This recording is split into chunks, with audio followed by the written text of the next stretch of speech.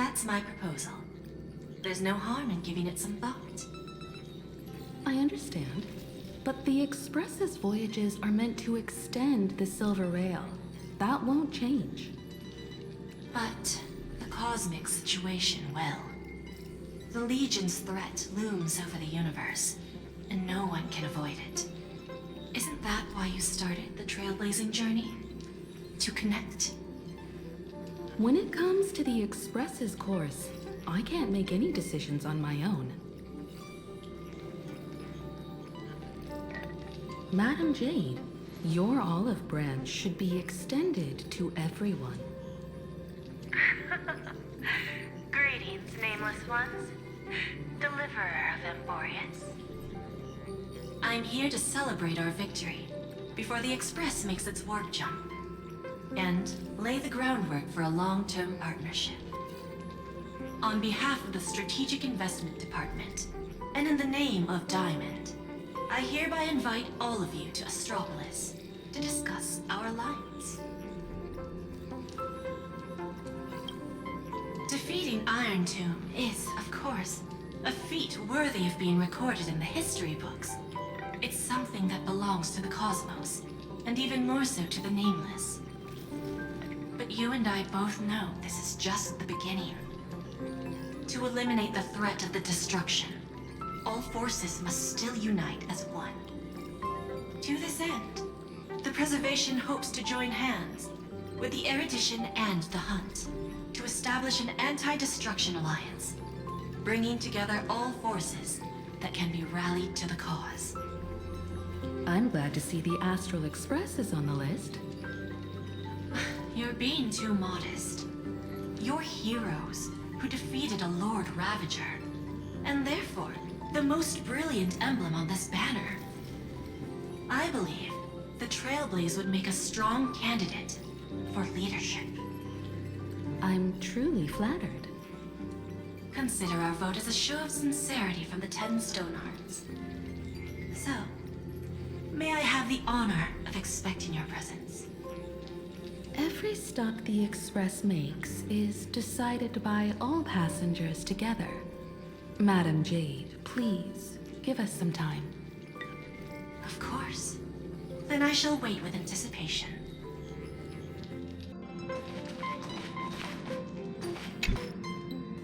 Getting to visit the Interastral Peace Entertainment headquarters and become the leaders of the Anti-Destruction Alliance? Come on, when has anything that good ever just fallen into someone's lap? Jade is a shrewd businesswoman. Her idea of a leader might not align with what we have in mind. What do you think?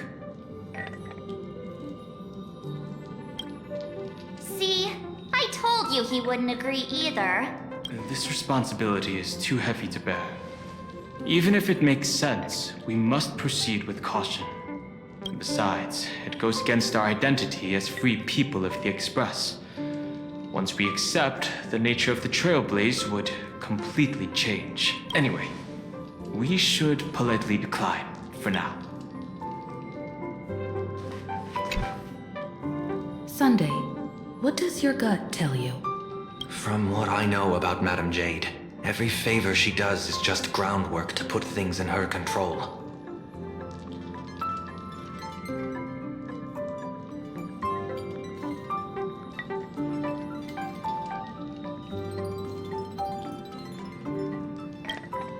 According to her, the IPC sees the Trailblaze as something to rally behind.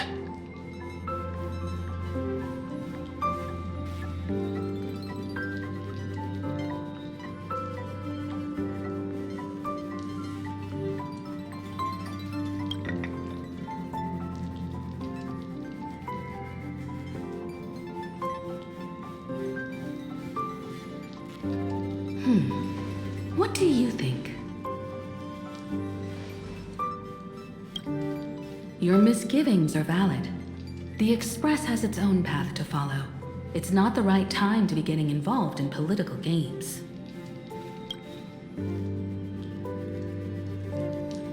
The discussion's over, so let's take a vote. I reserve my judgment on this.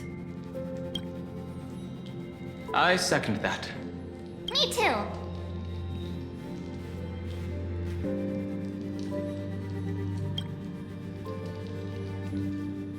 I abstain.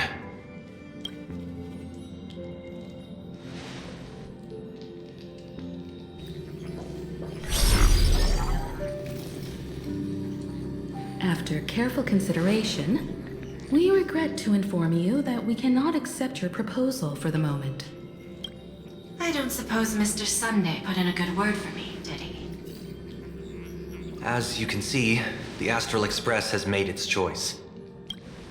But somehow, you don't seem surprised. Change takes time. I understand. As Miss Himiko said, it's just for the moment. There's no need to give me an immediate answer. Patience is one of my strengths. After leaving Amphorius, the Express will seek out a developed world to restock our supplies. When that time comes, our allies from the Strategic Investment Department are welcome to visit us aboard the Express. In that case, I have another proposal.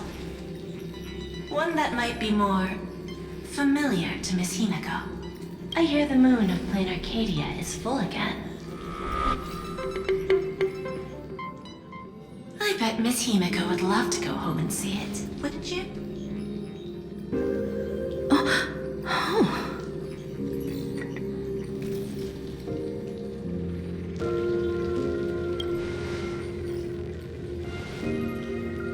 So the moon is full once again.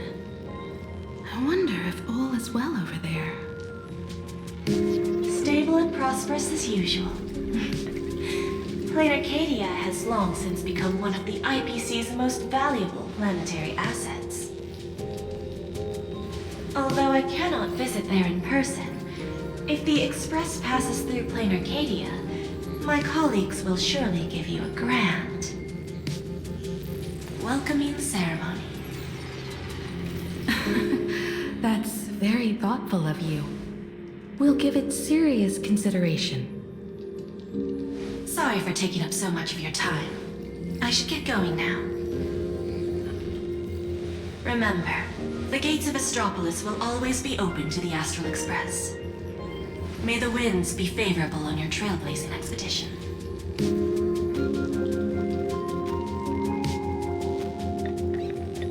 Plan Arcadia? It's been 15 years since I last heard that name. It's clear she came prepared. Astropolis was probably just a cover. Jade's real objective was to let us know about the IPC's movements in my homeland. Are you planning to go back and check it out? Why don't we first explain things to these confused kids?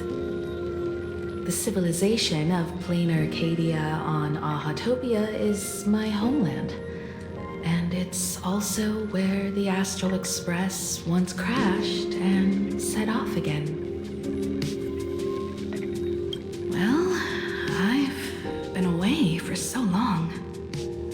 To be honest, I'm also not quite sure about this. Donhong, March 7th, and you've all grown so much during your time in Amphorius. Each of you has become a truly capable nameless. So you must understand that Jade was right.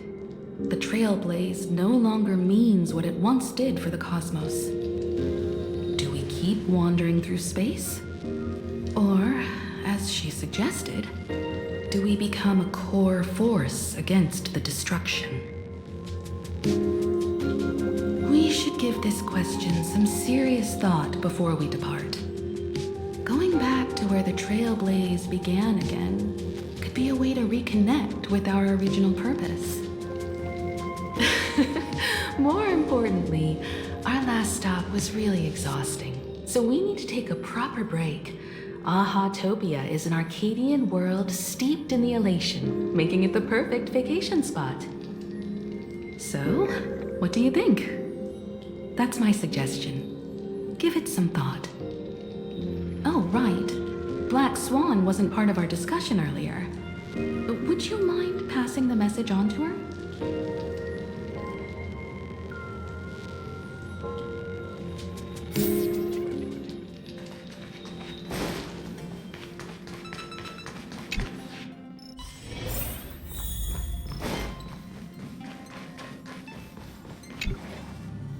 I heard you have some ideas about the next stop. Sorry, but I'm afraid my journey with the Express has come to an end. The Memo Keepers have received summons from the Garden of Recollection, so I must return to report. But this journey through Amphorius has given me many unforgettable memories. Your trust, and my small act of rebellion against the Garden of Recollection. Covering up these traces won't be easy, so I need to leave quietly. Fortunately, a cremator has agreed to help me out, and she's waiting for me.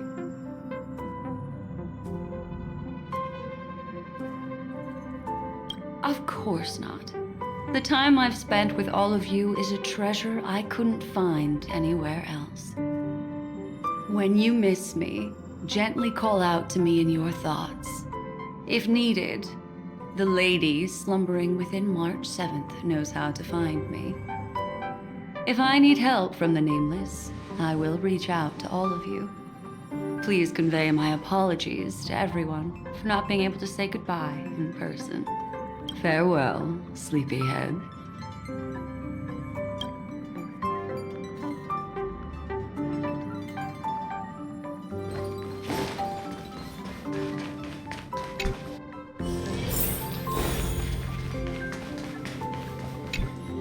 Plan Arcadia.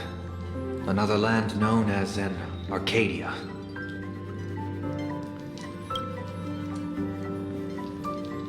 Clearly, the fall of Iron Tomb has sent shockwaves across the universe. Even the usually scattered Memo Keepers have received a call to gather. Trust the lady. She's no stranger to dancing on a knife's edge, and she's always made it out in one piece.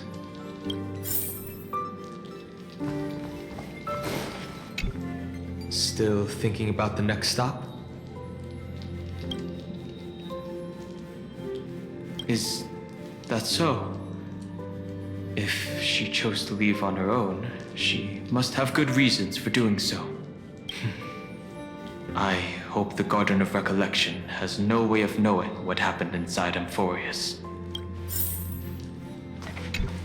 Ahatopia. That's an ancient world, if I remember correctly. Would you like to hear the databank records, or just the rumors I've heard?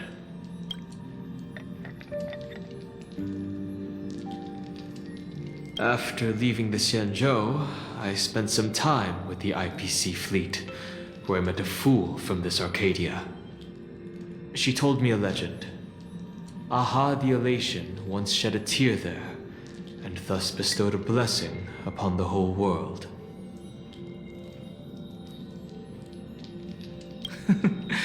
Hard to imagine, right? I can't wrap my head around it either.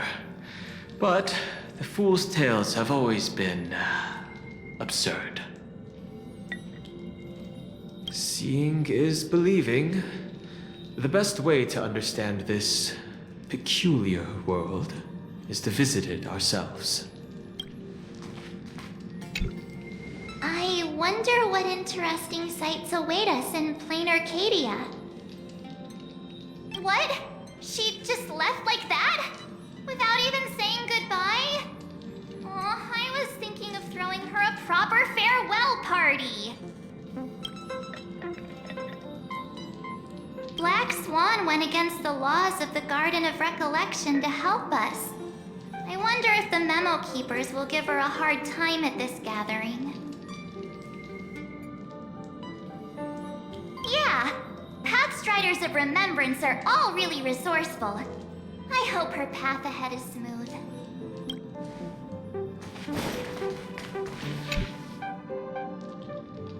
Without Black Swan, the Express would have never made it to Amphorius, let alone experience this unprecedented adventure.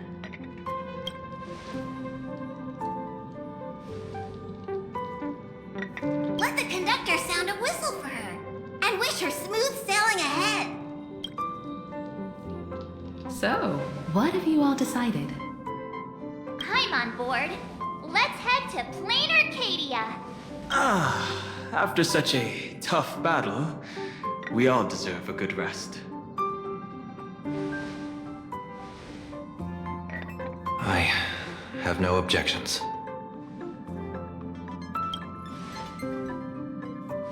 Since we're all in agreement, Conductor, prepare for the warp jump.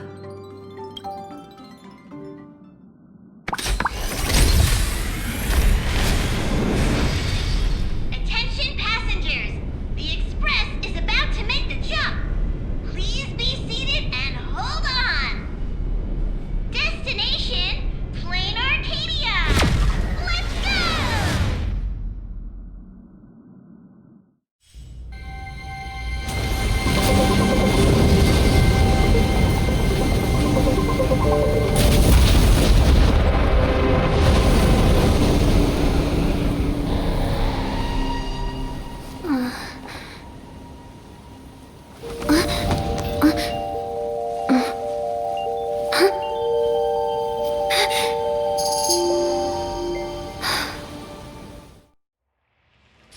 I dreamed it again. What a ridiculous dream. Even more over the top than what that guy promised. Looks like the Express has once again taken the wrong route. There's nothing we can do about it. In the river of time, if cause and effect can be kept apart for long, they're bound to have a terrifying reunion. Am I right, Observer? Watching us from behind countless veils. I've been rambling on since the show just started. You must be totally lost, aren't you? Then just forget all that nonsense I was spouting. Anyway, stop looking here. What you should be focusing on is them.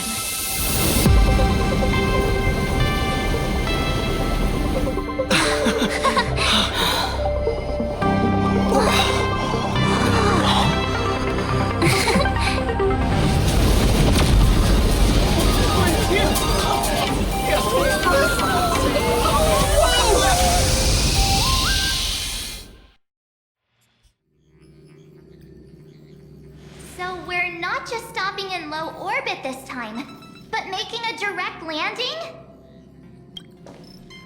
According to the comms, the officials have prepared a dedicated platform for the Astral Express to dock. A whole platform? Just for us? Is this some kind of VIP treatment for coming home? Oh, talk about rolling out the red carpet! The Express has arrived at the station, connecting to local communications.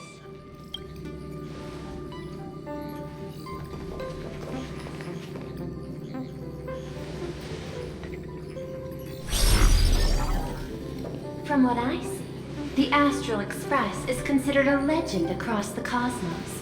So, preparing a fitting gift would be more than appropriate. Allow me to introduce myself.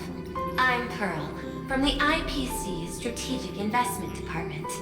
Now, in my capacity as the legal representative and CEO of this Arcadia, I welcome the Express navigator, Miss Higo, back home. Hello, Miss Pearl. This is news to me. I wasn't aware that the Strategic Investment Department had taken over administration of Plan Arcadia. As its governing official, I am still in the process of learning. If I can help this planet grow more prosperous, it would be a profound honor. We would be even more honored to have a face-to-face conversation with you. That's exactly what I wanted to say. While the Express is stationed here, the IPC will reasonably accommodate all your requests, including the one you just mentioned. Pardon my choice of words, but I sincerely hope that you enjoy your time in Plan Arcadia so much you never want to leave. In that case, I'd like to know about recent events in this world. I heard from Madame Jade that it's once again the time of the full moon. Indeed. I believe it's also welcoming the Express. After 15 years, now that the Phantas Moon of Elation is full again, the Phantas Moon Games will begin as scheduled. The more lively, the better. During these divine games, distinguished guests from across the cosmos will be stopping by. This time, along with the Express, a delegate from the Xianzhou Alliance has also arrived. Don't be surprised if you happen to run into them. A Xianzhou envoy? That's right. A big shot from the Yuchui.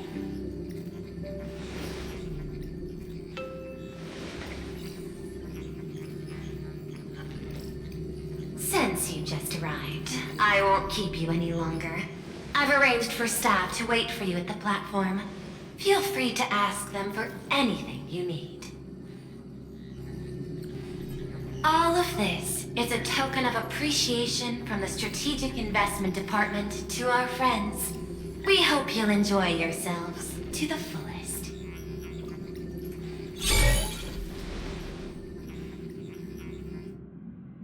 Madame Pearl's style is different from Aventurine's, but her methods are cut from the same cloth.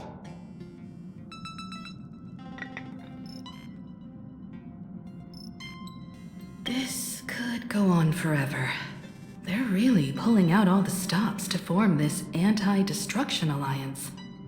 Looks like we need to pay them a visit.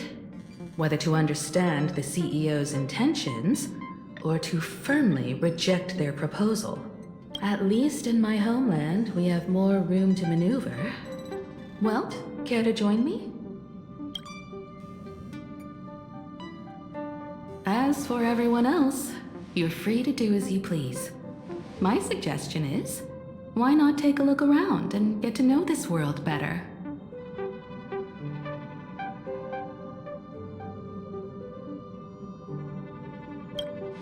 I appreciate your enthusiasm, really.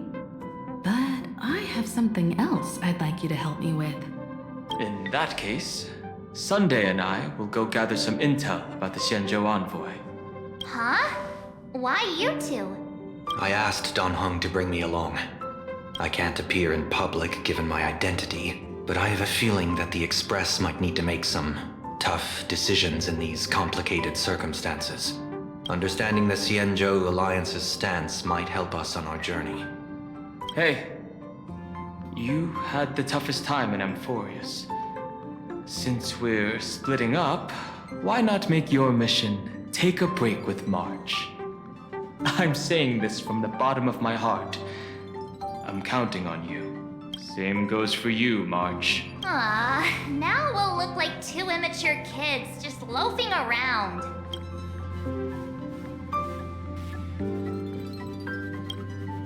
Pretty proud of yourself, huh? Don't worry, you two. Just make sure to come see me in the parlor car before you leave. I have a favor to ask of you both.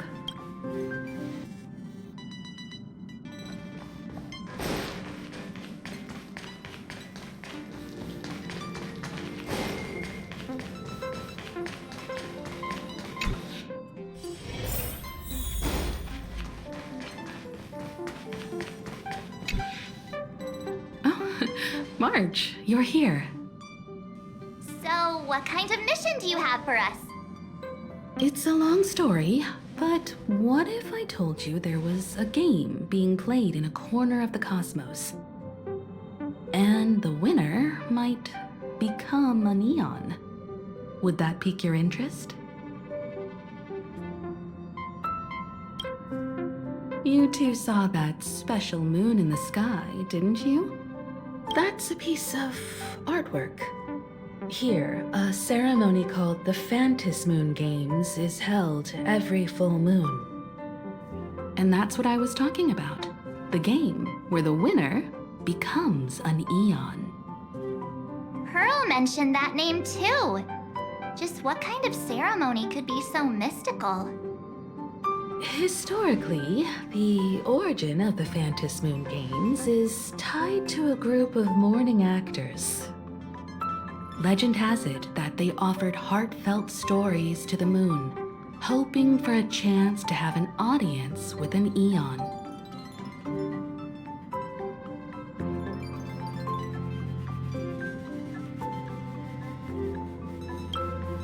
According to historical records, when a supplicant rises above the rest, the elation will manifest, listen to the victor's wishes, and share their authority for 1 minute. Considering this eon once injected all their power into a noblesse worm, it's not surprising they would do something like this. What does it mean to become an eon for a minute?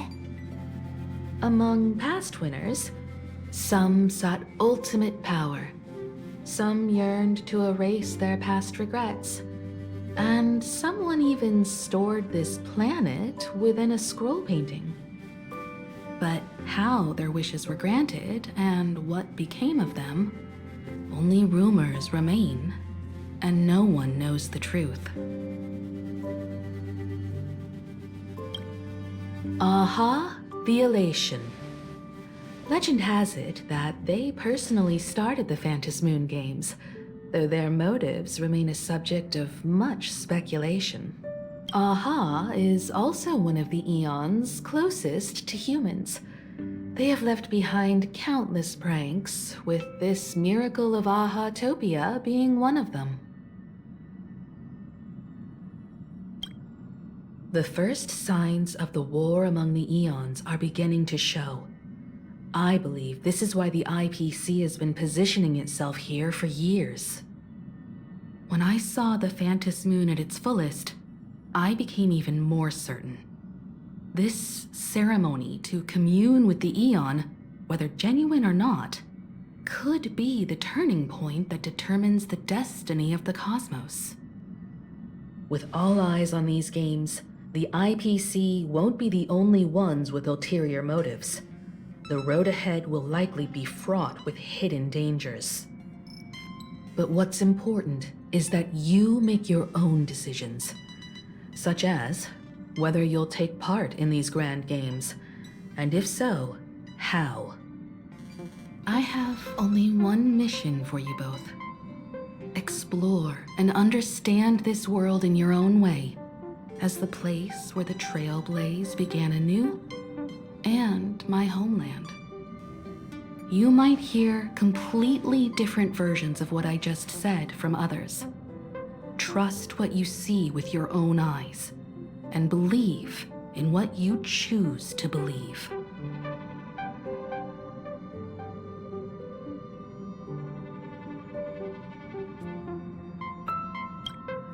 That puzzles me too. The winner gets to share an eon's authority. This can't be just a simple game, can it? I see you already have your own thoughts on this. In that case, everyone's got a mission to take care of now. Welt and I are going to meet Pearl. We'll see what kind of surprise she has in store for us.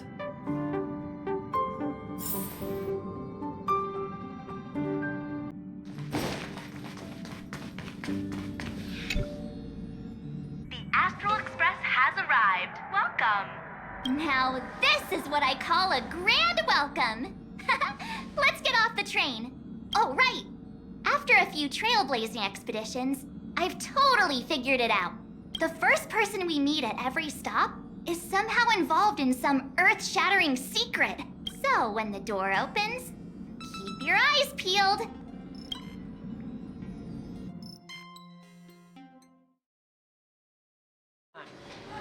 Tonight's at Perdium Station, and it's bound to the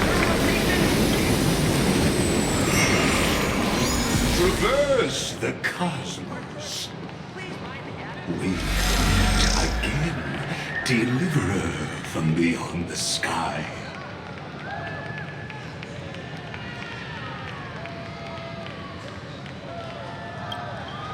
I am not the Theoros you know, but the masked fool, Xandar II Kuwabara.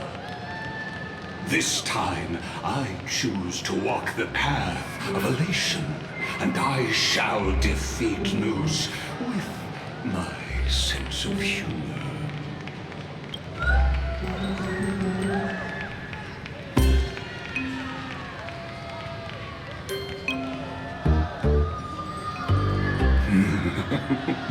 After all, I did say before. My latest is to join the Genius Society and play the role of a genius. Hey there, gray hair and darling March. Sparkle? Ah, it was you all along? Surprised? Well, this time I'm here as Plan Arcadia's cultural advisor, specially appointed to be the tour director for the Express crew.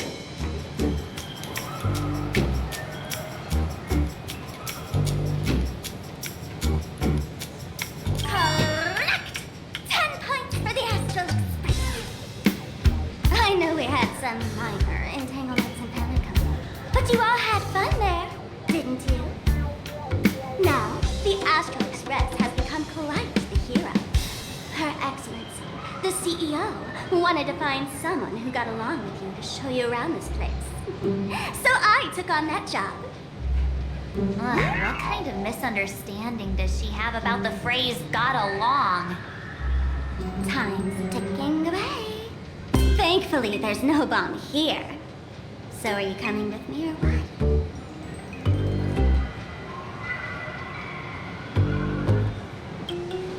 Fine. But from now on, no more pretending to be someone else. Lame. Anyway, shall we get going?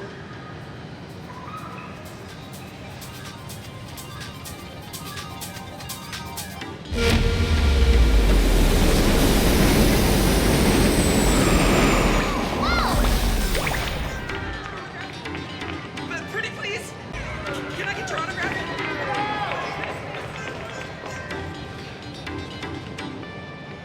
Is this a train? Looking sharp. Thanks for the compliment. Ugh! The train just spoke. The Boros stands not just a train, but a strangeling. The term strangeling is so outdated. Look, times have changed, dear guests. Please refer to the Fake Protection Act. We prefer to be called Imagine. Ugh. So by the book. You really love those fancy scientific names from the IPC textbooks, huh? Fine. Have it your way. This here is a species unique to Plan Arcadia. An imagine, or a being born from painting.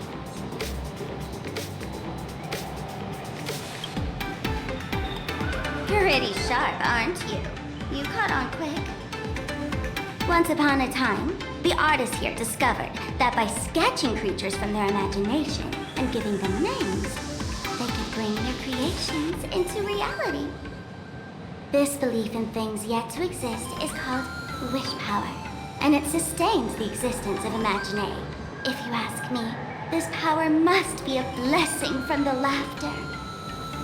Oops, got sidetracked. This here is the Bulletworm Express, an Imagine in charge of transportation.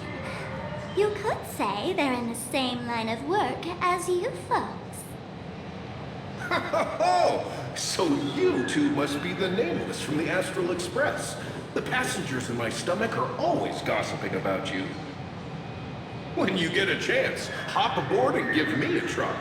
Let's see who's faster, me or the Astral Express. Thanks. We'll definitely do that when we get the chance.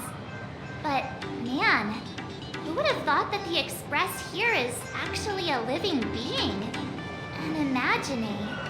That's absolutely mind-blowing. Hello, everyone. Welcome to Duo-Mention City. Holy smokes, there are cops at the station? Sparkle, don't heard about the Astral Express's visit, many citizens got up early just to catch a glimpse of the Nameless. If anyone acts out of line, please don't hesitate to call us. Oh, gray hair and darling March. You're real celebrities now. Next up, I'm gonna show you even more mind-blowing stuff, so try not to faint.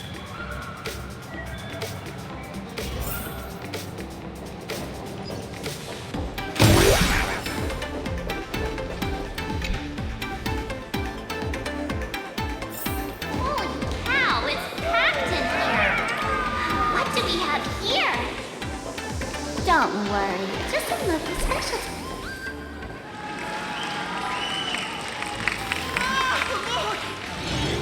That pink-haired girl! She's got this adorable little bunny vibe going on. Is she the inspiration for March Bunny? And that guy with the gray hair next to her is so dashing! Let's call it Baseball Raccoon. But he doesn't look anything like a raccoon.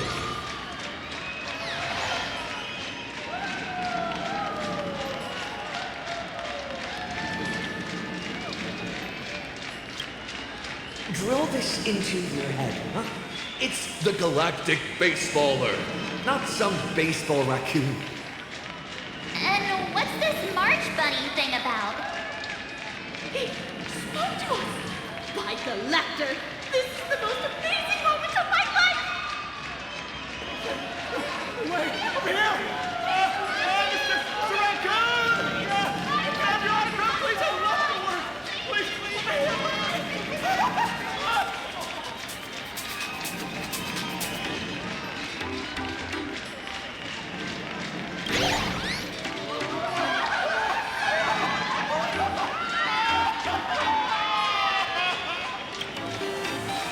Everyone, please maintain order.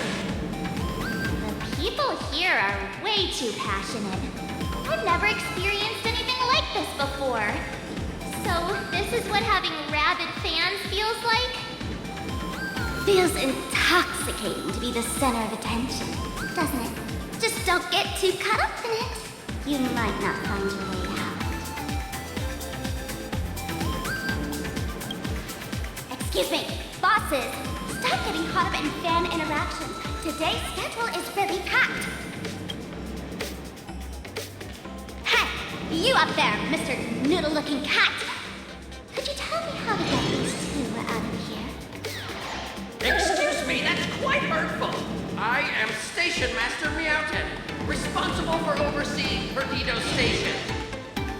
Whoa, cats really are liquid.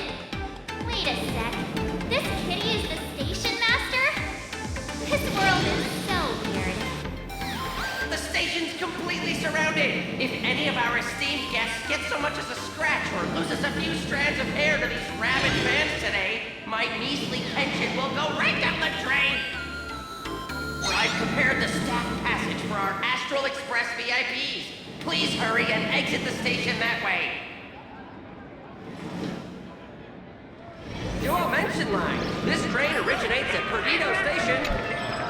Staff passage?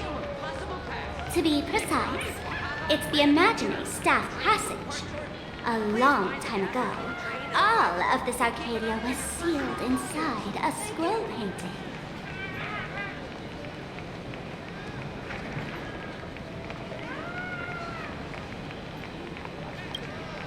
For people inside the painting, they just entered another dimension. It was completely safe. That's right. It's Plan Arcadia's must-see attraction. The portal entrance known as the Interplanar Jump. Though civilization has moved beyond the canvas, the world within the painting wasn't abandoned. Instead, it became part of life for both humans and strangers. Come on, you two. Follow my lead, and let's dive into the... Interplanar!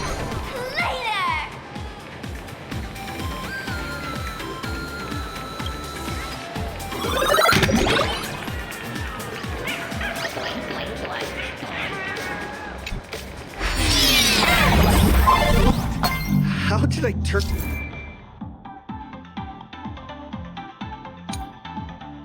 turn into pom-pom. Oh, wait. On closer inspection, you don't look exactly like Pom-Pom. Maybe this...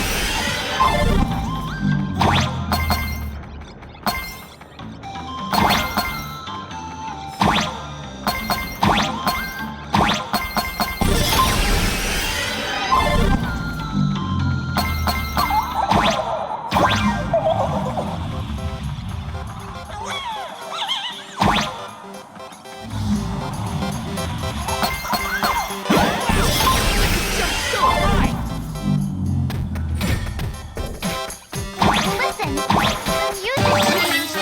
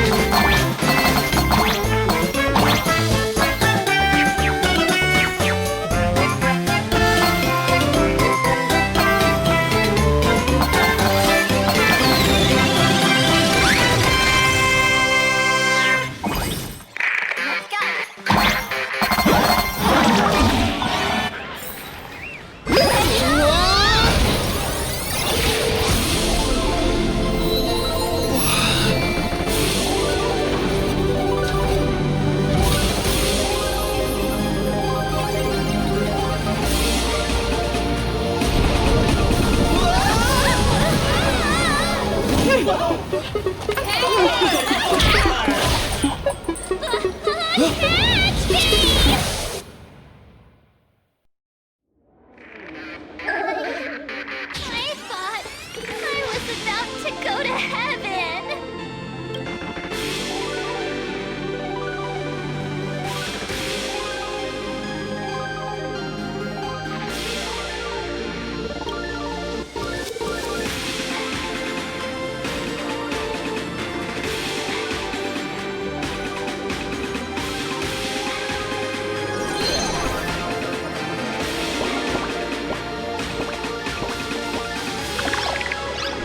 Are all these imaginary? That's right. This is Plan Arcadia, a world where strangelings roam freely, and a paradise woven from elation and wild imagination. That huge creature perched on the tower is staring right at us. It's giving me the creeps. Oh, it doesn't usually do that. Unless it spots pink hair. What's the matter with you? Jumping around and scaring people. That big fella is called a thunder coil. Don't worry, to him, we're just tiny ants on the ground. Not even enough to get stuck between his teeth. Thunder coil? With a name like that, shouldn't he be flying around making thunder and rain? Why is he just wrapped around that pillar without moving an inch? Times have changed. The IPC issued a decree requiring Imaginate to integrate into civilized society. Legally, they have the same rights as humans, which means they have to work too. What? Strangelings have to work too? That's life under IPC management. Who dare deny an Imaginate their right to work? Now, the Thunder Coil amplifies TV tower signals, ensuring users worldwide can watch the station's broadcasts without interruption. Boring live streams, lame prank shows, and... Oh, and there's the big news about the Express arriving. Look! What's up with that billboard?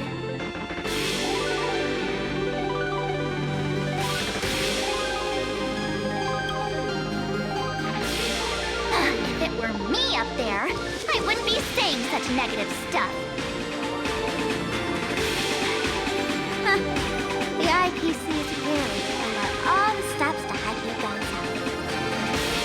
Don't mind me saying this, but for every penny the IPC spends on you, they expect a return in the hundreds or thousands.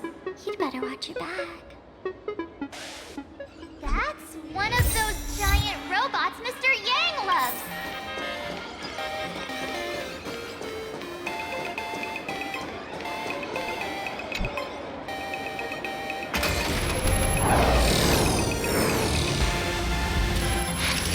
What is that? A decapitated Intellatron? This is a new life form that was born after the last Phantom Moon Games. An imagine called a Mechatron, created by the IPC.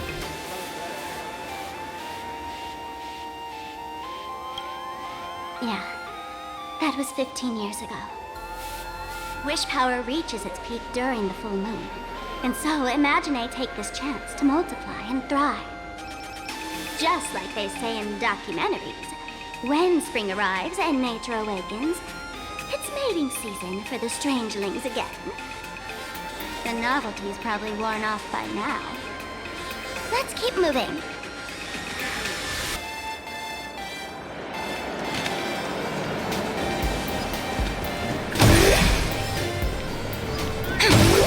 Is that a dessert shop run by cats? Dreamless Coffee is a chain store owned by Cat Imagine. The coffee and desserts here are absolutely delicious.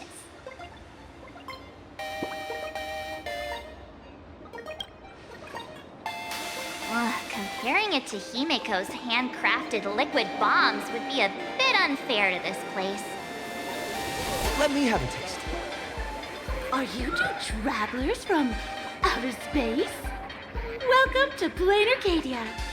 How's the situation in the cosmos these days?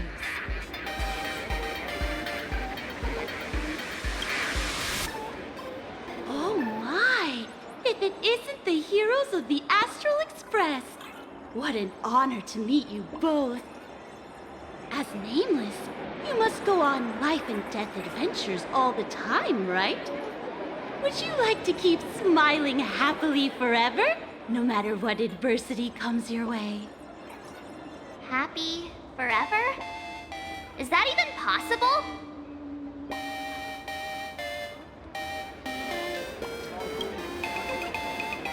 If you're interested in learning more, I'll be around here.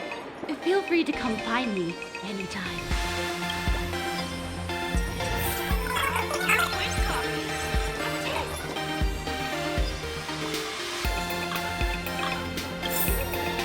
Oh, there's something on the traffic light. Should we check it out from the over? Oh, look! There's a comic book store!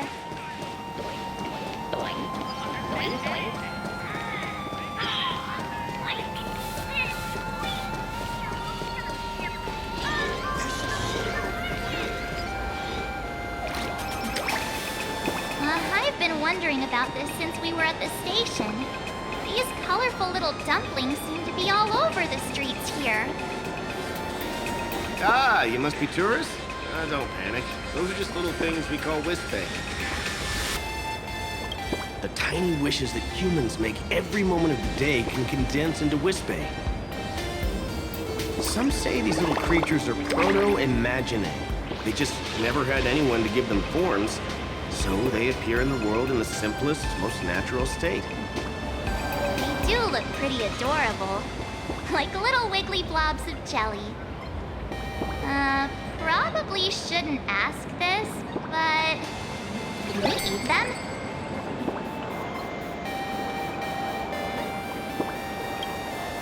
They may be mischievous, but please don't hurt them. Ugh! Eating random things off the street will give you an upset stomach.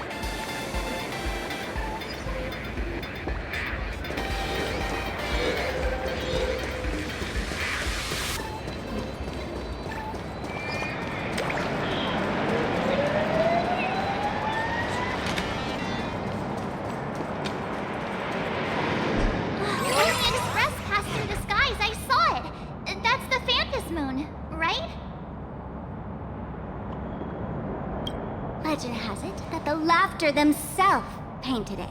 If the legend is true, this would make it the first Imagine ever created. So, does Aha really watch over those who attend the Phantom Moon Games through this moon? Well, well.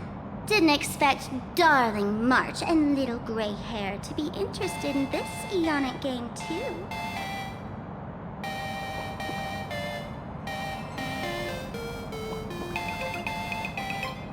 We're just here on vacation. Your eyes suspiciously darted away. Neither of you is very good at lying, it seems. So, what aspect of the Phantom Moon Games would you like to know about?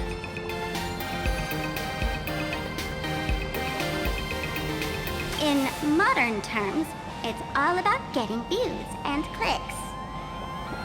Views and clicks? Are you kidding me? They didn't have that kind of stuff in, mythological times. That's how the legend goes. The morning actors offered up their stories, but the laughter didn't even spare them a glance. And so, to catch the Eon's eye, the Phantom Moon Games ended up leaving behind incredible feats each time. From forging swords that could cleave mountains in half, to transforming snowy peaks into floating jellies of sugary frost. It's still the same today. The supplicants must give it their all to capture the attention of the people of this Arcadia and accumulate wish power. And the laughter will only reward the most thrilling miracles. Oh? Don't tell me our little drama in Paniconi wasn't entertaining enough for you. Rayher, let's drop it this time. I've been dealing with some minor issues lately. Oh, what kind of issues could possibly be bothering you? Don't tell me you're cooking up another crazy scheme. I'll keep you in suspense for now. So, where do you want to hang out next? Let's head this way. We can turn into the food street. They've got all sorts of goodies there.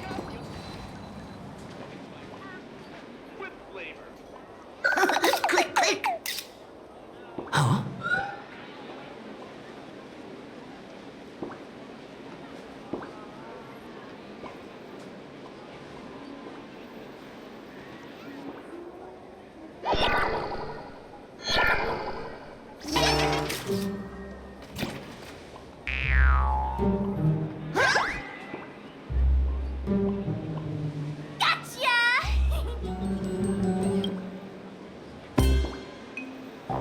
I felt like someone was sneakily following us around for a while now. Looks like it wasn't my imagination. What's this little thing's deal, huh? It's kinda dressed like you, isn't it?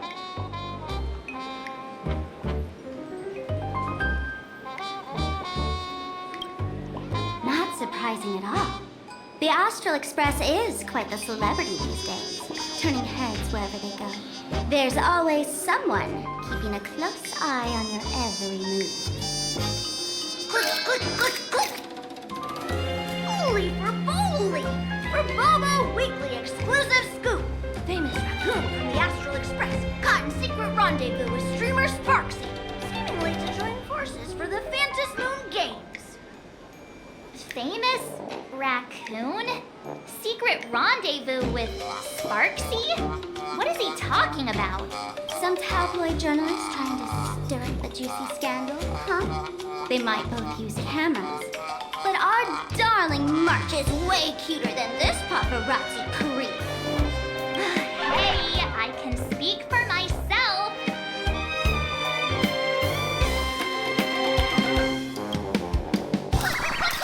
Holy for Bowley! Breaking news! Famous raccoon from the Astral Express openly violates press freedom! Suspected of attempted physical assault on the reporter! Hey, don't write nonsense in your report. Why are you just standing there? Hurry up and catch that thing. Can't catch me! Boom, boom, boom, boom, boom! I'm out of here! So, Furbo, to silence it? We would never do something so violent.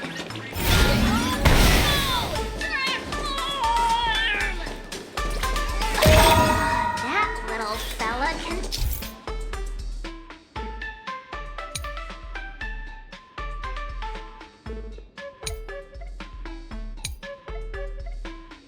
transform into different things.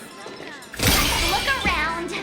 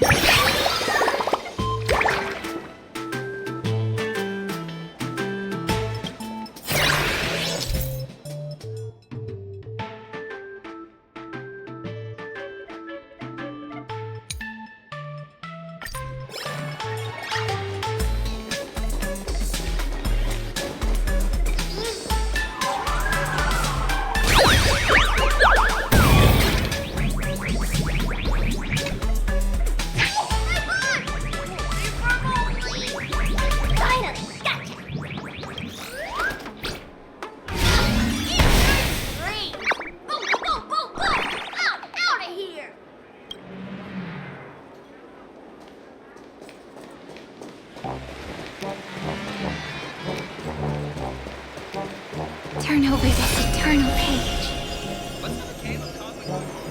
Take this. Finally cornered this troublemaker.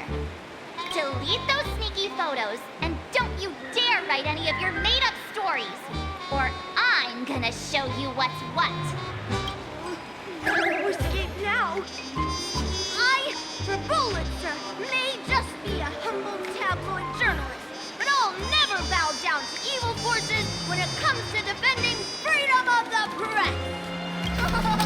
I'm on fire! Whoa. Why did this guy suddenly get into a combat stance?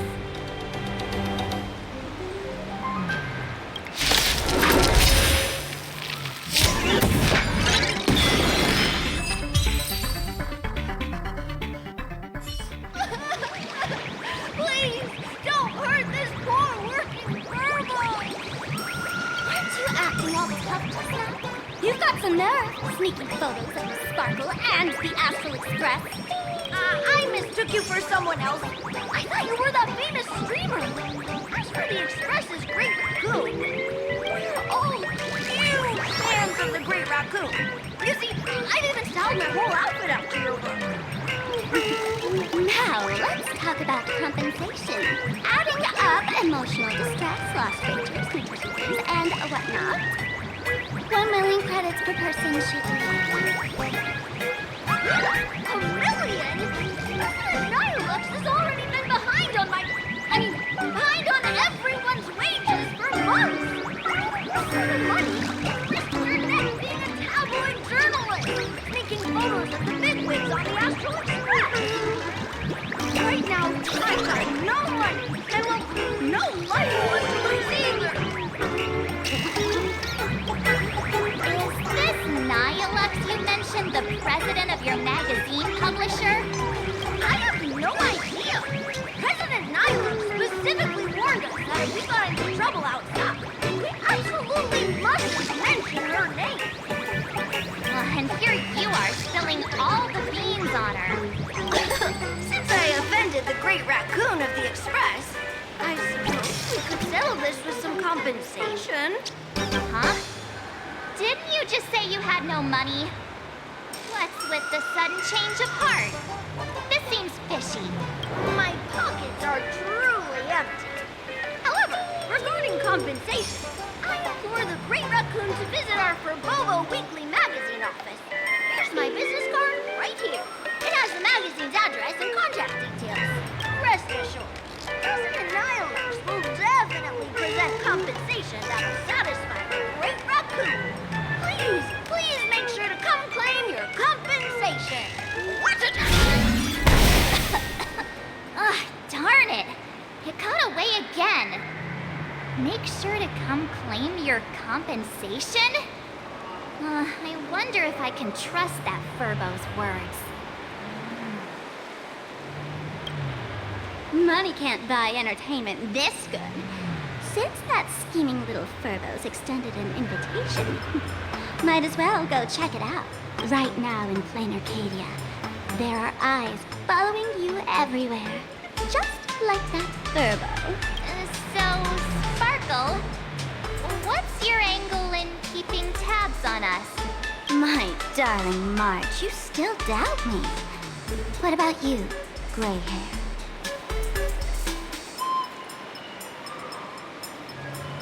I knew it. You really are the best, gray hair. Wow, wake up! Don't forget how she played us like fiddles back in Penacony. What you should be worried about right now isn't me or that tabloid journalist from earlier. Has the renowned Astral Express come to Plan Arcadia as tourists on vacation? Or are you here for the Eon's game, eager to share their authority? For the local residents, you're already in the spotlight without doing anything. If you decide to join this game, you'd better stay on your toes. There are quite a few people looking to join the Phantom Moon Games and become a supplicant. In their eyes, the Astral Express is the perfect prey. Among the folks I know, there's one who might become your enemy. She's about to put on quite a show at the plaza up ahead. Wanna go check it out together?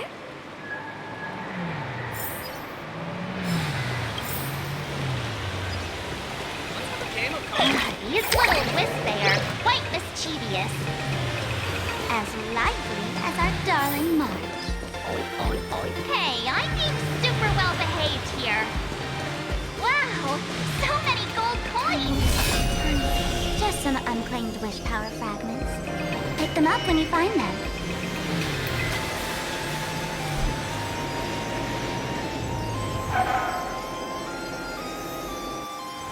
The elation is naturally the most venerated deity here.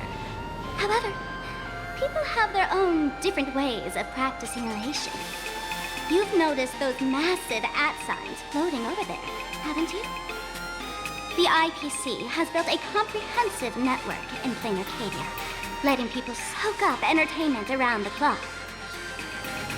Word from the tavern is that the IPC wants to control this year's Phantom Moon Games.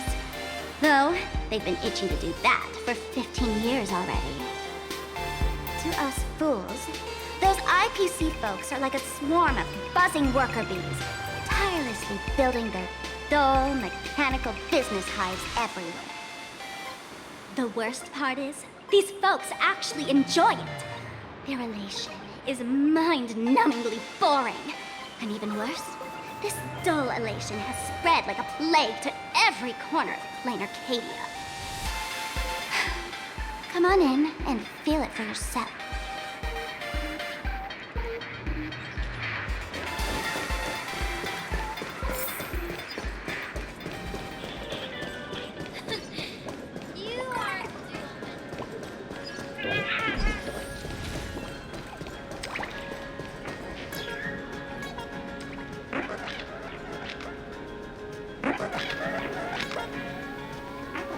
Plan Arcadia has enough entertainment to keep you busy until doomsday without repeating anything. But you know what's missing here? Real fun. What's the difference between being glued to the internet all day and being stuck in a dream? The Phantom Moon Games must not fall into the IPC's hands and be reduced to a business deal decided by internal bidding. It must not become just another bargaining chip in the power struggle between cosmic forces.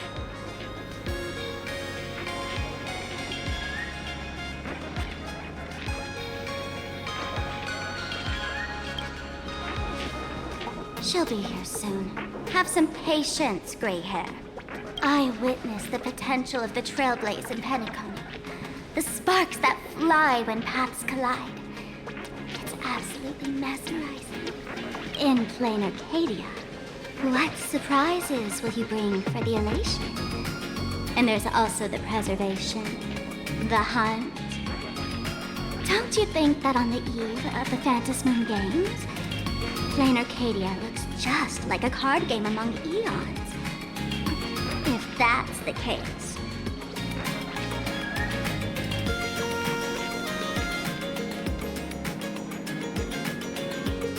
Friends, have you ever heard of Cosmicon Collective? What's that? It's the hottest trading card game in the world right now. Tons of people are playing it at the tavern, too. The cards feature legendary figures from across the universe, along with their power levels. Just roll the dice and compare numbers to see who's stronger and who's weaker.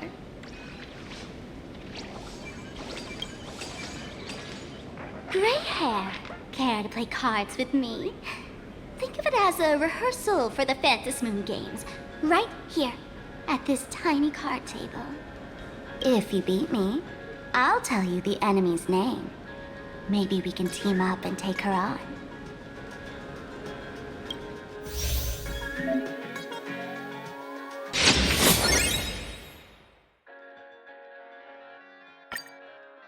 As expected of you, Gray Hair, starting off with a bang.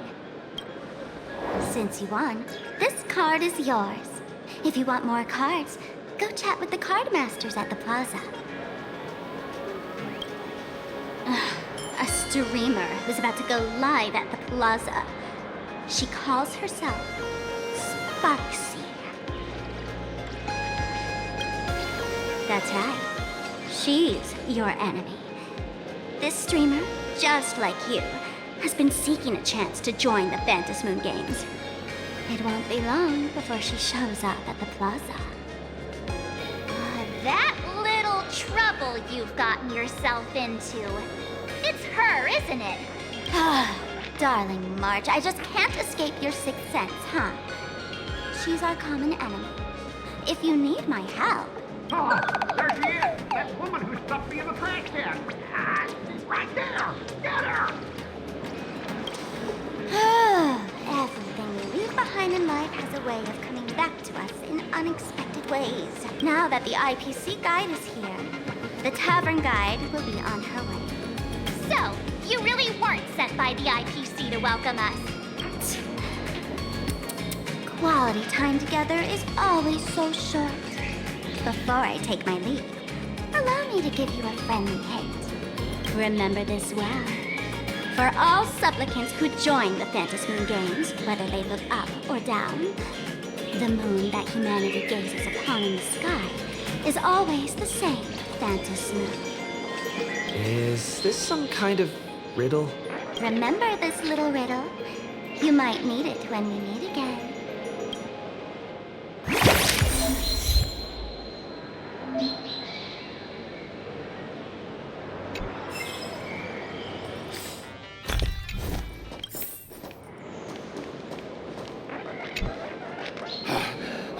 Finally! Found you guys.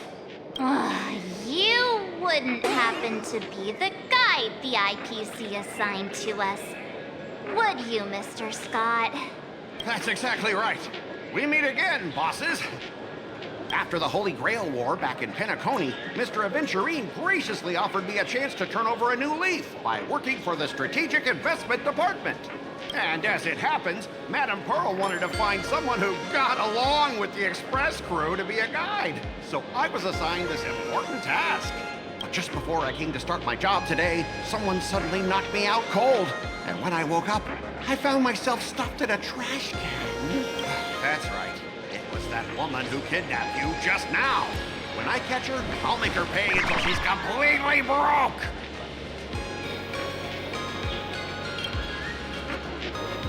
Sparkle is way more lovable than this one here. I knew it! You don't want to see my despicable face! I, Scott, totally understand your frustration. As long as you're safe and sound, that's all I care about. So, dear bosses, would you like to grab a bite to eat, keep playing around here, or perhaps enjoy my latest animal impersonation act, huh?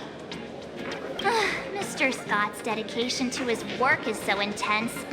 It's almost painful to watch.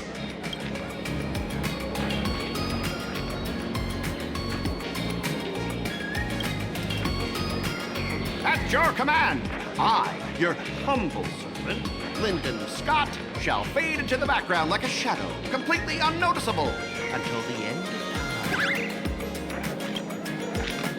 The annoying guy is finally gone. Let's head into the plaza and see what fun stuff they've got.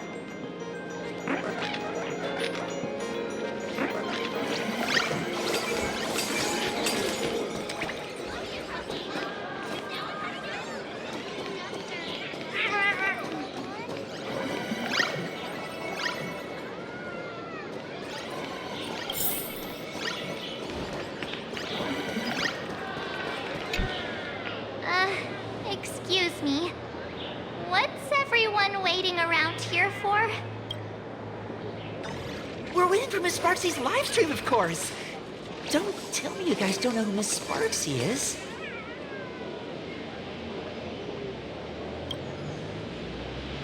I know you. You're that, the one from the news. Right, the famous of the Cosmic Express. It's the Nameless of the Astral Express. Forget about that. Let me introduce you to the great Miss Sparxie. She's just so adorable. She's the most versatile streamer ever, mastering all sorts of talents. Her wit in every single word she says echoes in my dreams. It's simply impossible to sum up such a perfect being in just a few sentences. We finally met someone who doesn't care about the Express. And for some reason, it actually makes me feel a bit more relaxed.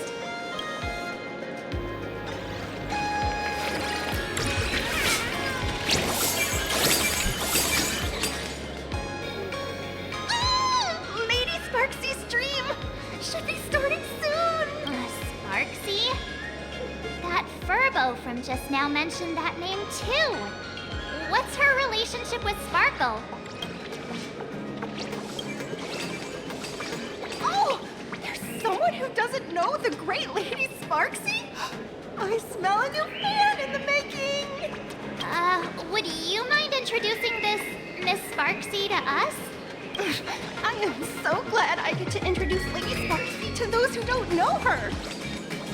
She's the cutest live streamer in Plan Arcadia and our savior. The first thing I do after work every day is wait for her live stream. She's about to start streaming right here in this plaza. Stay with us, and we can all enjoy her performance together.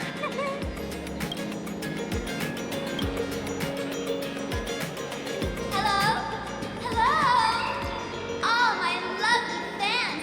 Sorry to keep you waiting. Can you hear me? We can hear you, Sparxie! Has everyone been working hard today? Did everyone eat properly? A full belly makes a happy heart.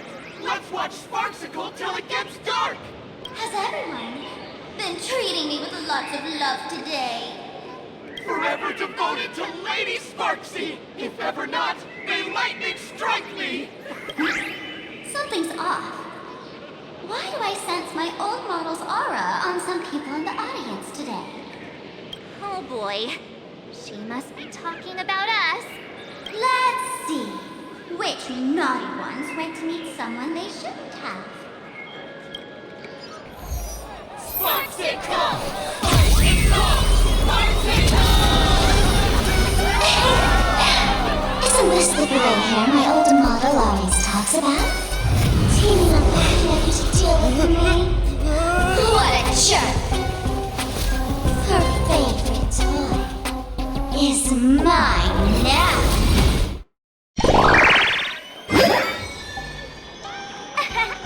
Let Sparxicle give you a proper. My outfit changed.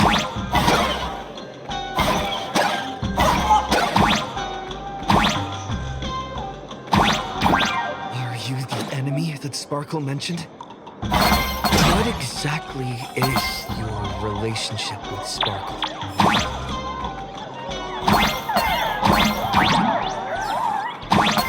Did that useless old model send you to save her?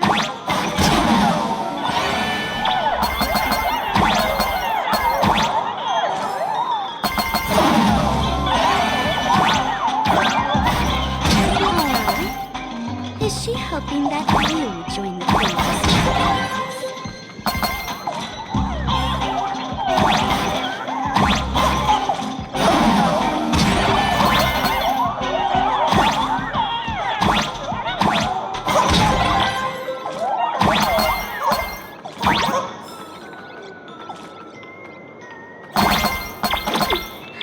Not bad.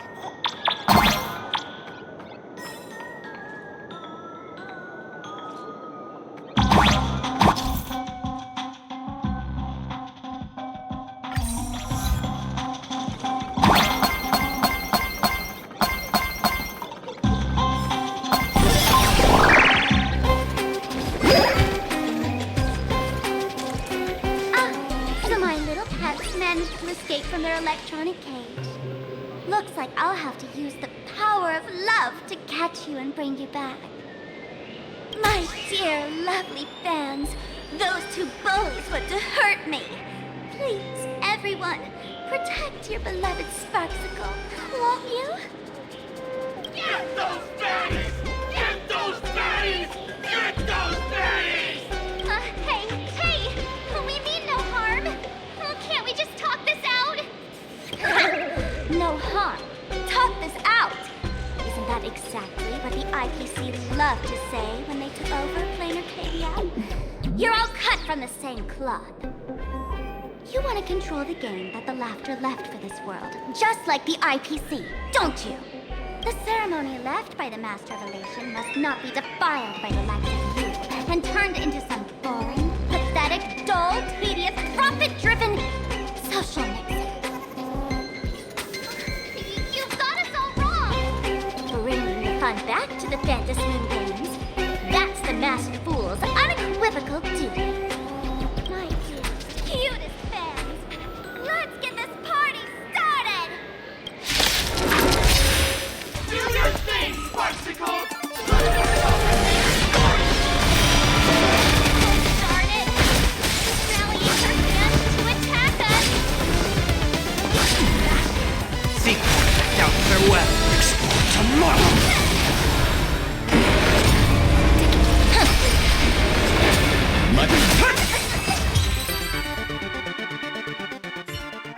Stand down! Everyone, don't move a muscle. Imagine you're under arrest for breaking the law. Passengers of the Astral Express. I'm an officer from the Department of Aberration Defense. Don't worry. She won't be able to harm you as long as I'm here. You meddlesome fool! Officials have no right to interfere with the supplicants' actions during the Phantasm Moon Games, do they? Only those who possess a mask can be called supplicants. You're just one of thousands of troublemakers in this land who claim to be joining the Phantasm Moon Games while actually causing chaos. Plan Arcadia is a society governed by law. Any act that violates the law, even if done in the name of the Phantasm Moon Games, will be severely punished by the Department of Aberration Defense. Severely punished? You are just a lapdog of the IPC, yet you're still so full of pride. That's very funny. That's exactly what I'm saying. Plan Arcadia under the IPC's rule is boring as hell. Even the Phantasm Moon Games have turned into some kiddie playdate for all the goody two-shoes. Nameless, you're free to go for now. But I'll be keeping my eyes on you. Next time we meet, I'll turn you into devoted fans. I'll make you mine. Escaped, huh? Excuse me. I'd like to have a word with you two. Thank goodness we made it in time. Otherwise, things could have turned out pretty badly. Don't worry. March and I don't get hurt that easily. By saying things could have turned out pretty badly, I meant you and Miss March knocking out all of her fans.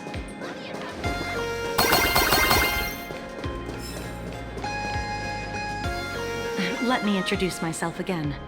I'm Kuchiba, an officer from the Department of Aberration Defense. We don't need to introduce ourselves, do we? Miss Kuchiba, you probably know who we are. Of course. The newspapers, TV channels, they've all been reporting on you nonstop.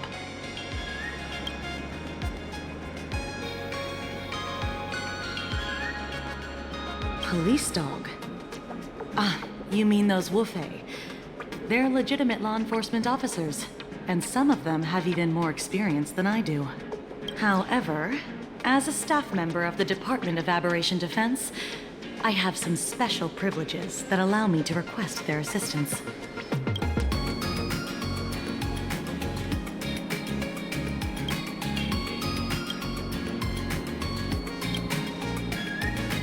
If I'm not mistaken, was it Mr. Scott who sent you here? So that's the name of that high and mighty IPC specialist. This Mr. Scott believed he wasn't dealing with ordinary criminals, but with masked fools, which required decisive action. So, a phone call was immediately made to the Department of Aberration Defense.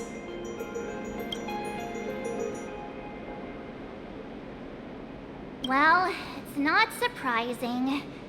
But what do we do now? Our guide ran off, and we got into a fight with Sparxie's fans. I guess our shopping plans for today are down the drain.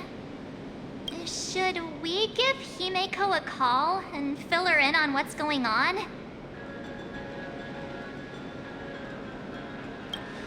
I guess you're right.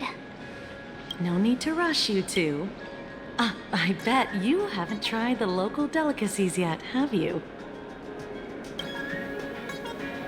How about this? I'll take you both to grab a bite nearby. That way, you can kill some time while waiting for your friend. Yay! My stomach's been growling like crazy!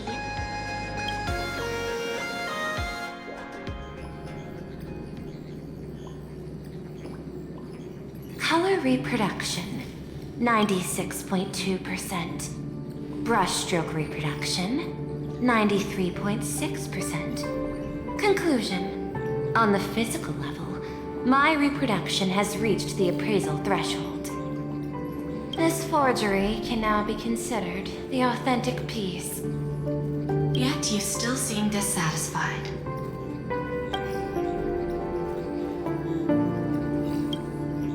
Tell me, what troubles you? Is it that less than 4% margin of error? Or something beyond the numbers? I'm grappling with a quality that defies measurement. Artistry. It is the prerequisite for becoming the steward of this Arcadia. But you already are its steward. Diamond will remember that you only took 6 months to claim that title. It was 5 months and 15 days. Empty titles mean nothing. In Plan Arcadia, political influence carries limited weight. To add a stroke to this artwork, one must first understand art. I know you. This is the conclusion, not the cause. The piece before you, Worldbreaker Waves, is a relic from one of the civilizations in Ahatopia's history. The final work left behind by Graphia, the ancestral painter of ancient Benzai Tengoku. Legend says she performed a miracle, conjuring an entire plane of existence and sealing the whole world within her scroll. Do you want to know how she did it? I will not deny it. People call her achievements a miracle, meaning its true nature remains unknown. In other words, it is an unexplored market. Understanding comes first, then investment. That is the natural order. Perhaps this is why Diamond chose you. An Intellitron devoted to results and efficiency. Cast into a realm sustained by imagination, the 10 Stonehearts await a metamorphosis. May you find your own pearl in the strange and dazzling sea. Thank you, but my mission is to oversee the progress of the Phantasmoon Games. Personal growth is not part of the task. Jade, allow me to point this out. The 10 Stonehearts are 10 independent decision-makers. Your attempts to bind people together will only prove counterproductive and bring needless loss. As always, I follow the optimal choice. Neutrality. That is also my answer to Obsidian. A flawless reply. Your cool logic is always captivating. Lady Pearl, that Express navigator has come to see you. It seems we no longer have the leisure to speak of art. This is all I have to say. Tell Diamond, I will fulfill my duty of strategic investment.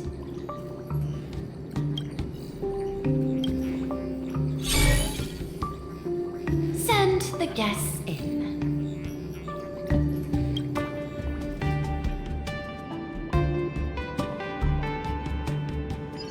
Both of you, please, come in.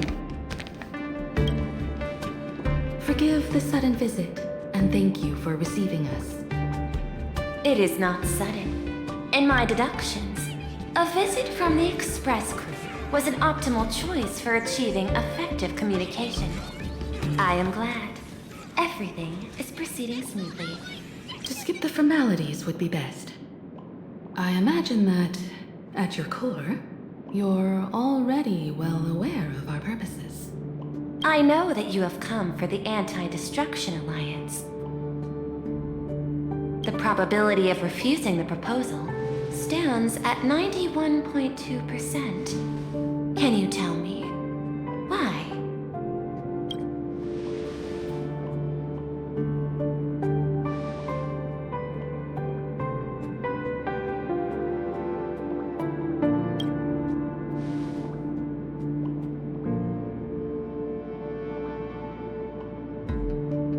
That is a reasonable concern. Allow me to present data that is often overlooked. In the past 2 eras, 1,263 planets have joined the pan-cosmic trade system, and 63% of them have preserved their native civilizations. This is the result of the Strategic Investment Department's work.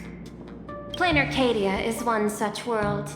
On this land, the preservation and the elation coexist in harmony. That remains open to debate. I recognize that throughout this war against the destruction, every participant may experience moments of doubt or retreat. But based on extrapolations, we believe by following the route of the Trailblaze and building upon the framework of the preservation, we shall gather the manpower of the harmony, the computational strength of the erudition, and the military might of the hunt. The threat of the destruction will ultimately be eliminated. Hesitation breeds instability, and instability makes us vulnerable. And our enemies will exploit every crack to break us apart. Your point is valid, but allow me to note one error. That number, 91.2%, is inaccurate. Then, is the probability of rejection 100% in your eyes? No, it is 0%. Interestingly, the difference between 0 and 1 is also only a matter of perspective. We did not come to refuse the notion. On the contrary, the Astral Express seeks to work with you. This outcome exceeds my extrapolations. Tell me, was it a change in your emotion that led you both to shift your decision? No. Actually, your earlier perspective inspired me. The IPC deals with powers that command billions of lives in this cosmic game of cards. The Express had always been insignificant compared to them. We've simply been earnestly trailblazing and exploring all this time, trying to help worlds in crisis.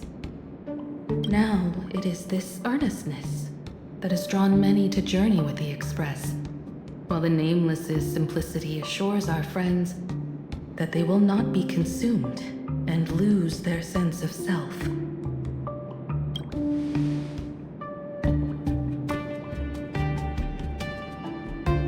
That is why we came to you, Miss Pearl. Please set aside your role as one of the 10 Stone Hearts and imagine this possibility. To fight against the destruction, there is no need for an alliance. What we need is to stand by each other. The IPC may not stand as an ally of the Express, nor might the Strategic Investment Department. But you can. Work with the Harmony. Calculate alongside the erudition. Help aim the arrows of the hunt. And build the steadfast shield of the preservation. Then, what part does the Trailblaze wish to play in all this? We shall become the sail. The ship's sail? That sounds no different from my former proposal.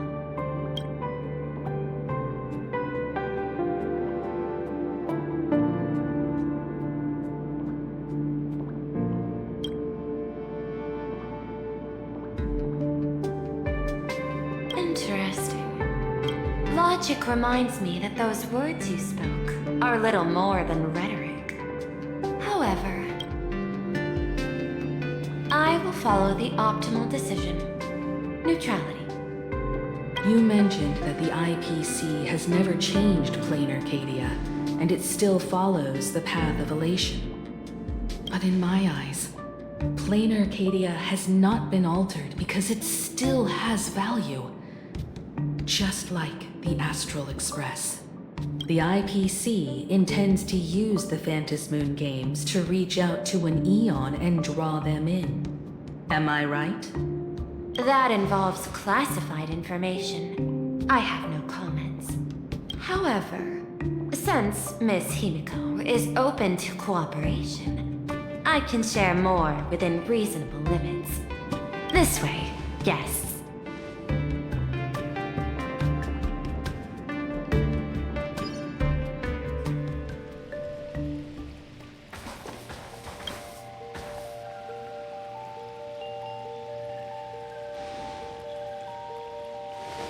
Place in the world in canvas, called the Phantasmoon Courtyard.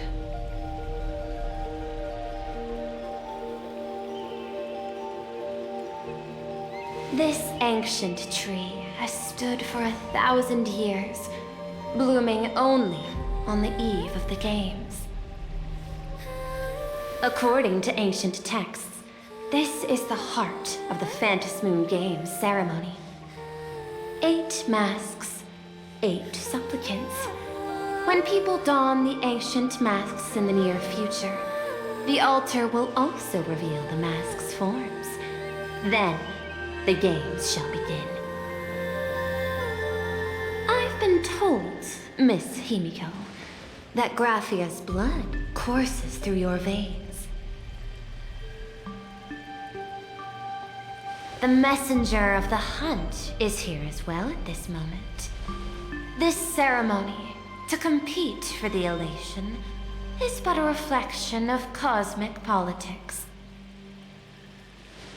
In that case, why not use the result of the Phantasmoon Games to decide whether the Express will become a sail or a banner? We'll consider your proposal. However, to take part in the games, one must have a mask of elation. I assume the IPC has prepared for that. As of now, the number of masks I possess is 3. With more time, I could obtain even more. In all of history, no one has conceived of a unified command of all supplicants and masks, let alone accomplished that feat. But this time, the IPC intends to regulate the games with our resources and influence. It is not unusual for visitors from beyond the sky to join the Phantasmoon Games, but the IPC actually seeks to control the entire thing? The Eon of Elation is famed for unpredictability. Miss Pearl, you must take care. This is a word of caution. It is precisely because Aha is so mercurial that such an elated attempt has a chance to succeed. Pardon the interruption, Madam Pearl. The guide you dispatched has sent word. The masked fools have stirred up trouble, attacking him and the Express guests. They were separated in the chaos. That is not surprising. Those masked fools have long kept the IPC in their sights. It seems the Phantasmoon Games have begun, regardless of the Express's choice. I'll get in touch with those two kids.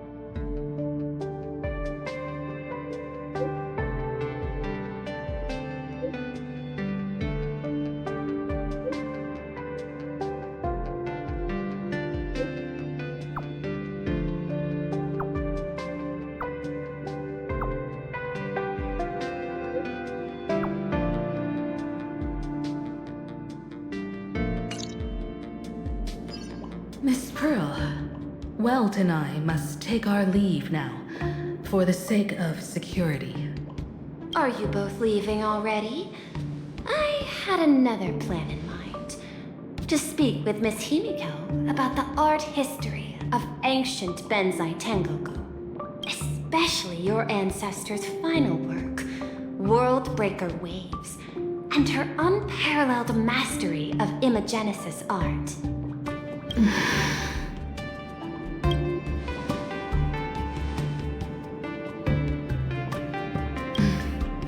I'm counting on you, Welt. Mr. Yang, please accept this gift before you leave.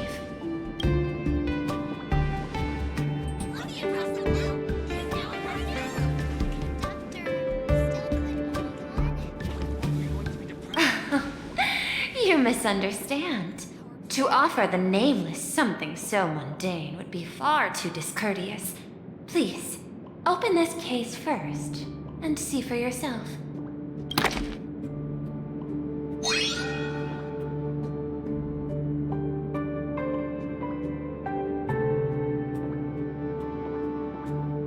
I am aware. Mr. Yang has an expert understanding of robotics. I chose this gift especially for you, and I hope it pleases you.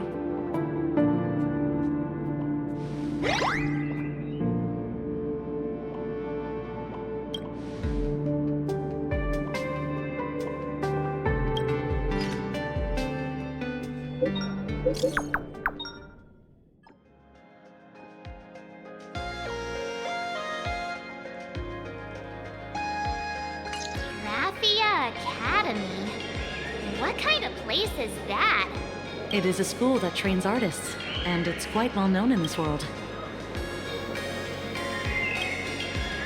Oh, we need to wait for someone there?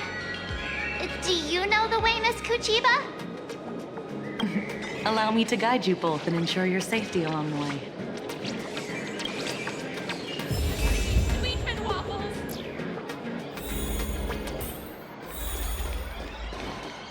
Wow.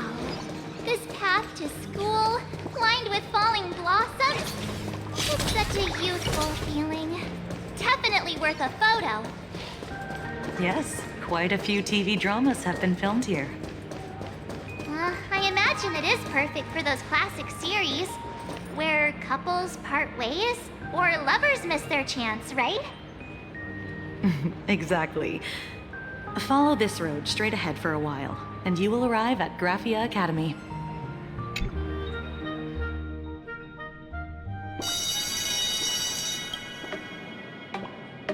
This is Graphia Academy. You can wait for your companions here. Oh, and to prevent further surprises, I have already informed your guide of your situation. Here is my contact info.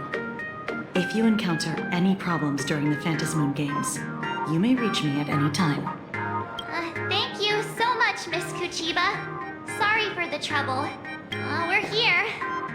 Let's check in with Mr. Yang first and see where he is.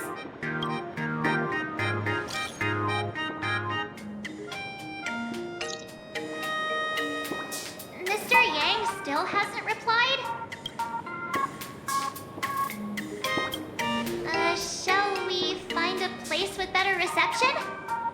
How about heading inside the school to take a look? No way. I was just thinking, isn't this Big Sis Himeko's alma mater? The school lobby. It looks exactly like what I've seen in animations. Too bad neither of us ever went to a real school. If only we could taste a bit of campus life here. Hey, how about we sneak in and pretend to be students?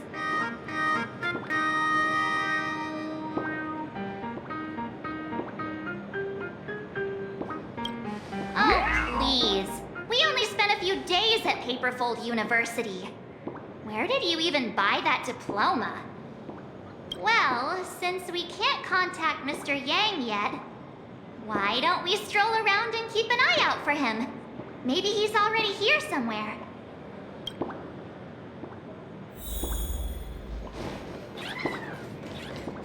I heard Sparxie.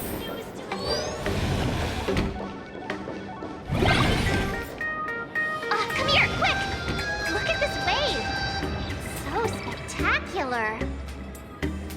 It won't suddenly come crashing down and drench us, will it? Wait, this is painted too? The painter's name is even stated next to it. Graphia. Who's that?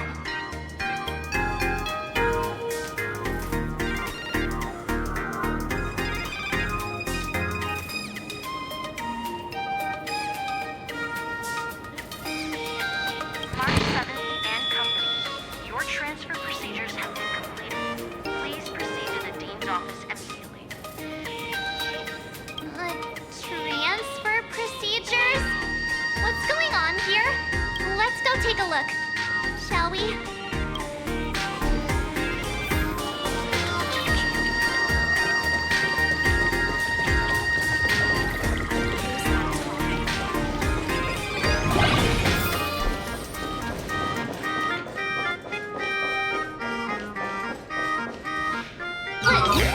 What the heck? Why is Scott here? What year are you two in? Senior, and not even bowing. How rude. Wait, you. Why do you two look so familiar? It feels like someone sent me here to find you. Now I know it's definitely the real Scott. Where did we get teleported to?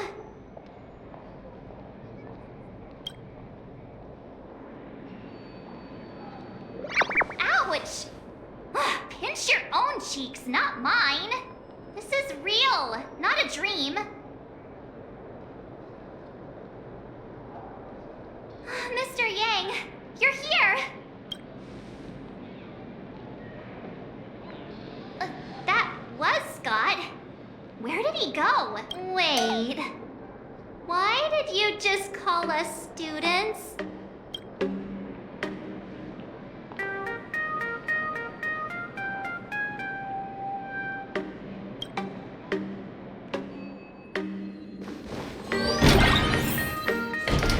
What's this transfer business all about? Well, starting from today, you two are officially transferring to this academy to begin your brand new school life. Sparxie? Yoo-hoo! My good classmates, we meet again. What are you doing here? What news on the net could possibly escape the all-knowing digital fairy Sparxicle?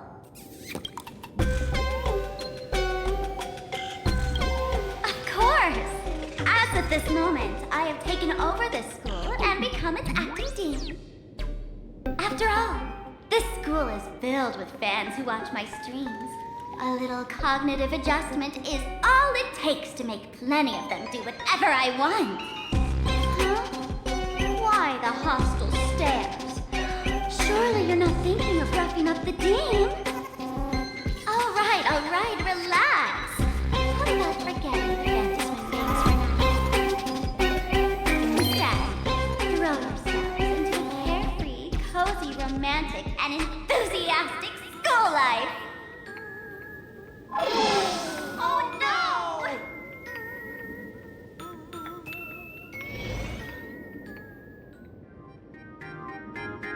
Wake up! Wake up! The teacher's here!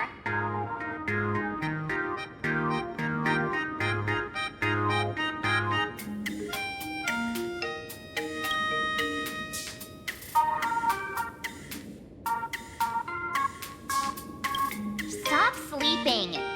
Your fleeting youth is slipping away. The artist qualification exam is right around the corner, and some students are still dozing off in class. Silence! How dare you call the dean by name? Do you have no respect for her at all? Before you stands an online streamer, a singer-songwriter, a trendsetter of internet culture, a rising star in education, and the masked fool among masked fools. Show some respect and address her as dean. Thank you. It's fine, Scott. Thank you for standing up for the teacher. Such strong willpower. No wonder that outdated model wanted you in the Phantasmoon games. Too bad you crossed paths with me. Soon you will be just like these students. All of you will be turned into my little toys. Students, today is campus cleanup day, so help Dean Sparxie find that thing. Search places like the archive room from top to bottom. And teachers are all required to pitch in as well. If anyone spots that truant teacher, be sure to tell me. I will reward obedient students handsomely. Okay. If not for Miss Sparxie, I would have beaten you to a pulp right now.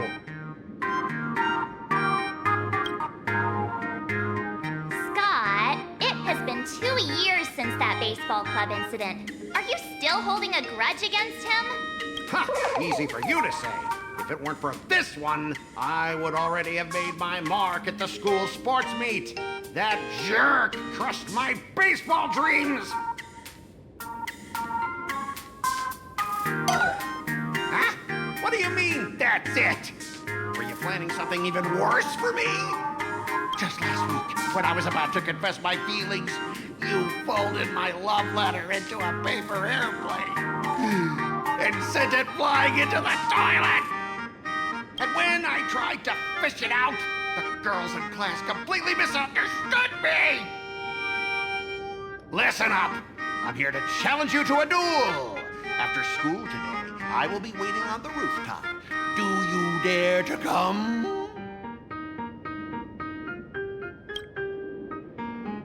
You two, out of my way! I'm done with class! School? Students? What in the world is going on here? My dear classmate, you're acting kinda strange today. Is it because graduation's near?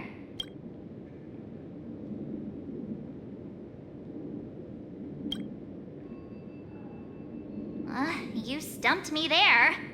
At our age, what else could we be but students here? Don't tell me. Did the pressure of school make you lose your memory? You can't fall apart now. Actually, we just got our class photo developed. Let's use it to jog your memory. Look, this is our class photo. Does it bring anything back to you?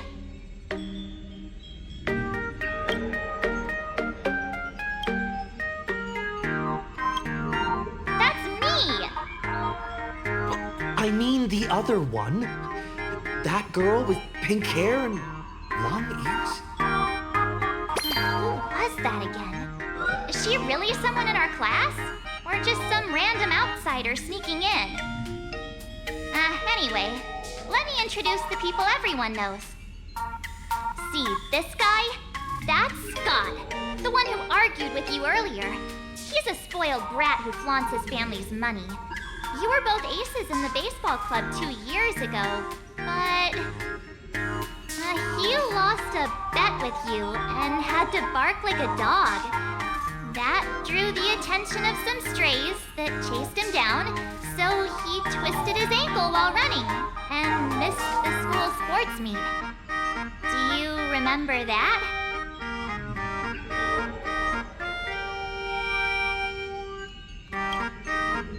Look! The dean is in this photo too. And so is Mr. Yang, our homeroom and history teacher.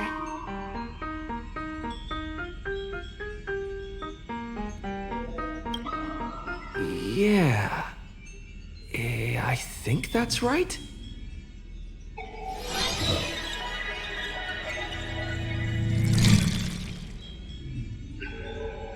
Remember that night we snuck into the archive room to retrieve the camera we left behind?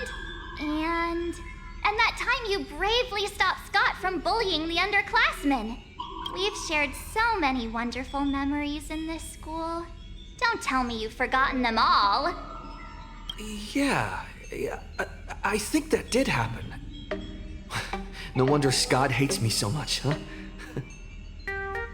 See? I knew you'd remember.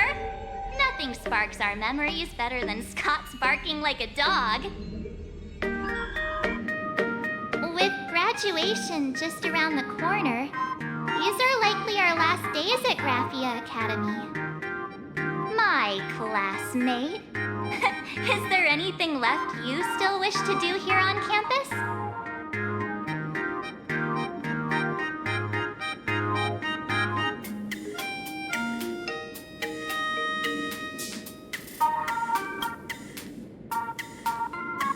Better not. Getting expelled right before graduation is no joke. Anyway, even though our time at school is running out, we still have the chance to do something now, don't we?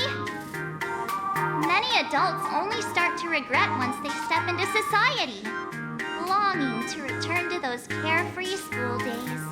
But time does not go backwards, and life gives no second chances. How does the saying go? Youth is fleeting, and time waits for no one. So, let's seize the fleeting moments of elation before they slip away. Let's spend these last days of youth together.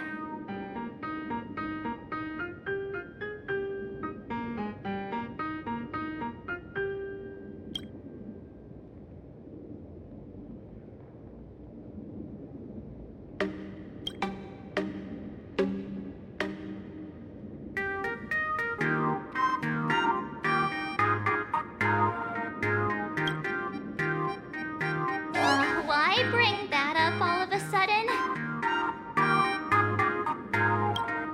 Anyway, even though our time at school is running out, we still have the chance to do something now, don't we?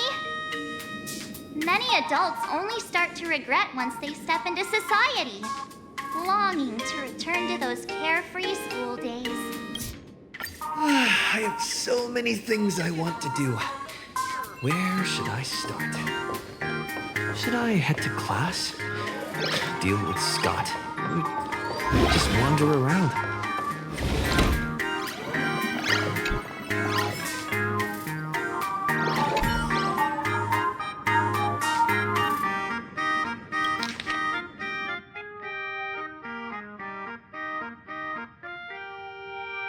Next class is... history?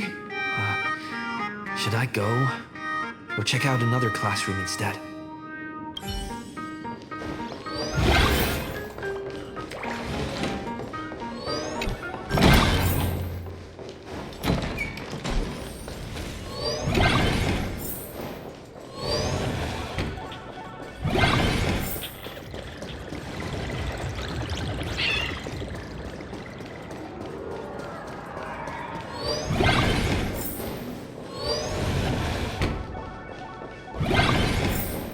Scott said he wants to duel me on the rooftop.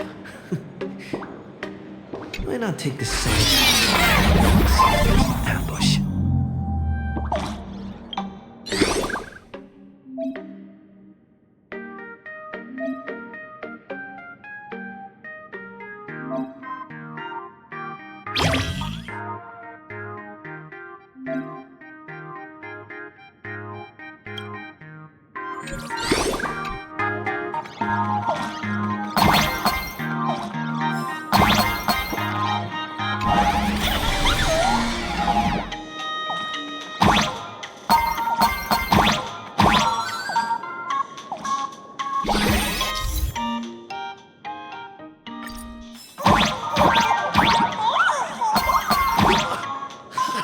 I can jump even higher now.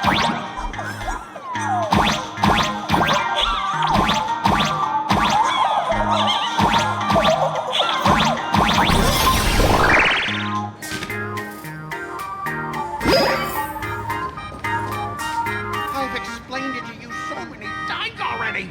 They're jealous of me, jealous of my passion for you, blazing as bright as the sun. So he set me up on purpose, making me into what you girls call the maniac of the swirling waters. You have to believe me, Rakshmi. I'm innocent.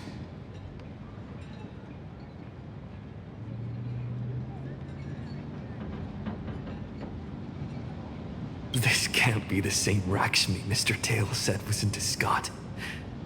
Did she put on a few pounds or something? Wait, who's Mr. Tail supposed to be?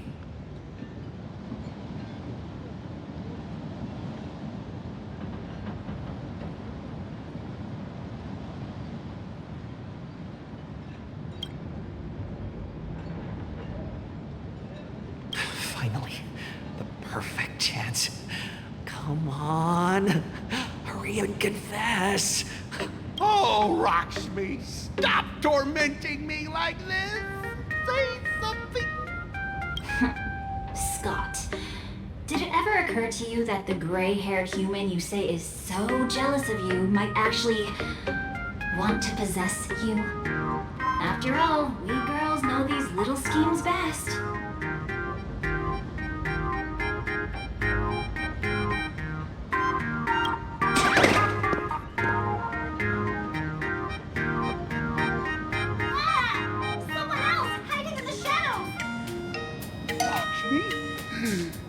Why did you say someone else? And you, Ash Hair, every single time! Why do you have to completely ruin all the important moments of my life? Scott, weren't you the one who called me to the rooftop for a duel? Huh? Scott, did you deliberately get this gray-haired human to come here just to spite me?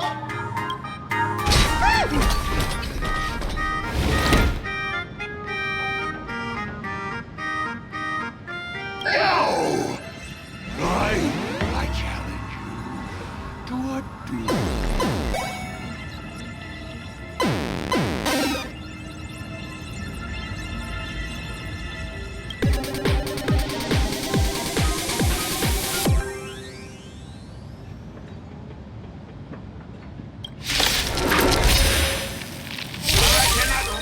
Until I teach an idiot like you a lesson! All of you!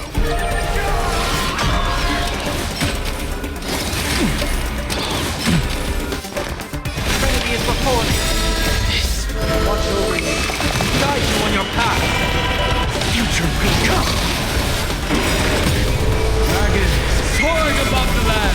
This is permanent!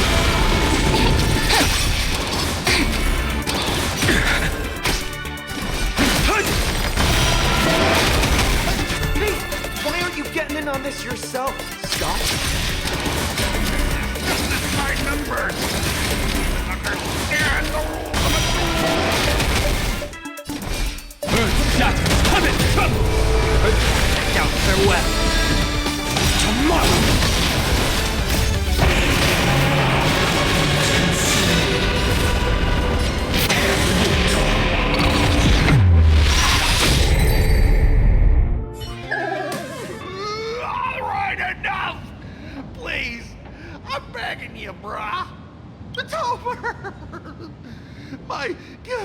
romance in the game I built with my own hands.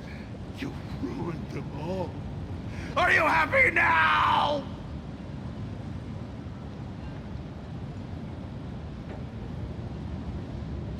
Quiet! I need to calm down. You stay away from me.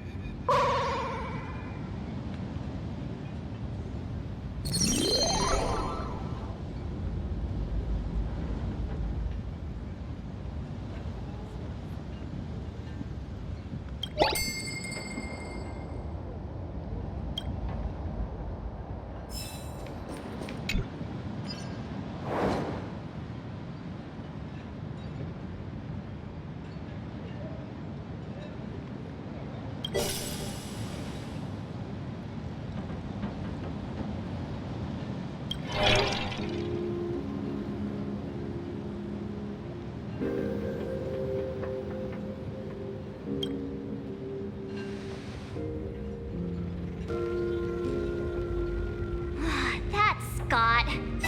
No, wait. I remember now. We found Mr. Yang in the dean's office, but Sparxie suddenly popped out. We were actually here to find Miss Dolly. But why did we come to see Miss Dolly in the first place? Yeah. What exactly did we come here for? Remember how Sparxie kept ordering students to rummage through every corner of the school?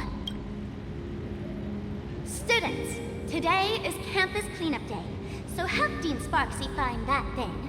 Search places like the archive room from top to bottom. Maybe we should check out the archive room she mentioned.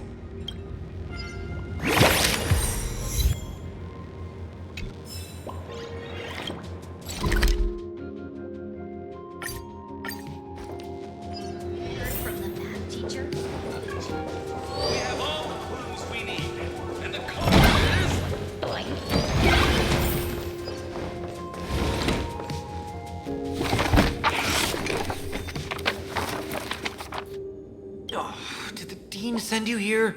Seriously, leaving us here to do all the work is just too much.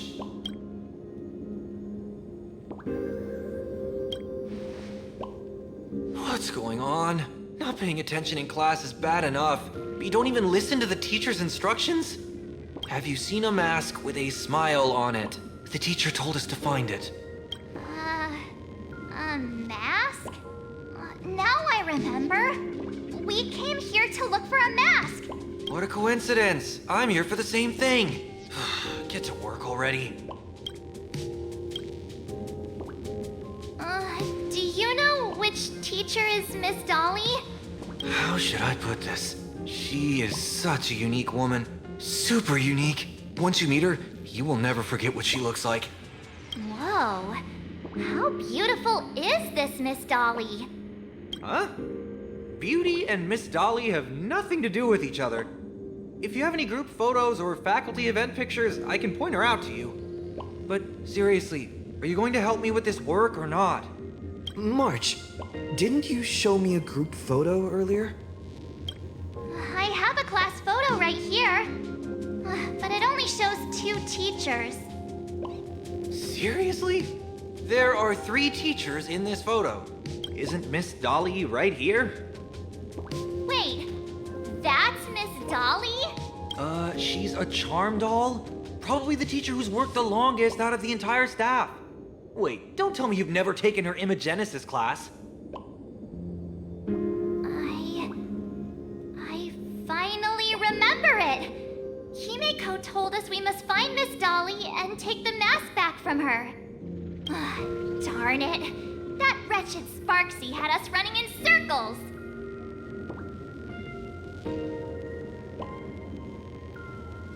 March, what happened to your power of the remembrance?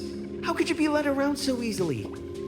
It must be because I'm so passionate about learning. That's why I fell into the illusion so fast. Wait, you didn't notice it either, did you? 2 2 years of studying were nothing but an illusion. At most, we've only been trapped here for 2 hours. It's not too late to act now. Now that we know what Miss Dolly looks like, it's time for me to step up.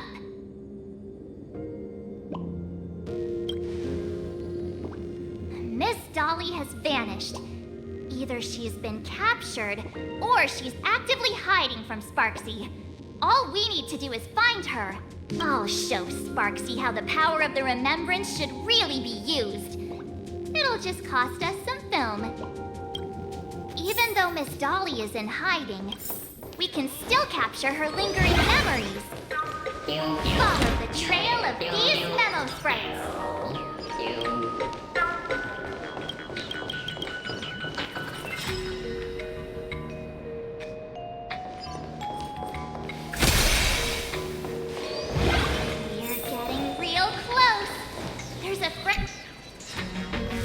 I got a photo of her! That's Sparxie. She's not really the dean at all, is she? What are her intentions?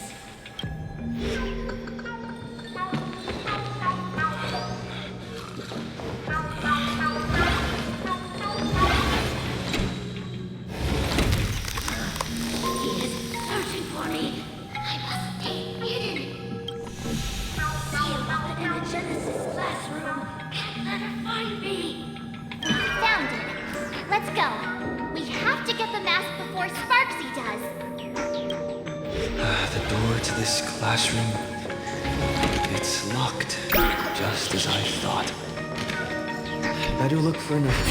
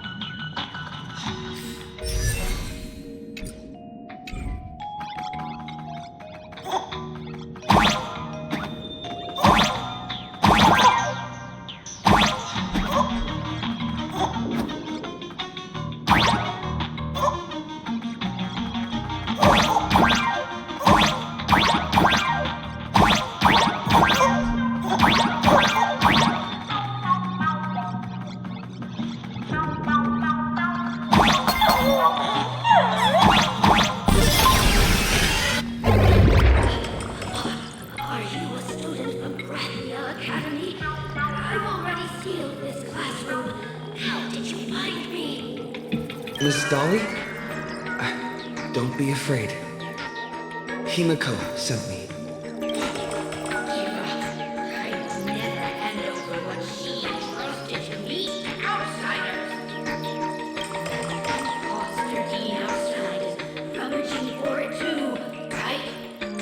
That's right. The masked fool Sparxie pulled off a takeover of the Academy. It took me so much work to find you. I'm one of the nameless on the Astral Express, and right now I'm the only one who can protect you. Please, you must trust me. The Astral Express? Indeed. I read about its arrival in Plan Arcadia in the papers, and saw it on TV recently. Since you claim to be Himiko's friend, answer a few questions about her. If your answers are correct, I will entrust you with the mask. I'm ready for this. Fire away. What kind of coffee is Himiko best at brewing? Oh, wait a second. How could you ask such a question? Don't you know her coffee is absolutely undrinkable? Looks like you've suffered from it yourself. Then here's the second question. What kind of people does Himiko hate the most? A real chatterbox with a silver tongue. Word is, she even managed to kick a nameless off the Express because of that. I may not know much about her time on the Express, but that does sound just like the bossy vibe she had back in school. Very well, I can almost trust you. The final question. Himiko experienced the greatest regret of her life during her time at this school. What was that? Oh, who knows? Could it be about that time she got a stylish short haircut to keep up with the trends? She actually told you that story. Seems you really are her friend. But that's not the answer. Huh? Did I really get played by that guy? It isn't that you were wrong. Perhaps Himiko never told you. Now that I think about it, she might never bring herself to share such a burden. The thing she regretted most must be what happened 15 years ago. No, better not bring that up. I believe you. You truly are Himiko's friend. Then, since you've proved that you're Himiko's friend, I will give it to you.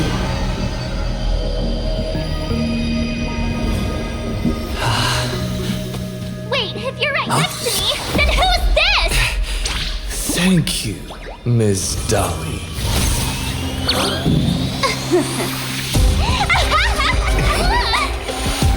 The mask is mine now! What? I actually let myself be fooled by such a cheap trick! You two came much too late.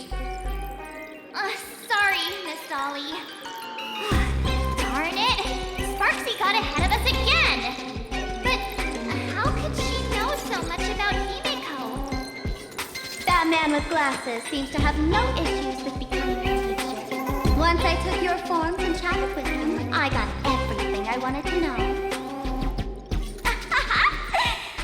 Sometimes trust among companions can be quite dangerous. Now you've done it! How dare you trick Mr. Yang!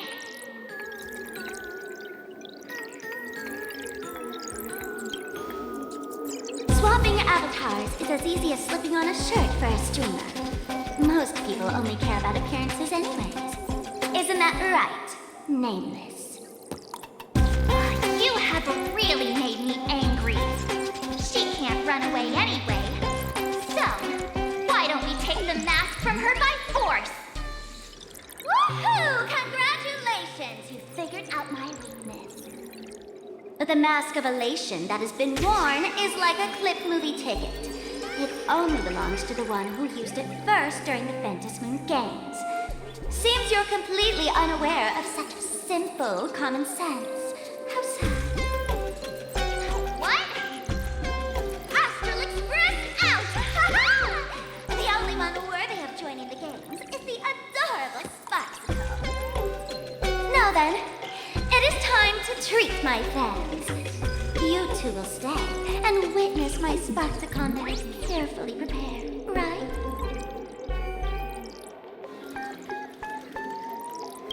Oh my, how defiant. No wonder you are the toy favored by my old model. It's okay. I will erase the last residues of resistance and hostility in your hearts and turn you into my loyal fans. My dear fans, time to prepare. Carry out these two noisy haters for now. I have more important work to attend to.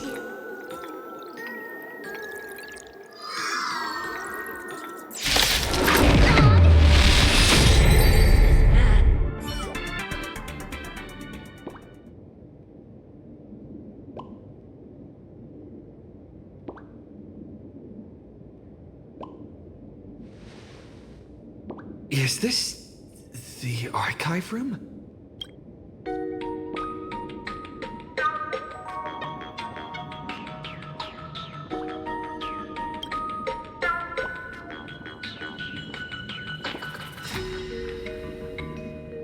Hey there, my sweetest fans!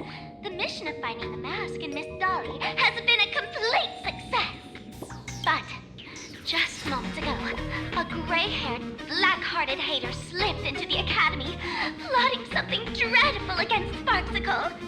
I am so scared. You won't stand by and let the adorable Sparxicle be hurt, right? Where could he be hiding in the school? Please, let's root out this villain together. Everyone, let us drag that intruder out.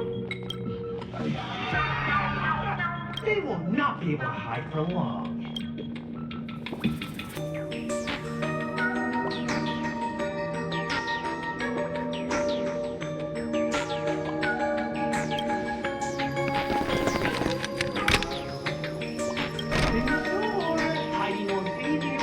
drag you out soon enough.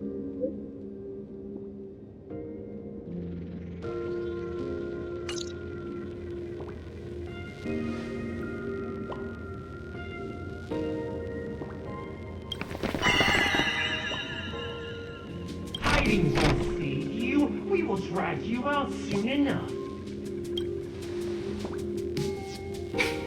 Have you reached the end of your rope?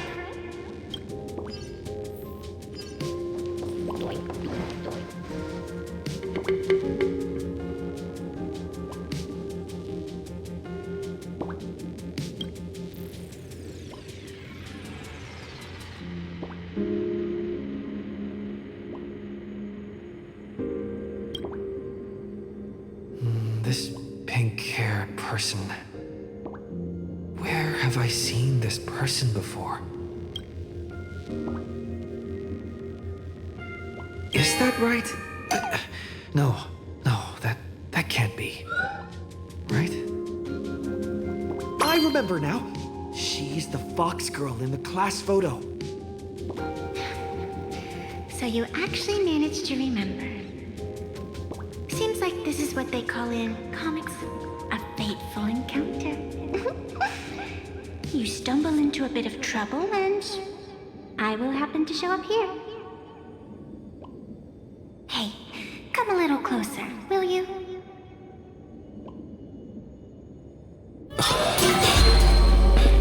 Come closer. Even closer. Don't be so scared. I don't mind. Oh, shoot. I think I'm stuck inside. Give me a hand.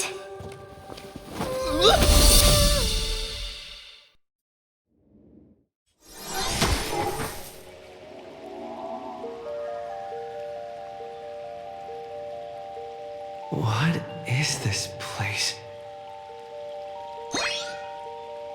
Two nameless came through here a few hours ago and asked the exact same question. I'll use their answers to reply to you. This is a place in the world in Canvas, known as the Phantom Moon Courtyard. According to ancient texts, this is the heart of the Phantom Moon Games ceremony. Oh, and one of those nameless is playing the part of a teacher at the school. Oh dear, was that a spoiler? That's not good. Greetings, protagonist.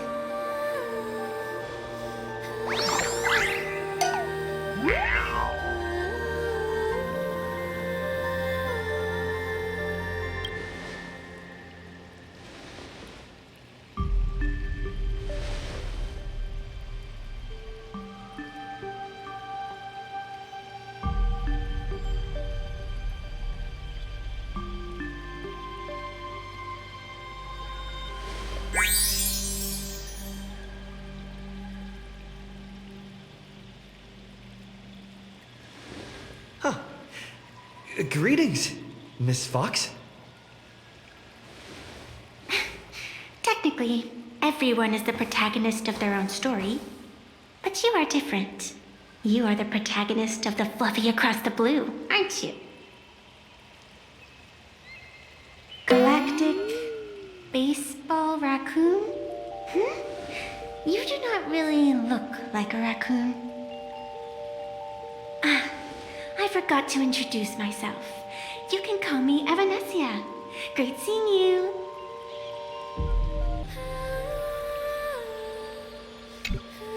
The first supplicant wearing a mask has appeared. The Phantom Moon Games will soon begin.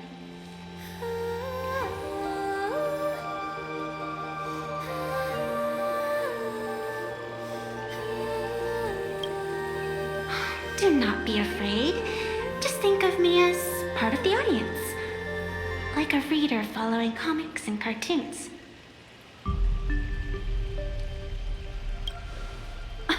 Do you seriously mean you've never read it? The comic that has taken this world by storm? It is inspired by the adventures of the Astral Express, telling the tale of cute little animals riding a train across the cosmos. Fluffy Across the Blue.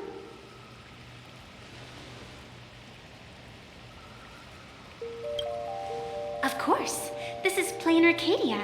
Any story can be turned into a comic in here.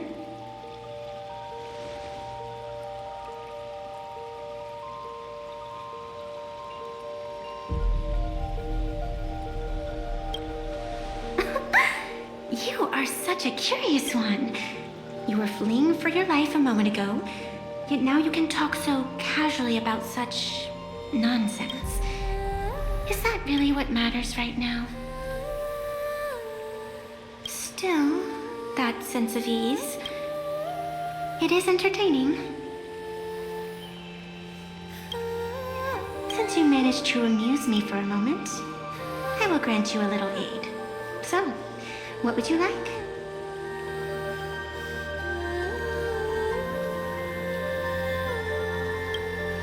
I don't like it when someone answers my question with another question.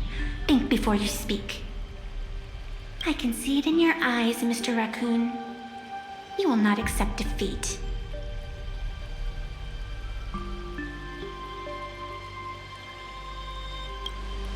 That resolve is interesting. There will always be foolhardy supplicants donning the mask in these ancient Phantom Moon games, laying before the Phantom Moon their madness, fancies, and humor. They would weave schemes to slay monsters descending upon this planet from beyond the sky, steal the laughter of the gods to forge blades that could split mountains, or descend into depths of the world in canvas to swindle the souls of the departed. Such entertaining individuals have not appeared for ages. Perhaps you have a chance to become one of them? After all, you are the protagonist. I can lend you a little power, but an equal price is required. Otherwise, it would violate the rules. You must defeat the enemy who pursued you here within the next day and night. If you fail, your soul will be enslaved by her for all eternity. Do you accept? Then it is done. Phantom Moon above and sacred tree below, witness this oath at this moment. As constant as the vault of heaven, as certain as the moon's rise, let it be never forsworn. Now come, let me make you more of a protagonist. Yes, that's it.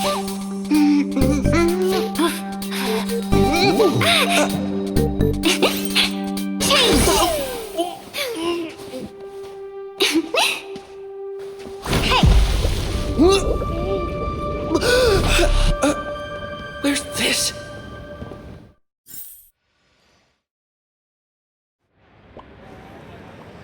Gray hair, are you all right?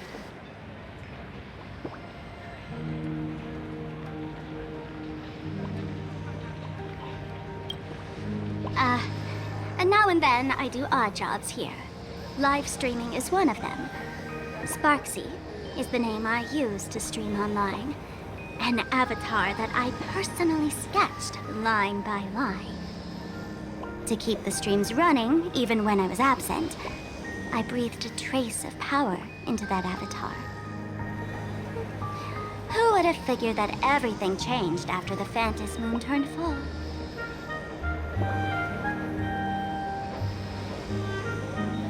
People offload their wishes and desires to her, and in the end, she too got consumed by these emotions. Once a creation gains a will of its own from the attention of the masses, even its creator can no longer restrain it.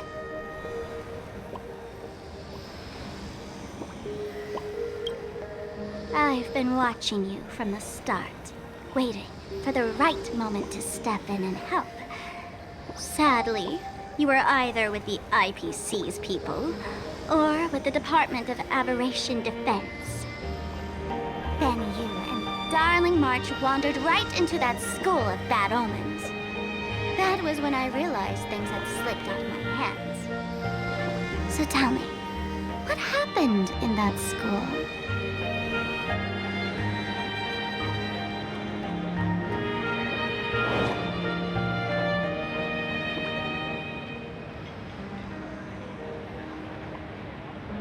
Is this the Mask of Elation that grants entry into the Phantom Moon games? What do you think? Call your companions on the Express ASAP. Or, since this is a civilized society, you could try phoning the Security Bureau. But these matters are obviously far beyond what they can do. They say that no one could restrain the supplicant's actions in the past. Ah, those were the good old days of freedom.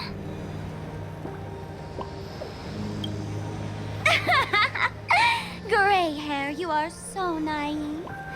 You've been to countless worlds. When the skies collapse and the end draws near, what can the authorities possibly do? Don't make their jobs too hard. The Phantom Moon Games are nothing less than a ceremony set down by the Master of Elation. Amazing miracles always appear in the world after every game ends. Like the birth of a new imagination, unthinkable phenomena, or a future brimming with hope. Perhaps you have heard this question. If the world's science and technology could leap forward by 100 years at the cost of a single kitten's life, would you kill the kitten?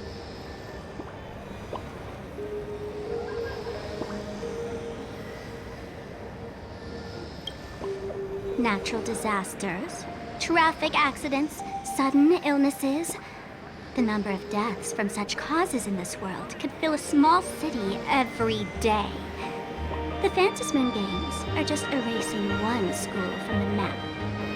Isn't that much better? You probably want to ask whether the worth of human lives can truly be calculated in that way in this ceremony, where we surrender that cost to purchase the future. No one knows. Whatever. This is not the time to debate over ethics. Gray hair, are you gonna save Darling March and Mr. Yang or not?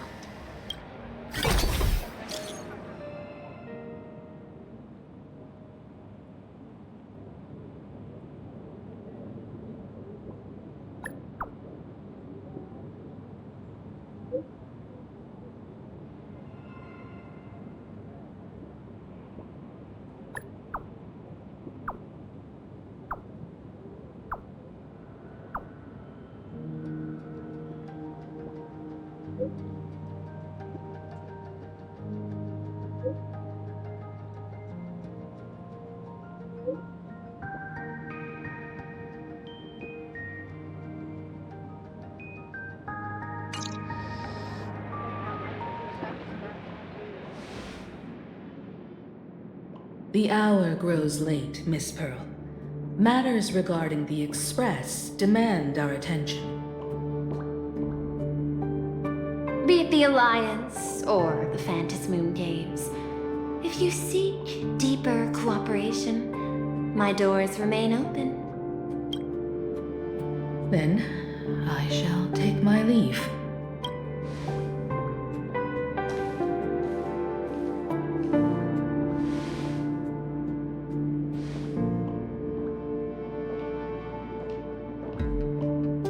How intricate human social interaction models are.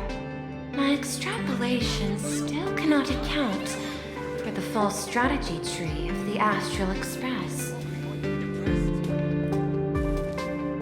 Master, General Yao Guang of the Xianzhou Yu Chui is here to see you. Shall we have her wait? No. The Xianzhou will also become a key ally. Only through enough contact and emulation can we hope to comprehend their methods and strategies. Conclusion. I don't think I'll be able to keep copying the painting for the rest of today. Let General Yao Guang in.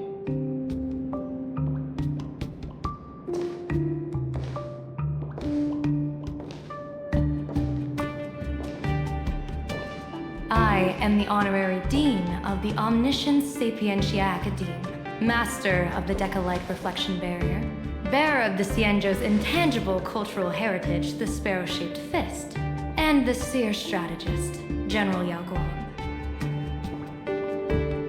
Thank you for seeing me despite your busy schedule, Madame Pearl. For a moment, I nearly mistook your words as a fault in language processing. I believed you had brought the entire delegation inside. Few Intellitrons in the cosmos have a sense of humor. I have heard that, like that genius, you are one of the many wonders wrought by the celestial differentiator of planet Screwloom. Meeting you in person far outshines your reputation.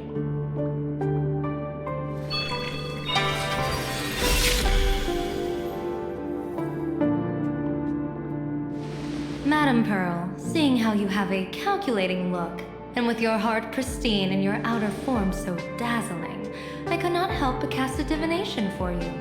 The hexagram lies between fire and heaven, demonstrating a bountiful harvest with your fortunes lying at the zenith or even beyond. I have no training in divination. General, may I ask you to interpret it? Then let me speak in terms even an Intellitron can follow. I extrapolated your fortune using the Xianzhou's predictive algorithms.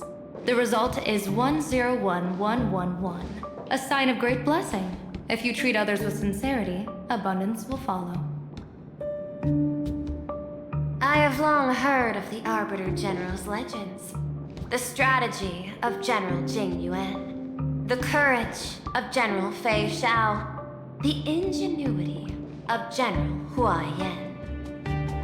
Often, I have wondered, what kind of figures are the Xianzhou generals who remain away from the public eye? Meeting General Yao Guang today, I cannot help but think that, with such beauty, you should step into the light more often. Looks like you've studied the words of the Xianzhou well. You've even learned the art of provocation. You praise the others for their individual and unique talents, yet when it comes to me, the only thing you had to say was beauty.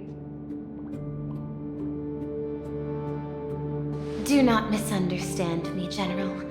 To me, beauty is the rarest of treasures, and the most fragile to preserve.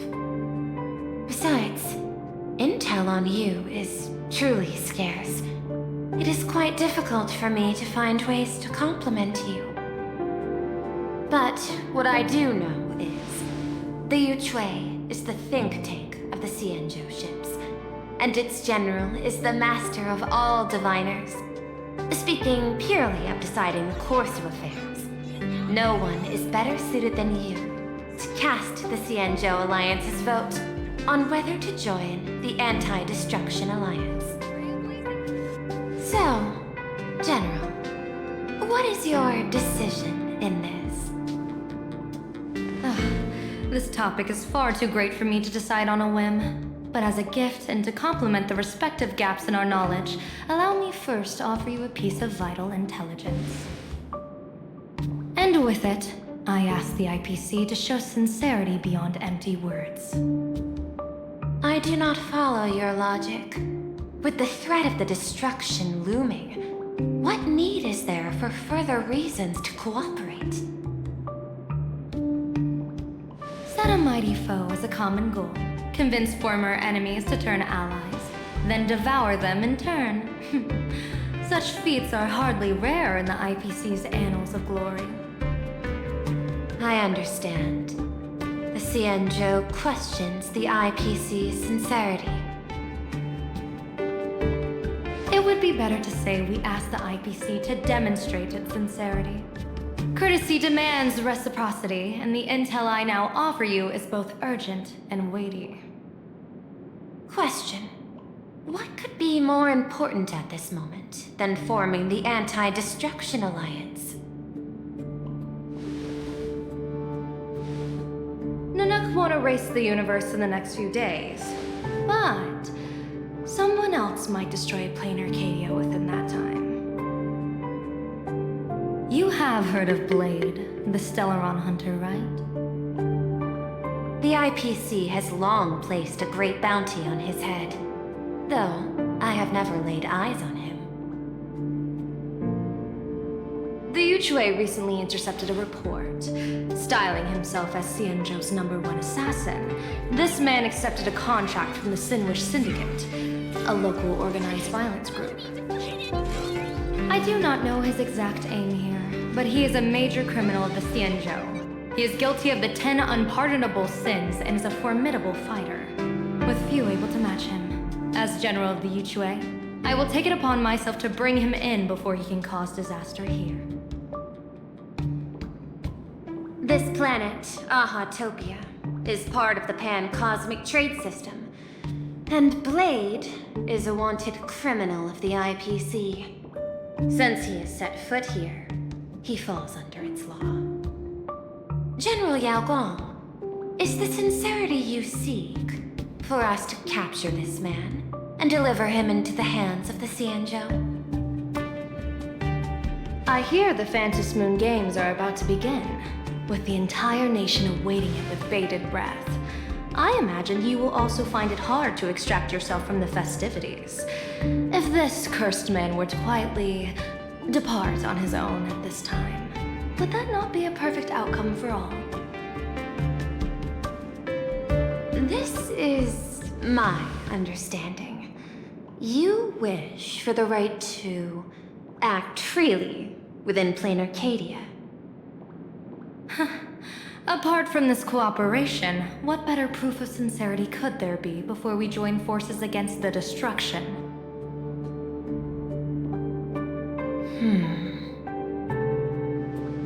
Deal. What I do not doubt, the might of an Arbiter General. However, I do doubt, will the Xianzhou's #1 assassin truly leave without a commotion? By my extrapolations, even without accounting for the guidance of Destiny's slave, the probability of capturing a single Stellaron hunter is less than 9.8%. Not even 10%.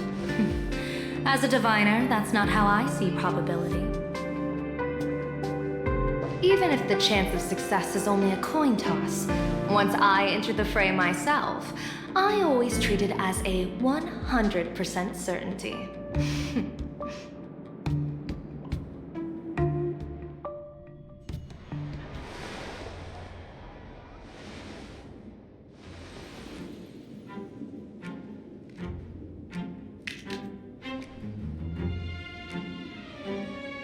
Is that even a question?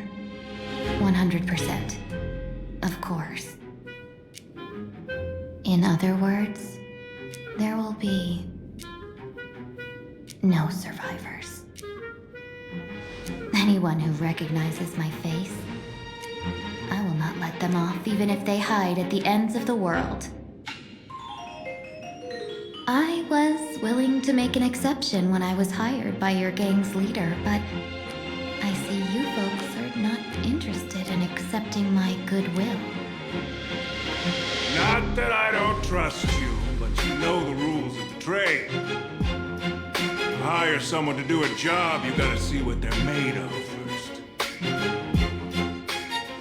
People say that the Lords of Hell are easy to deal with, but their underlings are the real trouble. If a group's underlings don't know their place, even their masters may not be safe. So, since the mighty Sinwish Syndicate gang actually had the guts to hire the Xianzhou's #1 assassin, I guess you are also ready for destruction.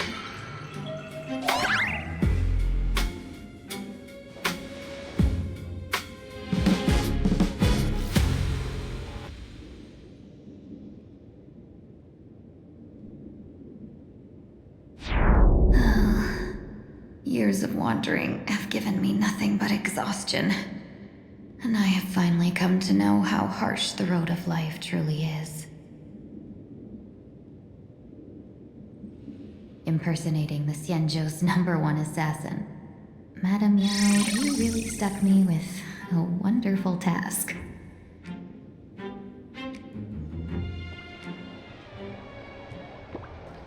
Please take great care during this mission, Miss Tingyu. If any misfortune should befall you, I would have no way to answer to your Helmmaster Yukong. You worry too much, Madame Yao. When I pledged my resolve to Madame Yukong and departed for the Yuchui, I had already steeled myself for the worst. But, may I ask, does this task of misfortune really have to fall upon me? I cast a divination today. This task lacks the fire element. Without the whistling flames and Macassiter's knack for diplomacy, this task cannot succeed. The place you're heading to is crawling with gang members. If they pick a fight, you can try to drop the name Xianzhou's #1 assassin, and they might step aside. Do not worry, General. I have journeyed far and wide with the merchant guilds for years and faced no shortage of danger. A handful of gangsters is hardly difficult to deal with. If you're not afraid of danger, then why have you not set out yet? Shall I read your fortune and give you a little peace of mind?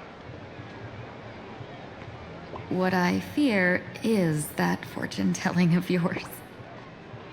No, what I really fear is you, Madame Yao. Afraid of me? Am I so notorious on the Xianzhou Lafu? I've heard many tales about you. After the Battle of the Fanghu, you willingly surrendered your command token and became a general in name only, with neither troops nor soldiers. They also say that the seer strategist, for the sake of a tiny chance at victory, stood by as her mentor went to a noble death, treated the countless lives of dead verdant knights as nothing more than numbers consumed in her divinations, and even doomed an arbiter general. Are you afraid that I, the cold-blooded diviner, might send you to your doom here in Plan Arcadia? Bold words for a little fox. It's just a bit of my curiosity about you, General. I hoped you could clear up a few of my doubts. Seems like I wasn't wrong about you. You can face a Xianzhou general with such composure and dignity. No wonder you can make such a bold statement. The gods use humans as pawns in their cosmic game, sacrificing countless innocent souls. Have you ever thought about making them pay? They say you survived a Lord Ravager's deadly clutches thanks to luck, but I believe it was your unbreakable resilience that carried you through. You flatter me, Madame Yao. One must glean some wisdom to be worthy of enduring such a life-and-death ordeal. If we surpass the gods only in cruelty and heartlessness, then that would be our complete failure in my eyes. Excellent. I couldn't Ever since I escaped death, I swore never again to be a pawn for heartless chess players. And Madame Yao, you've passed my test too. I know you're not interested in empty talk, so let's get down to business. Miss Tingyu, our Yuchue business delegations are treated much better than what you get on the Law Fu when they set out on official missions. They get 5 meals a day. General, I really don't have such a large appetite. For the duration of the delegation's mission, you'll receive 6 times the usual allowance, and all expenses will be fully reimbursed. Such a generous offer. To be honest, that makes me even more nervous. Head to Delftbrook District, locate the Sinwish Syndicate contact, use the passphrase you gave me to establish contact, and do not reveal my true name. If there's nothing more to it, is this task really worth 6 times the pay? You're the kind of talent worthy of such a reward. After all, we diviners are no different from you merchants. Even when we hit a dead end, we still have to bargain and carve out the faintest chance. Merchants strive for profitable opportunities, while diviners reach for a sliver of luck. Looks like my mission bears significant weight in Madame Yao's reading of fate. In that case, I shall depart. When in doubt, open the 3 strategy pouches I entrusted to you. Inside are tactics I divined, certain to break any deadlock and aid your journey. Go, Xianzhou's #1 assassin. Time to get down to business. Where could the Sinwish Syndicate be hiding? The contact from the Syndicate should stand out. Please, tell the boss I want to return to the Sinwish Syndicate. Ma'am, maybe it's time to rest in peace. Don't you remember dying during that mission a few weeks ago? The you right now is just a lingering obsession left behind after death. According to the provisions of the Fey Kind Protection Act, ghosts are not considered the same as they were while alive. In other words, you are a new Imagine, barely 3 months old. Are you a lawyer or a gangster? I gave my life for the Sinwish Syndicate, and now you mean to shut me out? These two are members of the Sinwish Syndicate? Don't you get it? The old you's dead, and even your criminal record got wiped clean. The leader's trying to say that now you've got a chance to keep to the straight and narrow. You shouldn't come back to the gang. How am I supposed to convince you? Hey, Fox Girl, you eavesdropping over there? I'm just a Xianzhou person here to talk business. Could you tell me which way to the Sinwish Syndicate? I come from the Xianzhou to discuss a deal. A deal that wears me down, yet tears my enemies apart. Business? From the Xianzhou? The Sinwish Syndicate office is just across the river. Have a safe journey. He doesn't seem to have understood the passphrase. But the news that the Xianzhou's #1 assassin is coming has already spread through the organization. Turn over this eternal page.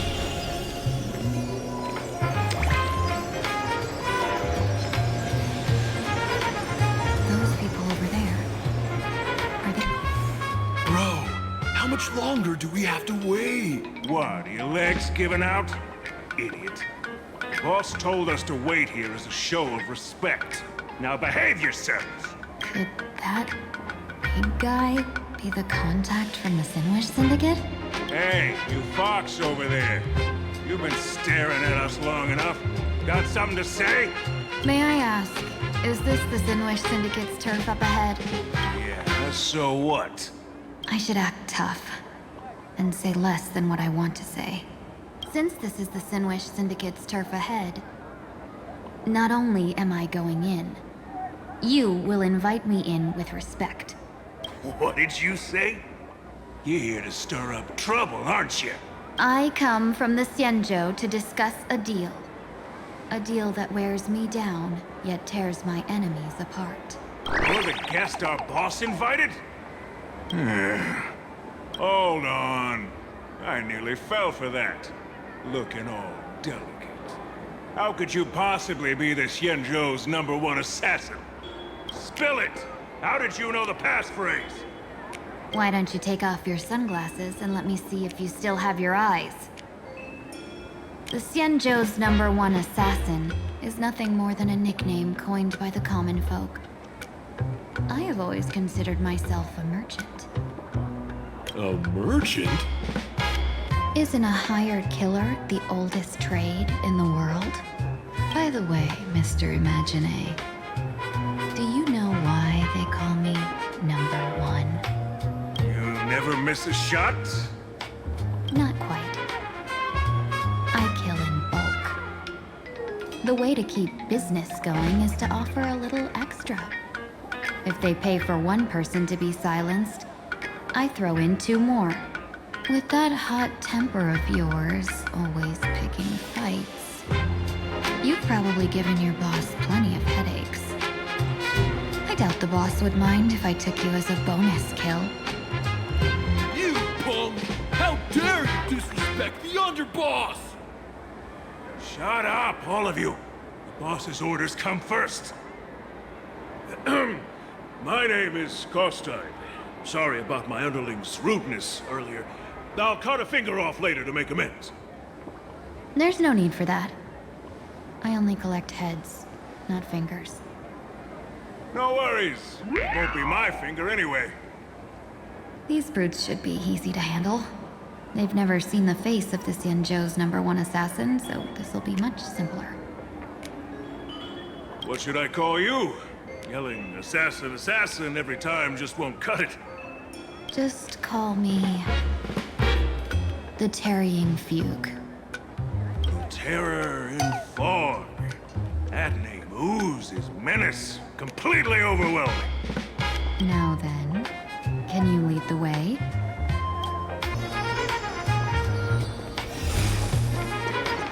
Turn over this eternal page.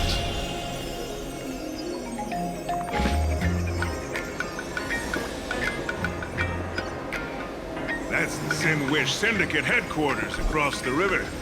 Quite impressive, don't you think? Is this the passage in the painting? Of course. The Sin Wish Syndicate has it under our command for now.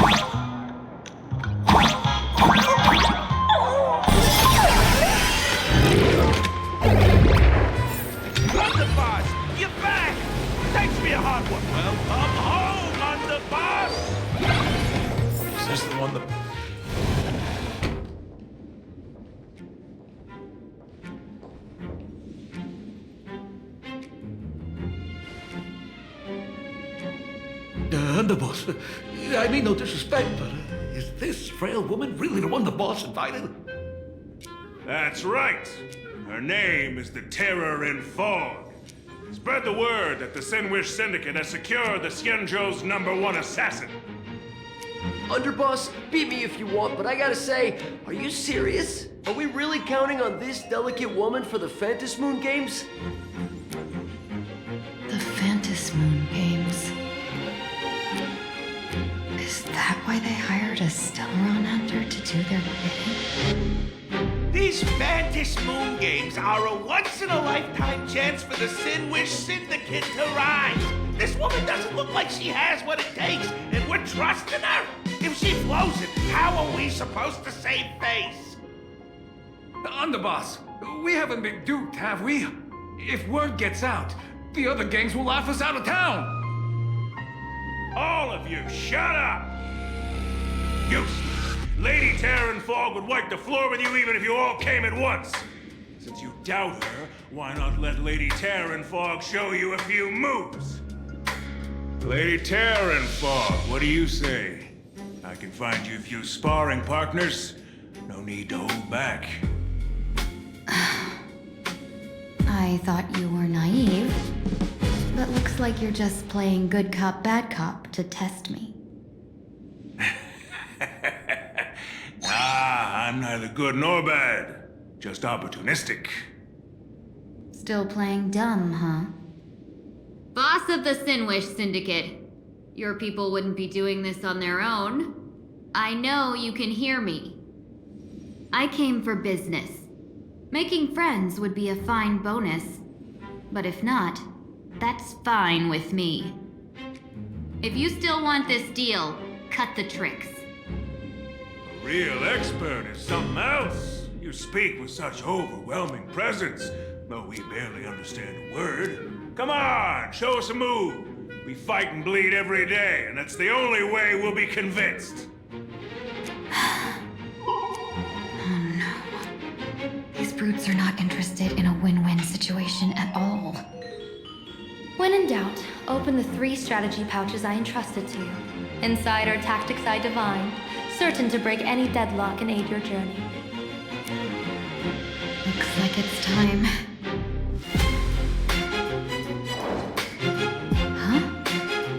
Just keep alive and open the 2nd strategy pouch once you're done. What kind of strategy is this? There's barely anything helpful in here. Looks like Lady Terran Fog isn't impressed with your skills. Out of my way! When I was young, I dreamed of becoming a musician. But fate had other plans, and I was dragged into a world of violence. But even then, I never let go of my love for music and rhythm. Even in battle, I kept honing my singing and instrumental skills. And that's how I forged my one-of-a-kind fighting style. They call me the Roaring Costide! Oh, Cribs! The underboss is getting serious! Lady Terran Fog, I humbly challenge you. Show the Sinwish Syndicate the assassination skills you're so proud of. Doubt farewell existence for tomorrow! As expected of the Terran Fog.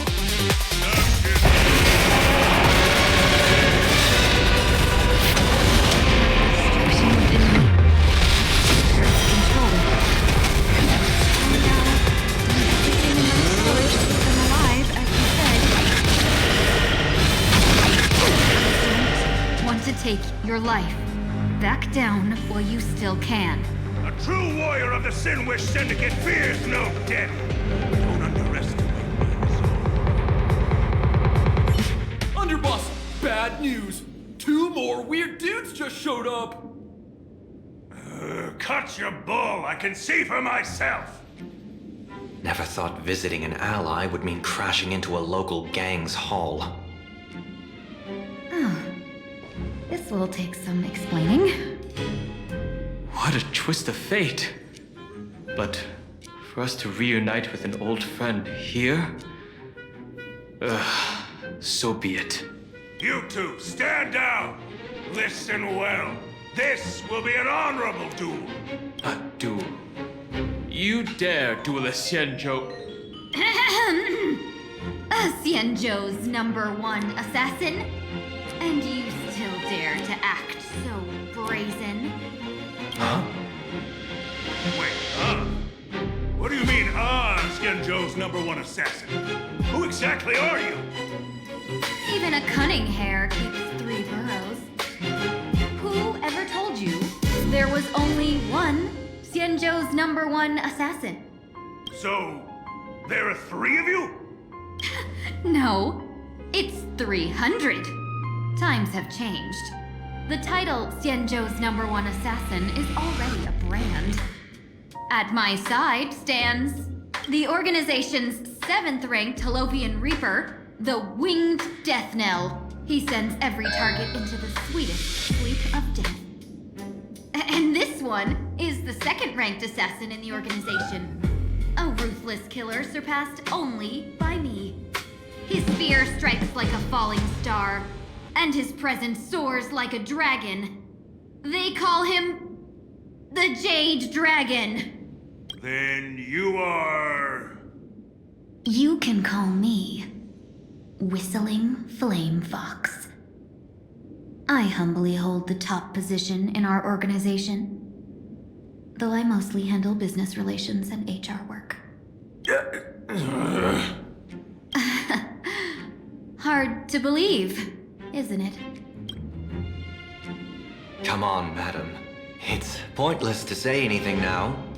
If you want this gentleman to know you speak the truth, let our brother show off a bit of his spear work. That will convince them. I say, there's no need for that. Course tied. You insisted on testing them and got nothing out of it, did you?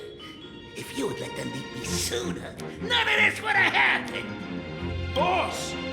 I cannot hand your grand enterprise over to people we know nothing about. You are the one who hired us?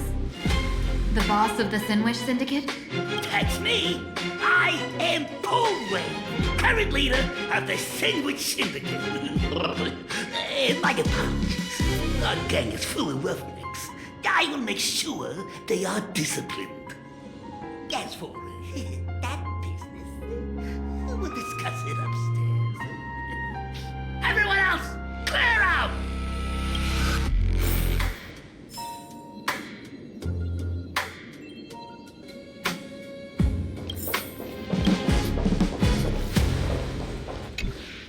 Long time no see, Lady Tingyun.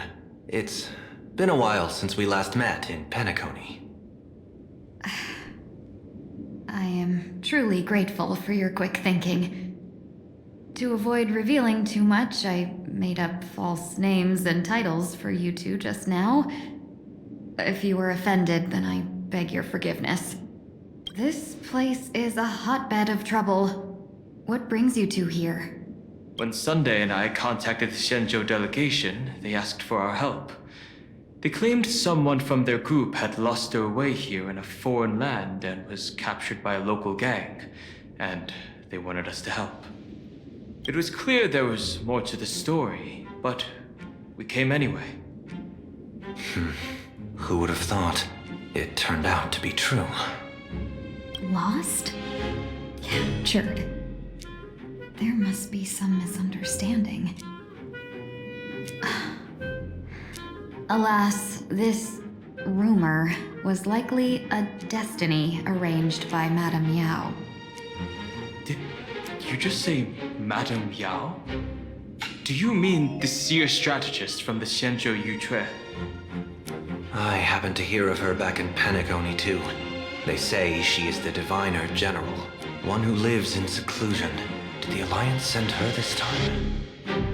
Lady Tingyun, you stepped into such danger yourself. Do you have a vital mission? You two are no strangers, so I will speak plainly.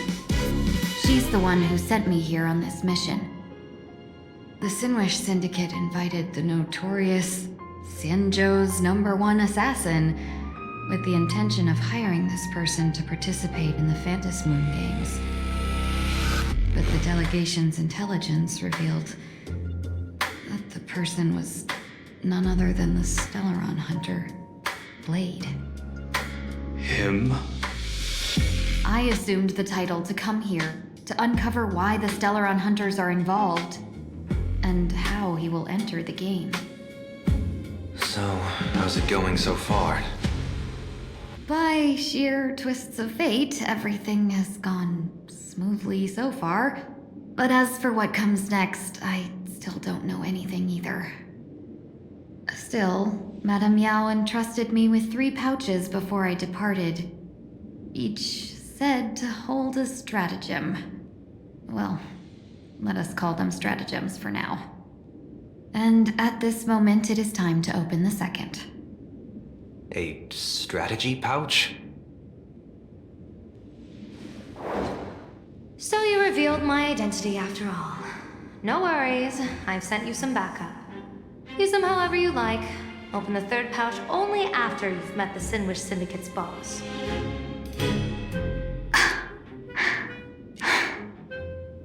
No wonder they also call Madame Yao the Crosstalk General. The what, General? It says the 2 of you will help me clear the way, so I can safely meet the Sinwish Syndicate's boss. What do you say?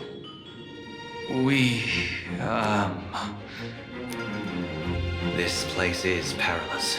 Of course, we will accompany you, Miss Ting-Yun.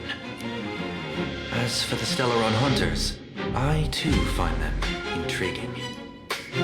Dan Heng, will you help me gather a bit more information?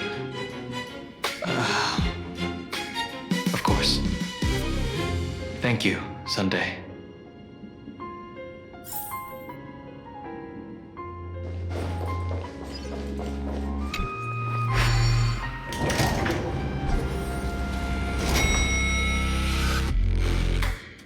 I gotta say, this place is decorated with a touch of glamour.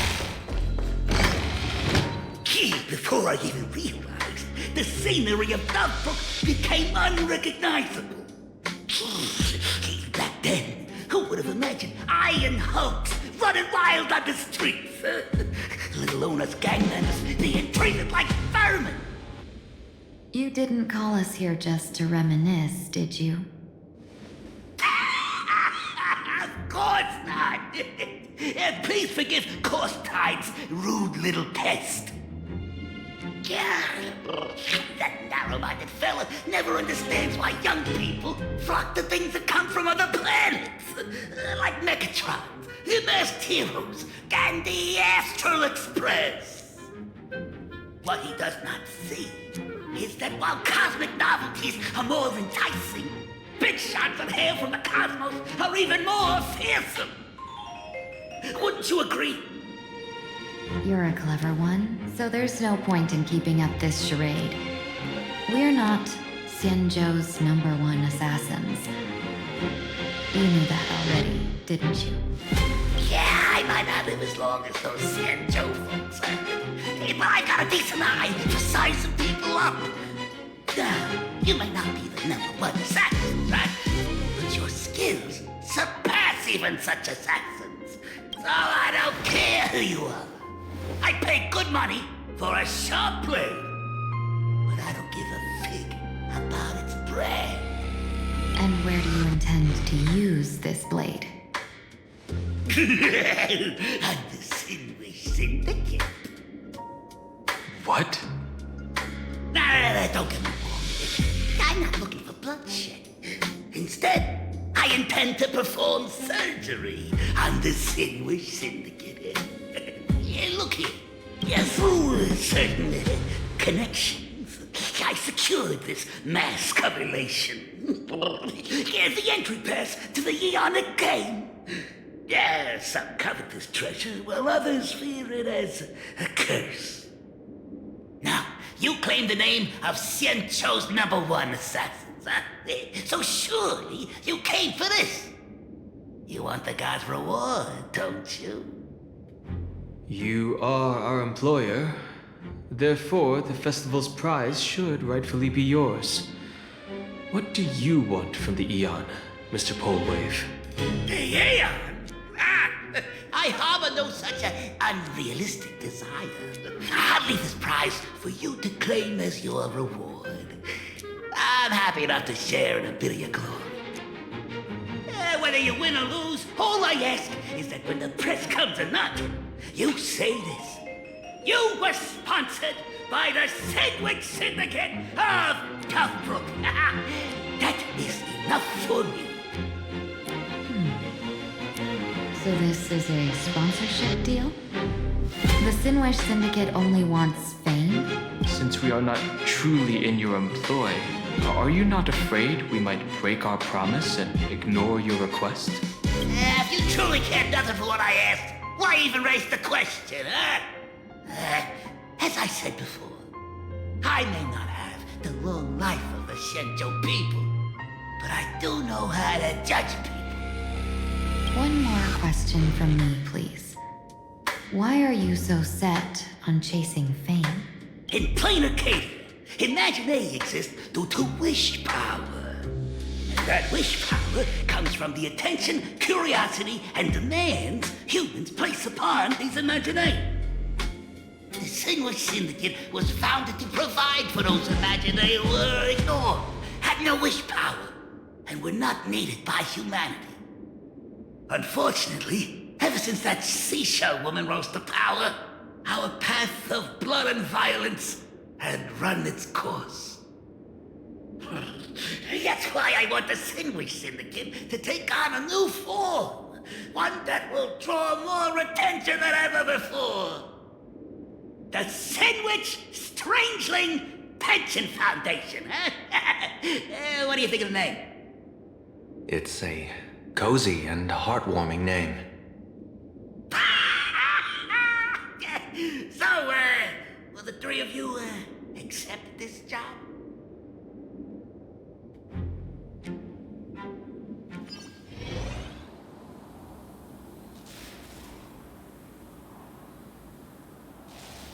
Mr. Polewave's goal is surprisingly grounded. A gang leader won't survive this long by relying on bodyguards. It's about having a sharp instinct for survival. He wants to launder his gang clean, but that will not be easy. In my view, the underboss may not see eye to eye with his boss. My thanks to you both. With your protection, I managed to leave without harm. Yet, we carried off the mask meant for the so-called Xianzhou's #1 assassin. When I think of it that way, this mask feels thorny in my hands. That man. He seeks to enter the Phantom Moon Games? What does he plan to do? Whatever his purpose, this matter is grave. I'm afraid I must take my leave for now and report to General Yao Guang before making any decisions. No need for that. I've been waiting here for you all for some time.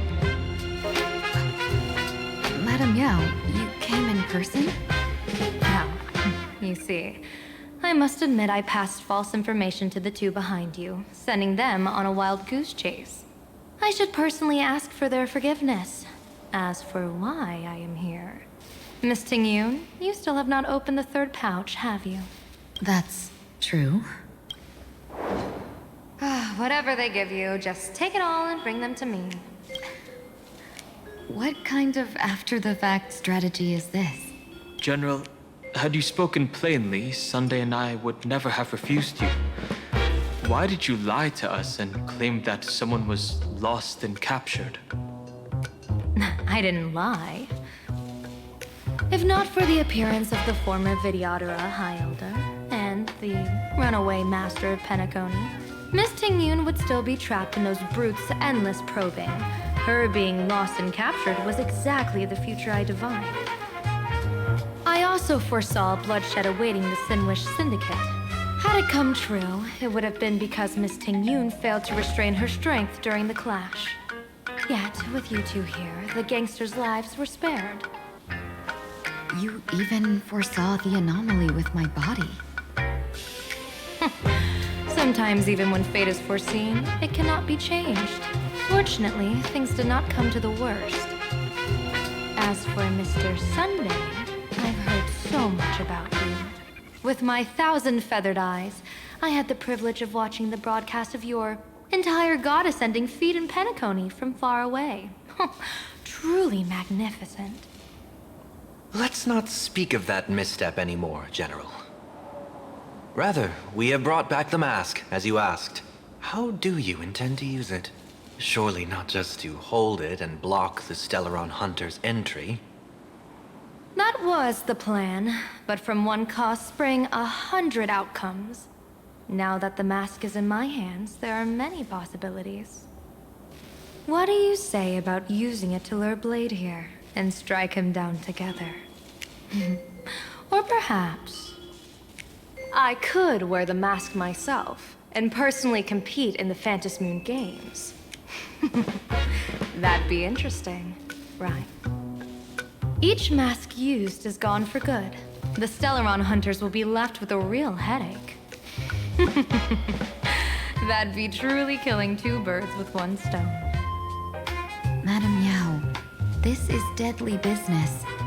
It's no laughing matter. Deadly. Miss Tingyun, that is exactly why I am here. Not to put Blade in his grave, that is. His ties to the Xianzhou have long since frayed. There was no need for me to snatch someone else's assignment and come here only for his sake. Snatch someone else's assignment? So the Xianzhou envoy was supposed to be someone else? To be frank, this journey to Plan Arcadia was meant for Jingyuan, the divine foresight. The Luofu Cloud Knights recently returned from the great battle against Iron Tomb, and the honor should have been his. Yet, before his departure, I cast several divinations on all parties involved and received this result.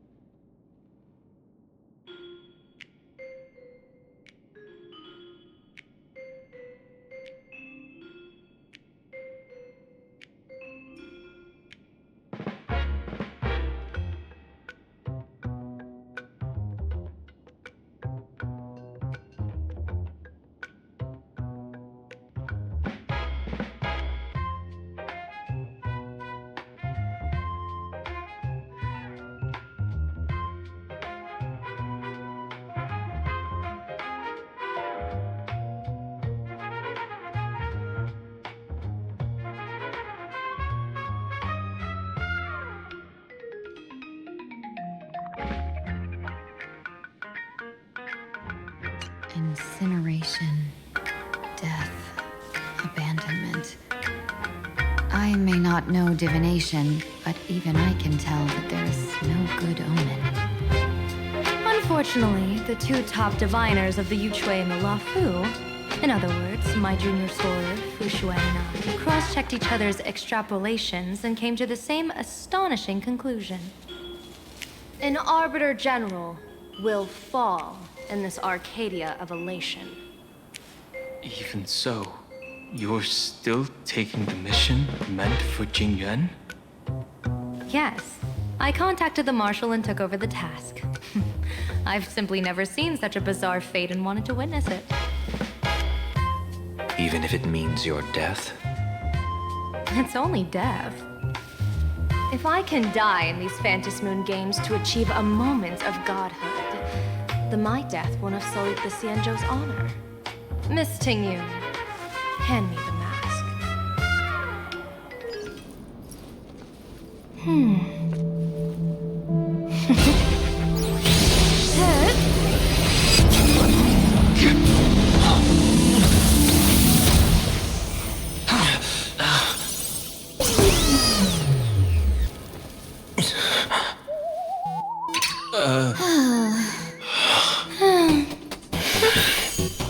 Well done. You have hit your fitness goal. Another active and fulfilling day.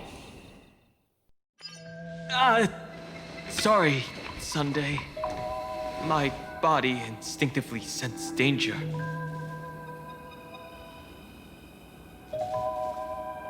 Once the mask for joining the Phantom Moon Games is worn, it binds tightly to the supplicant and manifests the shape of the wearer's soul. I read something like this in the Views of the Universe from a Star Skiff. It's confirmed now. This mask is indeed genuine. Congratulations, Mr. Sunday. You're now a supplicant in the Aeonic game. What exactly are you trying to do, Seer Strategist? Twice now you've acted without warning. Do you mean to make an enemy out of the Astral Express? Dan Hong, let me take care of this. Sunday, are you planning to fight? Don't worry, I'm no match for this general.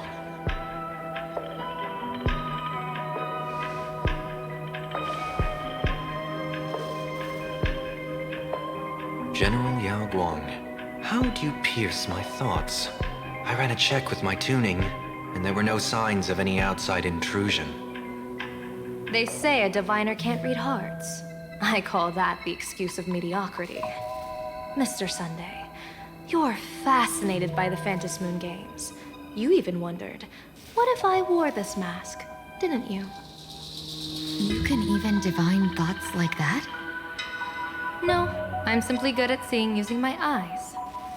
Though Mr. Sunday never asked to examine the mask, he's glanced at it at least 3 times since we started the conversation. Given the character and manners of someone as noble as him, I can't think of any motive for this action but genuine interest. Sunday? Yes, I did think of it. For a moment. I even considered putting it on. So, I merely gave you what you desired. This is no trap. It's just an unexpected gift. During the Phantom Moon Games, I'll give every ounce of aid I can to help you seize your chance to have an audience with the Eon. General Yao Guang, as far as I know, throwing out heavy profits first is usually a lure to make others lose. We've only just met. I don't understand why you'd go this far. Why belittle yourself? Every move I've made is to carve a sliver of possibility from the impossible. With my eye of Ishvara, I see you're the only one in this land who doesn't need to do a thing for me. Simply acting on your own will can bring change. Your own will. Indeed. Dan Hong, I do want to learn more about this world. Because this world of elation fascinates me. Is Plan Arcadia truly a paradise? An Arcadia that its name claims. I once pursued a mistaken vision of paradise with stubborn resolve. Even now, I can't say for sure what a true paradise should look like. That's why I want to see with my own eyes whether this Arcadia lives up to its name. So then, as long as Mr. Sunday acts, that omen of death Madame Yao foresaw. Of course it would still come to pass. Did you think just a lavish gift could let you stroll out of Destiny's shackles alive? Pardon me for butting in, but does the Xianzhou know about this? This is such serious business.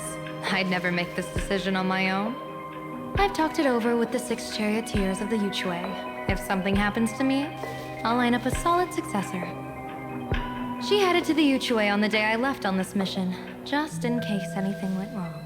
There, with the other potential successors picked by the 6 charioteers, she'll train at the Omniscience Sapientia Academe in divination arts, war strategies, and civil governance.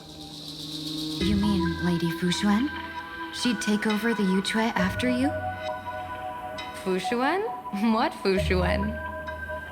If I don't make it back from this trip, maybe Qingchui from the Law Fu Divination Commission could take the seer strategist position and command the Yuchue. Qingchui and Yuchue. Ooh, what a perfectly rhymed match. As for the details, shall we discuss this somewhere else, you 3?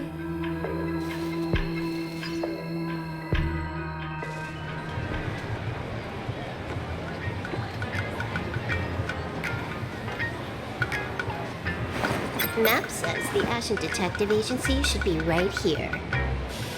But why is there just a magazine publisher's office? Holy for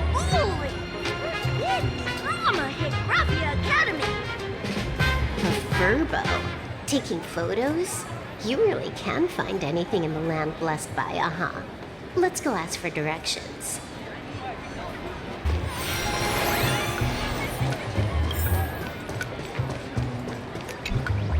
Hey, little Furbo.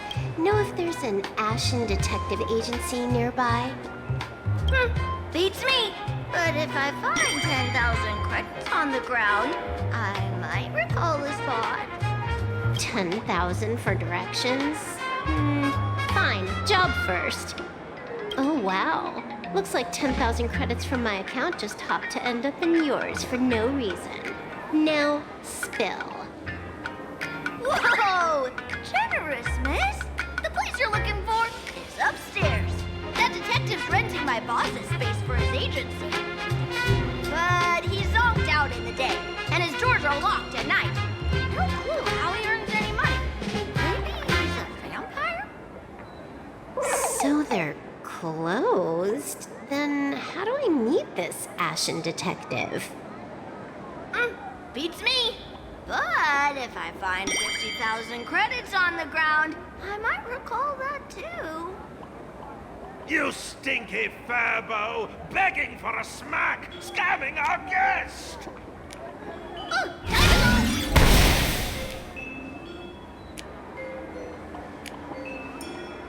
Hi, I'm Narrator, receptionist at the Ashen Detective Agency. I'm the assistant of that Mr. Detective.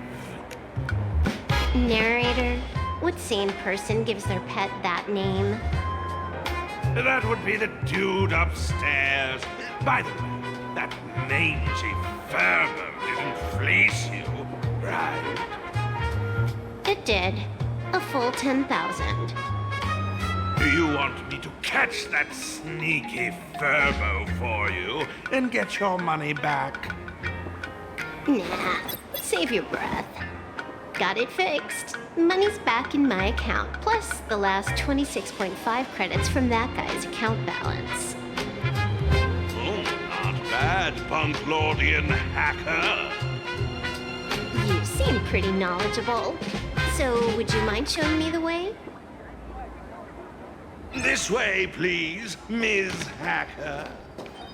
Sorry, but you will have to take a side path. The landlord of this magazine office fled to dodge his debts, and creditors have been storming in one after another. In the end, Mr. Detective sealed the front door entirely.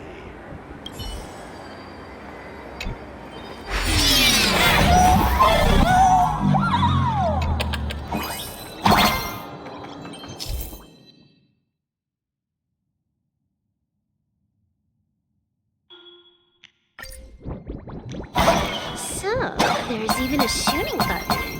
That's interesting.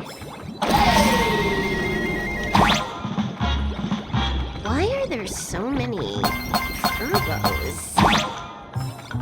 They're all employees of this magazine company.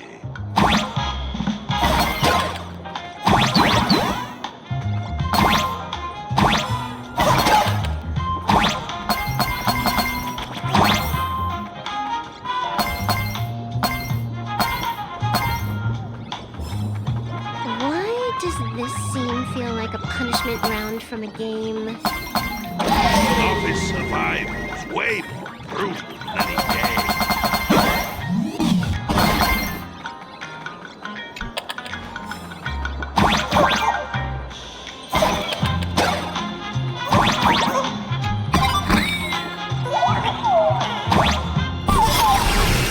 So, this is where the detective lives? Yes, his office and living quarters are one and the same. It is a little shabby, I admit. At this hour, he is probably fast asleep. Visitors here are rare indeed. Visitors being rare. That really does sound a little sad. Please, come with me. I will wake him at once.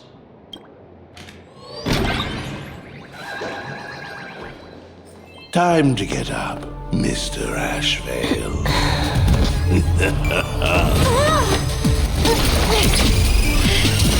How many times do I have to say it? Just leave the delivery at the door. To disturb my sleep? Mr. Ashvale, this lady is not here for food delivery. Oh, then she must be here to kill me. Sadly, not that either. What do you mean, sadly? Not here to deliver food and not here to kill me. How strange. Oh, then you must be a client. You are here to hire me for a case. Your order of guesses is a little heartbreaking. Yes, I am here to commission you. Something has been stolen. Oh, What did you lose? A person, along with an ancient mask that should have been mine. Interesting. Are you here to join the Fantasy Moon Games? At that moment, a cloud of suspicion rises in the detective's mind. Who exactly is this girl? Mr. N, stop the voiceover when we're talking business. Stop! You pay me 900 credits an hour plus 2 bananas just for this, don't you? Yes, but at least throw me a few clues while you work. Between a detective and their assistant, at least one of them should know a thing or two about deduction. A name flashed through the otherwise empty mind of the detective. This unremarkable-looking girl was, in fact, one of the top 10 most wanted terrorists on the IPC's bounty list, a Stellaron hunter. Kafka! It's Silverwood! She is Silverwood! Mr. Ashvale, did you get your head caught in the fridge door or something? I feel like I need to wipe my personal data again. One of the Inter-Astral Peace Corporation's most wanted fugitives with the highest bounties comes to commission a broke detective. Oh. I have seen plenty of stories like this. So, the next thing would be me getting dragged into a massive conspiracy and forced to run for my life, right? Drop the paranoia. I came to you because I hacked into the Security Bureau's criminal record system. What I found was shocking. In all those bizarre police cases, you were hired again and again.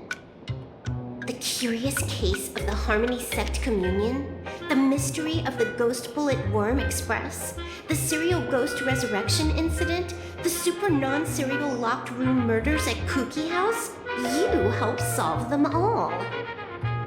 You may not be the most famous, but you're probably the most capable detective around here, right? It is nothing private anymore. Whatever, tell me, how did you lose your mask?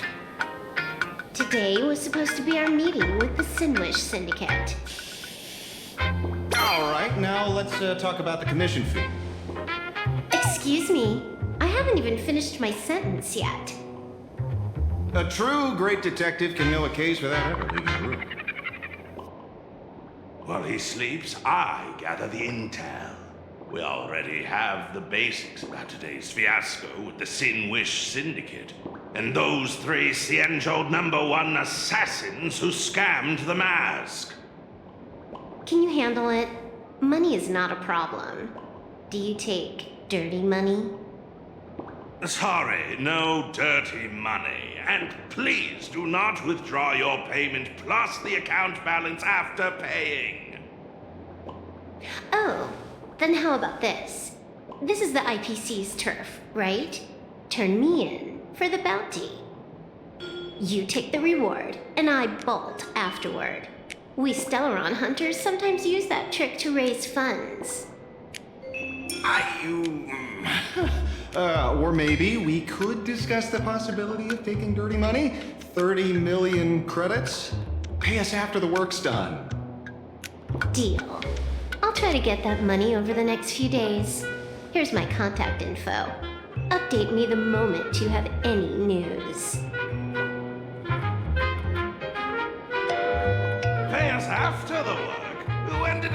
office have a rule like that? That rule got made just now. Oh, my dear Mr. N, did you truly want to take dirty money? I have come up with another way to make money. Let me reach out to a certain big shot first. Madam Pearl, I've obtained solid intel.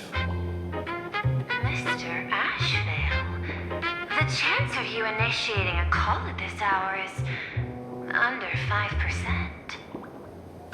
Let me guess. Perhaps you are finally ready to consider my offer. No, I found the trail of the Stellaron Hunters. They are here in Plan Arcadia, and they even plan to crash the Phantom Moon Games. I can send you her coordinates quietly, without anyone noticing. Quietly, without anyone noticing. The Phantom Moon Games? The moment your IPC chose to speedrun it, it was fated to be more than just a game of fun. You want me to take part? That is asking a bit much of an old man.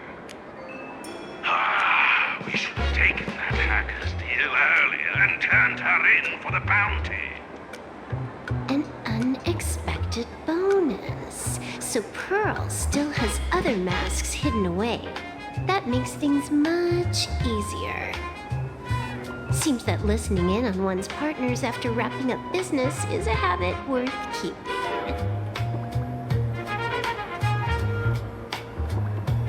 Hey, lady, where are you? Did you find the mask? Not yet, but I've got a new lead.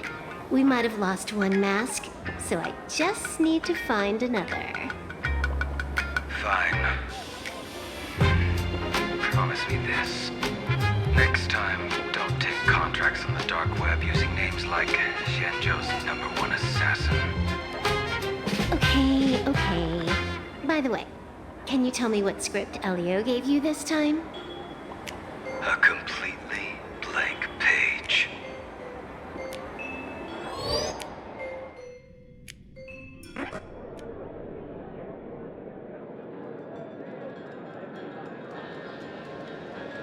So, what you're saying is that this Miss Sparxie, who was originally just a virtual avatar, has now crossed into reality and taken entire school staff and students hostage. So it's just a typical case of the idiogenerative imaginary phenomenon.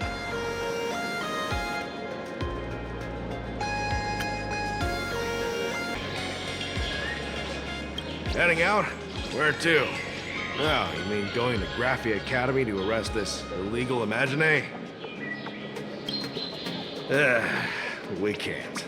I just received notice from the Department of Aberration Defense. The first supplicant of these Phantom Moon Games has revealed herself, and she's none other than Miss Sparxie, the one you mentioned. Although you're honored guests of the Astral Express, you seem completely unfamiliar with the laws and customs of this world. During the Phantom Moon Games, we do not traditionally interfere with supplicants' actions. That's their privilege. In other words, since she's a supplicant, we security officers can't do anything unless she causes actual harm. He's saying she took a school hostage, but the intel I have says otherwise. Oh, right. The news broadcast is about to start. Here to watch? Hello, everyone! Welcome to Full Wish TV's special news segment, Arcadian Morning Report. I'm your host, Poofy. Hi, everyone! I'm your host, Snowy! We've entered year 1999 of the Arcadian calendar. What an exciting time! Just one more year until the new millennium. Over 500 years ago, a famous prophet made a prediction. In year 1999, a terrifying devil will descend from the sky. Will this prophecy come true? Can Plan Arcadia safely make it through this crucial year? You idiot! Are you cursing our viewers? They didn't tune in to hear your fear-mongering nonsense. Just read the news and stick to it. Yes! Incredibly, after just 15 years, the Phantom Moon is full again, and the time for the Phantom Moon Games is upon us once more. Surely a blessing for the master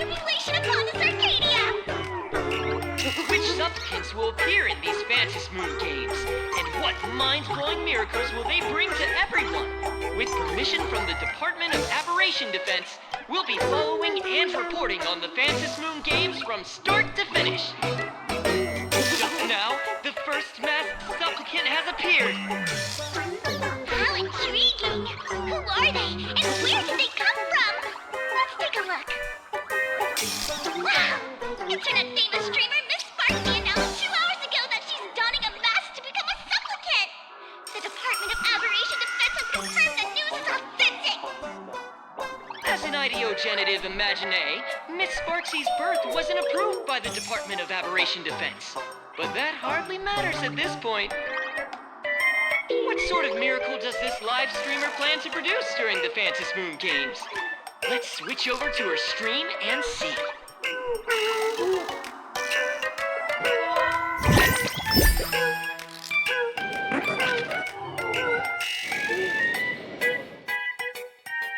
Yoo-hoo! And we're back from the commercial break. A big thank you to Love Insurance for being the title sponsor of today's Sparxtacular Arcadian Adventures livestream. One person, 1,000 faces. 1,000 faces, one person. Who will Sparxicle become today? Ta-da! Time for the big reveal! Everyone, follow along with Miss Sparxie of Planarcadia Academy as we check out how our new transfer student is settling in. March! Say hi to the camera. Sparxie! Don't you dare mess with me! I, March, am not someone you can easily push around! I'll have you know I'm the disciple of General Jing Yuan of the Luofu and General Huayan of the Xuming. I've undergone rigorous Xianzhou sword training. Others might fear you, but I sure don't. My, March seems quite worked up. Is it because she's a bit nervous about her first live interview? All right then. Now, let me interview my colleague, Mr. Yang.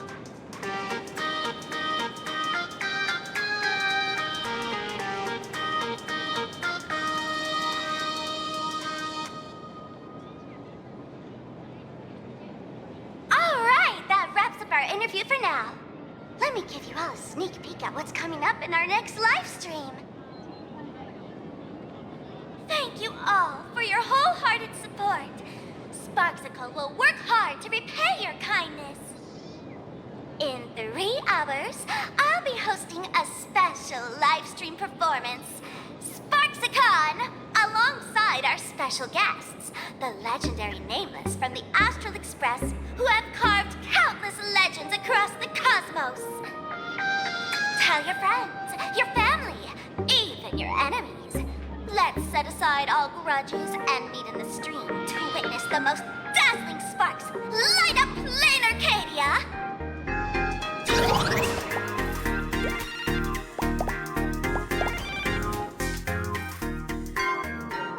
Now, see, Miss Sparxie was just doing a program with your friend.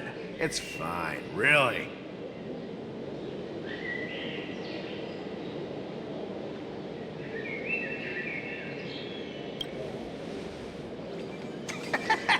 So these are the nameless of the Astral Express? That's hilarious! I heard they're supposed to be great heroes who saved other worlds, but look at them now! Switching to comedy in a heartbeat.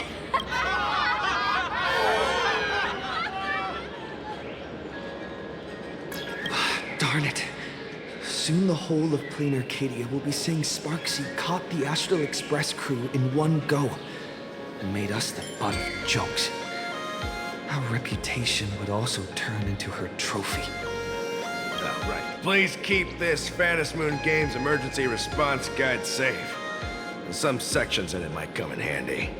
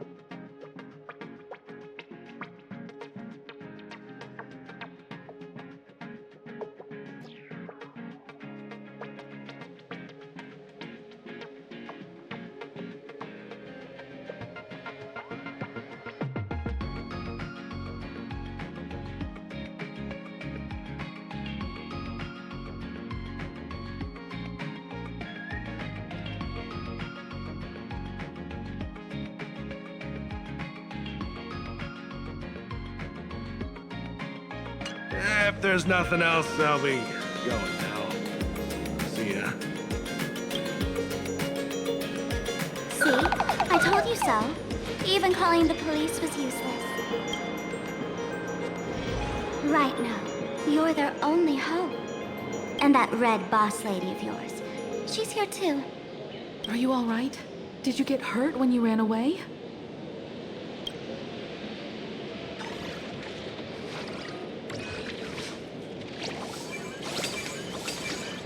So, March and Welt are both trapped in Graphia Academy now? And that girl called Sparxie took the mask, too. No, it's not your fault. I underestimated the complexity of the situation behind these games. Coming back to my homeland was meant to be a relaxing vacation for everyone. And I also wanted you and March to experience the atmosphere of elation in this world. Throughout the history of the Phantom Moon games, there have been many instances of cooperation between supplicants. But this time, forces from across the cosmos have turned this into their own high-stakes poker table. Rather than honoring the elation, these players are far more eager to savor victory for themselves, itching to knock everyone else out of the game. Sparxie is one such troublemaker.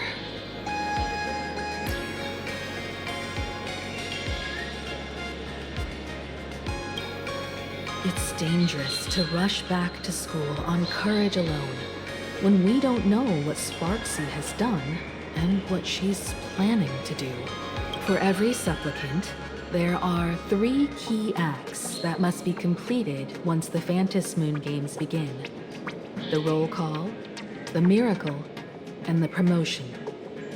Sparxie has completed the roll call.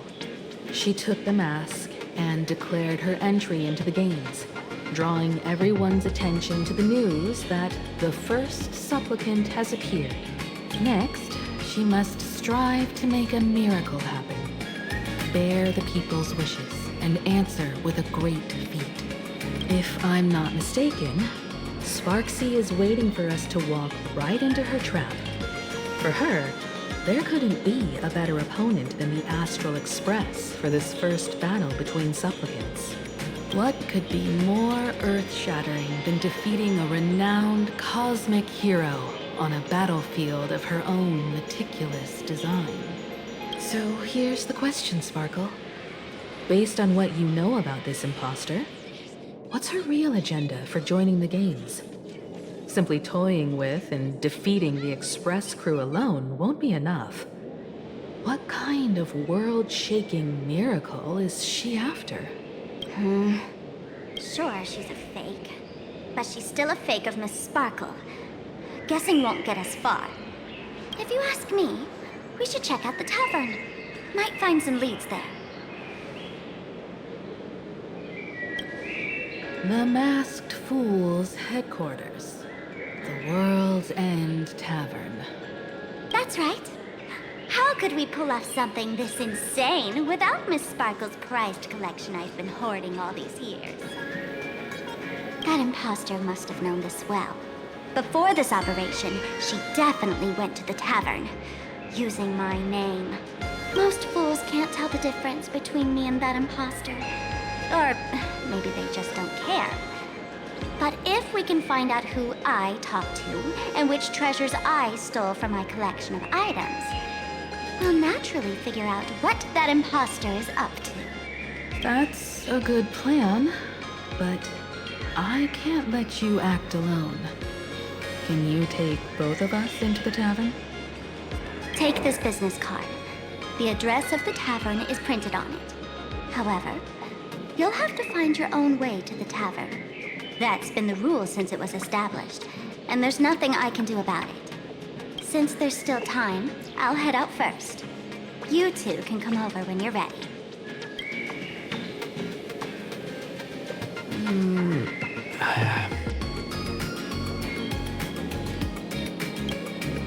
Relax.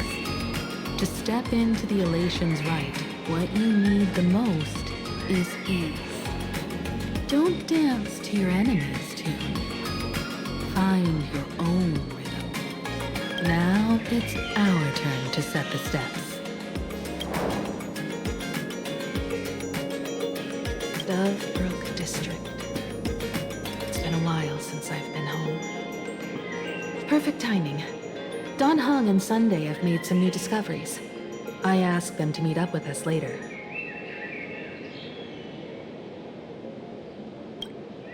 Don't get your hopes up too high.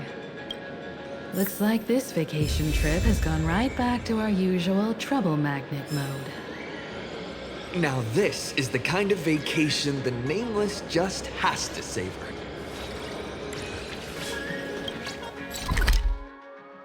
A Furbo snapped a pic of me on the street without my consent just now. Fame isn't exactly good news for the Nameless. We're almost at Dovebrook District.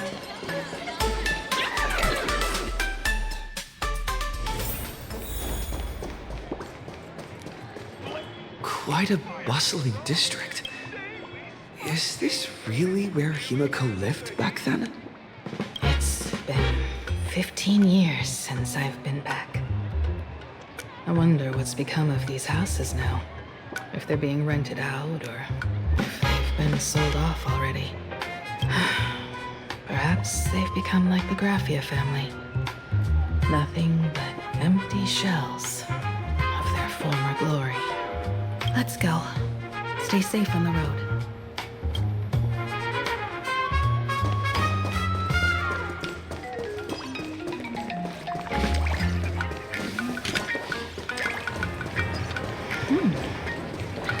This place seems to have changed a lot. Holy Rest assured, I haven't forgotten a single thing about the compensation. This Furbo was actually waiting outside the magazine's office just to make amends? Furbo absurdo. And you are?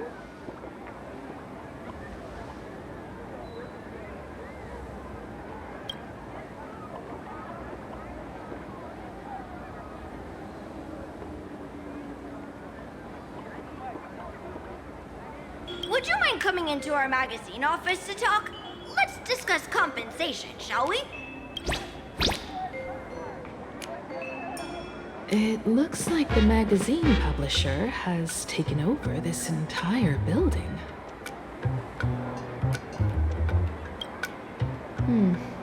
Strictly speaking, the entire street where this building stands belongs to my family's estate. It's said that, in their heyday, the Graphia family owned property all across Plan Arcadia. But by my generation, very little was left. When my journey reaches its end, will anyone in this world be able to inherit anything from me?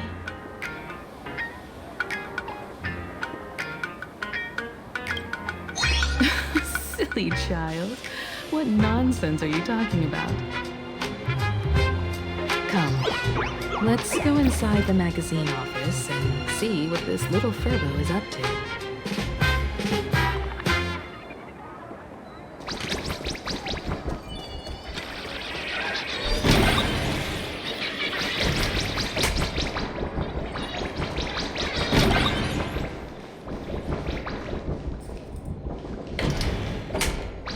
Hey there, Paraprince! I brought quite an impressive creditor to visit you. Beep beep. Debt collector signal detected. I'm out of here. Don't run! It's the Great Raccoon from the Astral Express! Furbos and raccoons. We're all one big family. Beep boop. Family or not, you're all just here to collect debts, aren't you?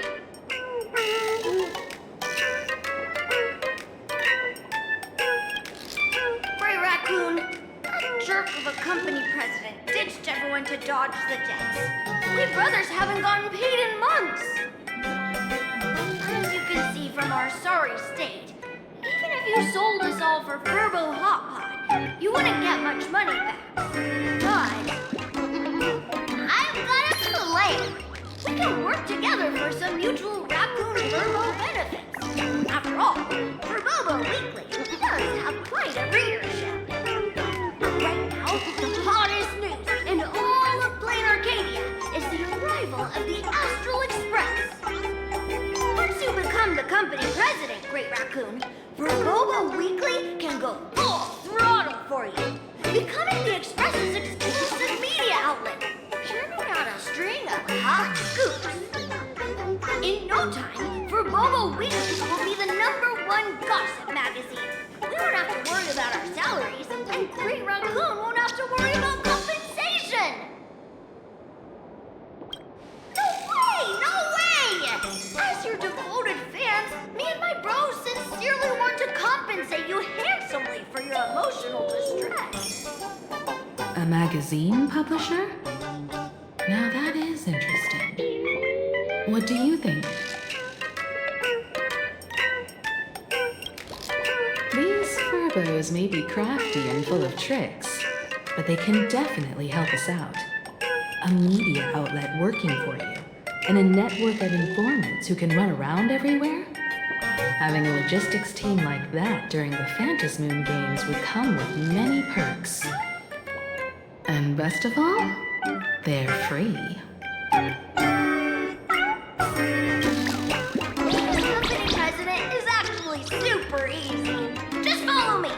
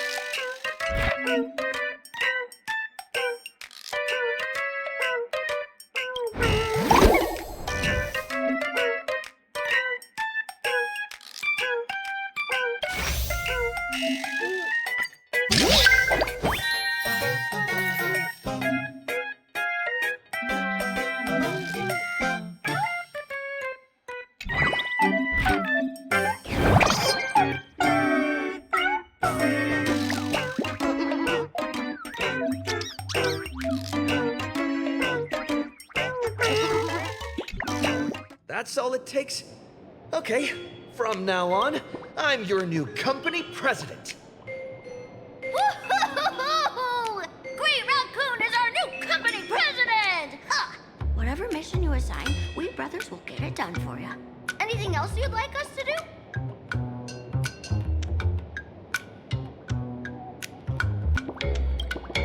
Boss, you don't like Verbo gossip? What name would you prefer then?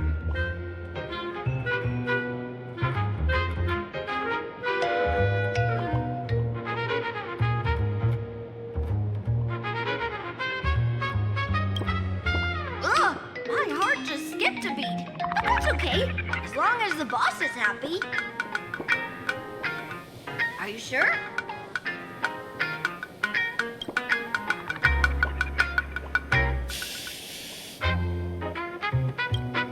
Boss, you don't like Verbo gossip? What? Oh, that's quite a unique name. Are you sure? Boss, you don't like Verbo? Ugh, my heart just skipped a beat. But that's Are you sure? In return, make sure you create some big news stories. Oh, and that journalist Verbo who wrote that slander about you? HR will fire him. We don't need an employee around here who's got beef with the company president.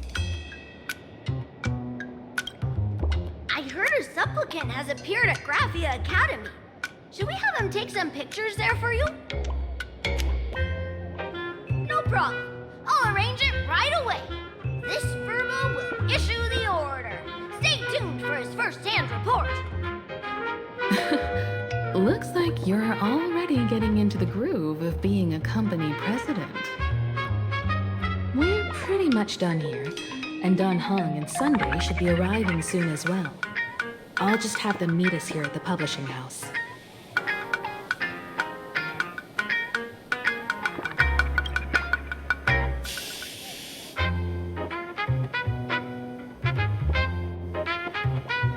Miss Himiko, we're here. Slower than expected, huh? Looks like you had quite a harvest. That's, difficult to say. Ah, Miss Himiko. And Benefactor is here too. It's been a while. I've missed you all dearly. Miss Temune, are you representing the Xianzhou on this diplomatic mission to Plan Arcadia? This is a matter of great importance. A humble girl like me doesn't have that kind of standing. I'm just tagging along with General Yao Guang of the Yuchui to help out with odd jobs. I happened to run into these two on the way. The Seer Strategist. What happened on this journey? Sorry, there was a bit of a hiccup. I accidentally put on a mask of elation. Now I'm a supplicant in the Phantasmoon Games. Well, that's quite unexpected. I know the Express has been seeking to join the Phantasmoon Games, and I've been quite curious about that. Sorry. Did I make things more complicated than they needed to be? No need to apologize, Sunday.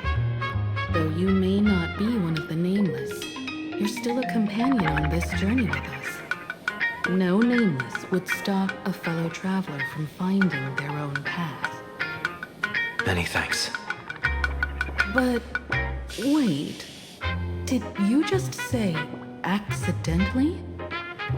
It's a long story. I'm afraid we'll have to wait for General Yao Guang to explain it herself. She was with us just now, but somehow disappeared without a trace. Madame Yao is always like this. She probably disappeared suddenly to deal with something urgent. This Seer Strategist is just as elusive as the rumors say. Should we wait for her? No need. I wouldn't dare impose. The tides of fate shifted. I had to delay my steps to arrive at the proper time. I asked for your understanding. Oh my. Counting me, we make exactly 6. Let me do some calculations. Your fortune in the coming days looks grim. You'd better watch out. Wheel. Makes sense. You got what you wanted today. The fates spell danger. This matter is most likely connected to that blade. Ah, the little fox's misfortune has overflowed into good luck. She's blessed with constant good fortune, a true harbinger of prosperity. Huh. That's weird. I can't see yours. So, you're that trailblazer Fuxuan mentioned. Your reputation precedes you, Seer Strategist.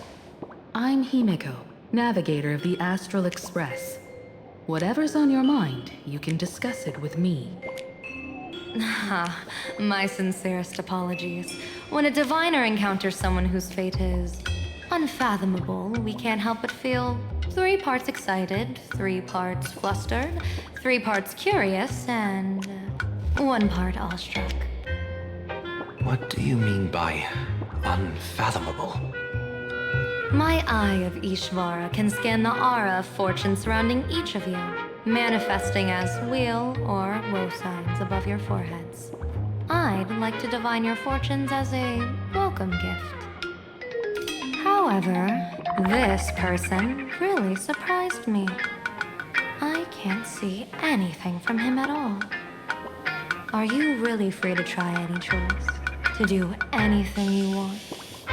Does an Ishvara like you actually exist in this world?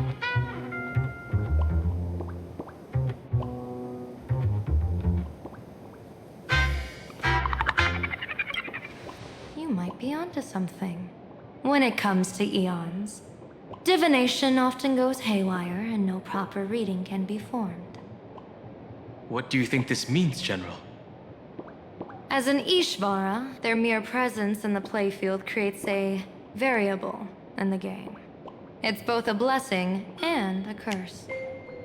As I said before, the weal and woe of us six align with the 6 lines of divination. If he represents woe, then the hexagram falls to water, where dangers lurk above and below, spelling doom.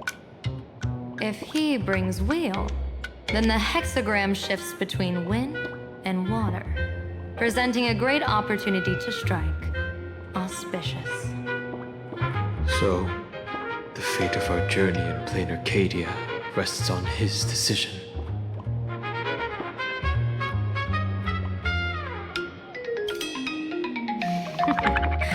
It's not as mystical as it sounds. While an Ishvara has far greater freedom of choice than ordinary people, they're still caught in the currents of fate. I just want to remind you to choose wisely. Back to business. I take it you're not just here to read our fortunes? I am here to greet everyone, to apologize to the Express Navigator for my previous indiscretions, and to borrow someone from you. Miss Higo, now you understand how I ended up wearing this mask. I get it. She says she wants to borrow you for an operation. I want to hear your thoughts. If you're not comfortable refusing, I can speak up for you. Oh, you two. No need for whispers. I can hear you loud and clear. How did you... Well, since the General heard us, would you mind telling us your reasons for doing this? I'm collecting variables. During this journey, I'll be acting as unpredictably and irrationally as possible. Don't be surprised. Some Arbiter Generals excel in battle with their wit and valor. Others master the art of forging weapons, and some guard the netherworld with their lives. I, however, fight for the Alliance by calculating and manipulating fate itself, peeking into the future. I'm here to discuss matters regarding the Anti-Destruction Alliance, and then I'll head to Astropolis for the vote. That's the real business. But according to the divination, this Arcadian world faces an extraordinary danger. When a bird's nest falls, no egg will remain unbroken. Are you saying we'll all perish along with Plan Arcadia? What's going on here? Intel indicates that a serious Xianzhou criminal is attempting to join the Phantom Moon Games. This individual has been infected by the flesh of Shuhu, the emanator of the abundance, and is extremely dangerous. According to my interpretation, his long-suppressed violent nature will eventually become uncontrollable, bringing catastrophic disaster to everyone.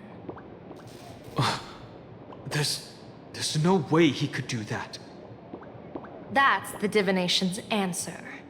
Rather than asking whether he could, we should ask, how would he do it? My divination shows dragons clash in the wilderness, their ichor dark and yellow. While the term dragon clash could simply mean fierce battle, could it be foreshadowing a great calamity from your conflict with Blade? Perhaps this prophecy has other interpretations, but with my limited intel right now, I have to prioritize Blade, this most volatile and dangerous factor. I've heard that different interpretations of prophecies can lead to completely opposite outcomes. Until things become clearer, it's better to reserve judgment. let's put that aside for now. In any case, I've brought along a creation forged by Blade himself. If things get out of hand, it might temporarily restore his sanity, giving us a brief chance at victory. What is it? I'm sorry, but fate has shifted once again. I must take my leave. To put everyone on the Express at ease, I solemnly swear that Mr. Sunday won't be obligated to do anything for the Xianzhou. On the contrary, our delegation will give him every ounce of aid within our power. What did you say, General? Aid within our power? She's gone. Whoa, that was quick. Madame Yao must be really busy. Has she vanished into thin air like this before? Yes. I don't know the details myself. With Madame Yao, it often happens, and no one knows when she'll return. She doesn't do it on purpose. Allow me to apologize on her behalf. No worries. At least we know what the Xianzhou is up to. Right now, 2 companions from the Express are still trapped somewhere. He and I must head to the tavern to uncover some clues. If Miss Himiko needs my help, please don't hesitate to ask. Are March and Mr. Yang in trouble? I'll go with you. No, you and Sunday will act together with the Seer Strategist. We're not at the point where we need to call in reinforcements yet. The situation with Blade is unusual. That Seer Strategist's concerns aren't just baseless worries. I don't want to see the Phantom Moon Games bring catastrophe to my homeland. So this is also my request. To put it in the General's words, please do your best to introduce new variables.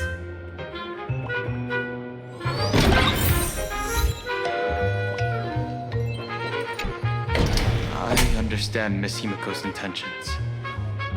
I'll leave March and Mr. Yang in your care.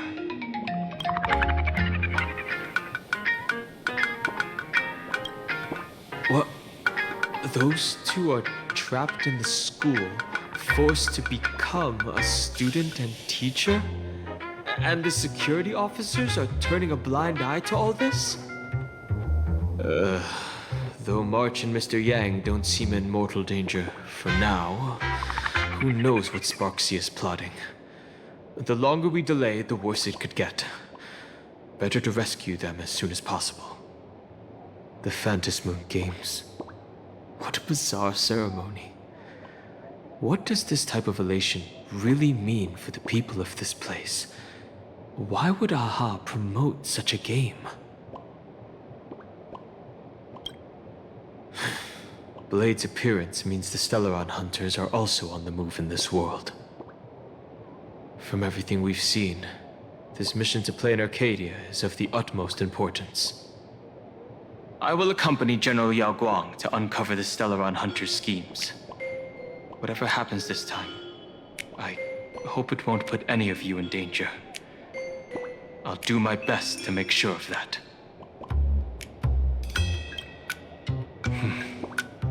Whatever happens, keep me posted on how things go.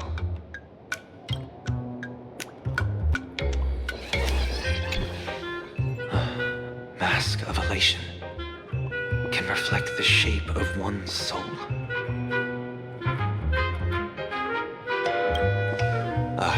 Sure. In Paniconi's decorative arts, ravens often symbolize the hidden desires and whispers of humans' dreamscapes.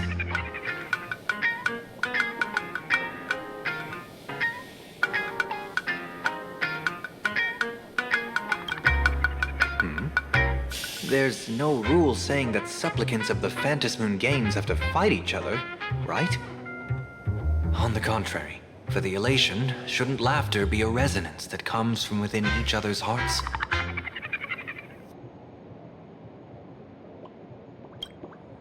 After putting it on, I seem to hear curious voices. The mask whispers to me, urging me to show my elation to the god, to create miracles that will make the people of the Arcadia laugh with joy.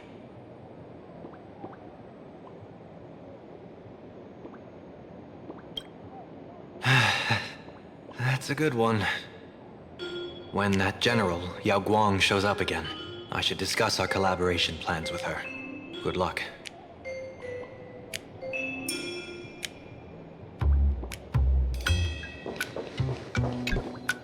Greetings, benefactor. It's been many days since we met in Penacony, and I've been thinking of you day and night.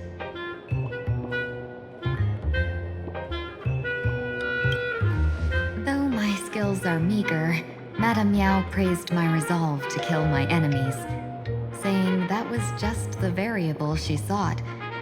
That's why she assigned me to temporarily serve under her command for this expedition. And look at that. It's brought us back together again. What fortune. I wished I could travel with you longer back in Penacony, benefactor. After all, I've yet to reclaim the opportunities Fantilia stole from me.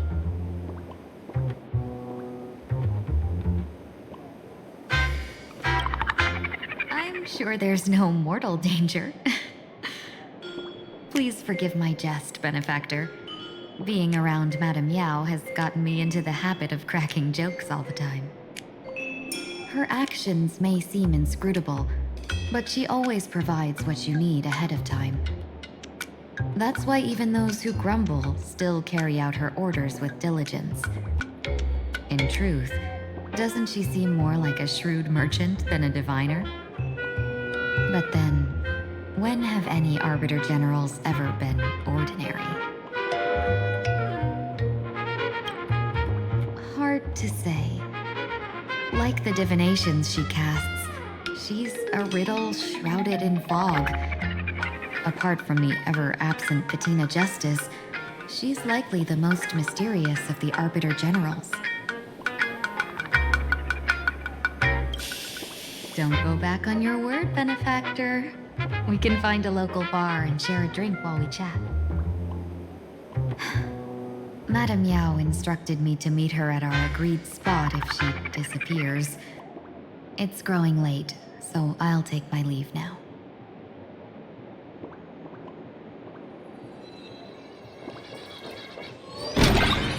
The IPC, Masked Fools, a Cienjo General, the Stellaron Hunters, and the Nameless. Some came for the Alliance. Some for the Eon's game. Whatever their reasons, a storm is brewing in the skies over this world. But at least we got some good news. Sunday has joined the Phantom Moon Games. He can help us in our showdown against Sparxie. Let's rendezvous with Sparkle at the tavern. We must uncover why Sparxie entered the Phantom Moon Games, and what sort of Sparxicon she's got planned for Graphia Academy. When I was little, I heard a few urban legends.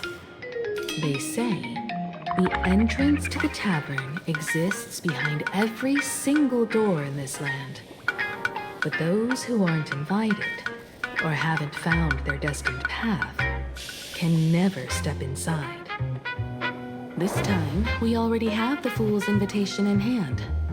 As for the key to open the door, there's a silly rhyme on the back of the business card.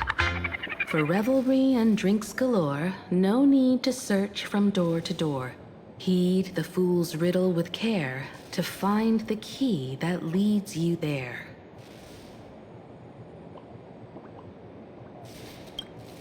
So, about the fool's riddle, got any leads?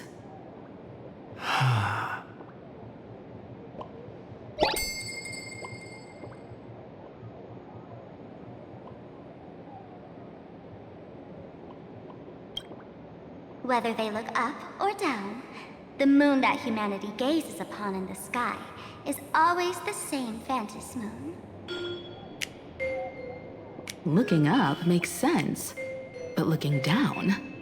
How exactly do you gaze at the sky?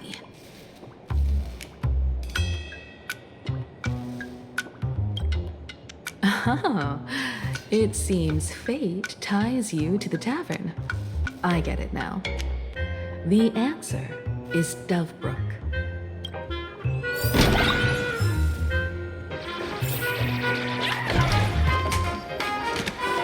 Many generations ago,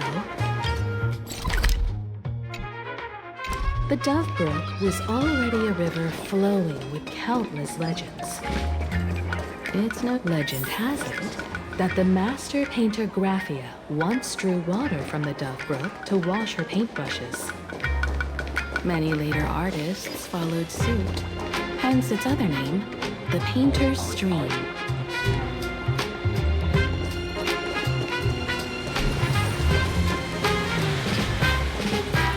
Looking at Dovebrook's scenery, memories from my student days just come flooding back. They're not exactly interesting memories. Back then, Dovebrook District was teeming with gangs. There were hooligans running around everywhere, and some really loved messing with the students. I was taller than my peers, and happened to be training in martial arts. To stand up for my juniors, I would occasionally get into scraps with the thugs on the streets. The people who fell into the Dovebrook River would cover the surface like bean sprouts in noodle soup. It all feels like it was just yesterday.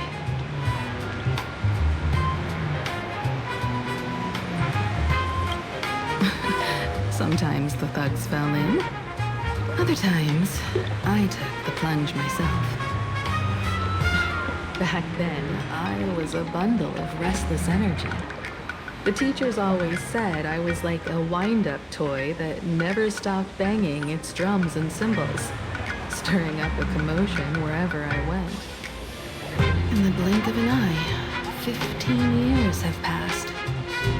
Hard to believe someone as reckless and willful as me became the navigator of the Astral Express. Now's not the time to wax sentimental. We've reached the banks of the Dovebrook. So, where's the tavern entrance hidden?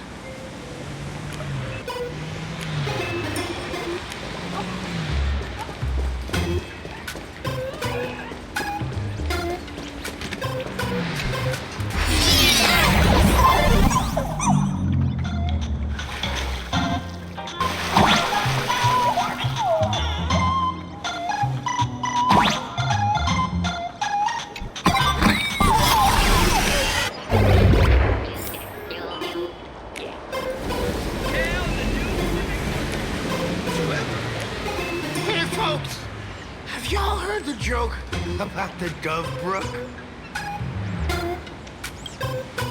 And one day, a criminal escaped from prison. He ran for his life, but just when freedom seemed within reach, the Dovebrook blocked his path. With his pursuers closing in, the man prayed to the river. I am hammered by the law, stained with filth. Oh, pure flowing waters, please do not swallow me. A voice from the Dovebrook replied, there's a pedestal of light on the water. Step on it and you can cross. What pedestal of light? It's only the moon mirrored on the water, an image that shatters at a touch. If I step on it, I'll fall in and drown. Guess how the Dovebrook answered him. The Dovebrook said, you're not hammered at all. Otherwise, how could you still tell the moon from the pedestal?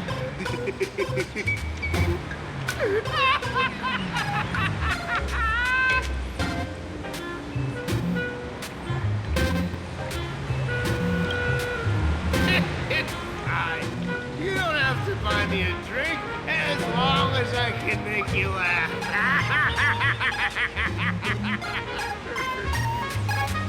That joke sounds like a hint. fool from the tavern? Maybe if we find the fragile moon he mentioned, we'll find the way into the tavern. The moon's reflection. So fragile it shatters at a touch.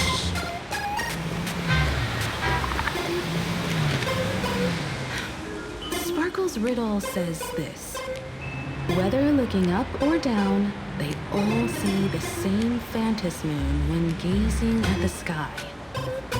We've gazed at the sky already, so next...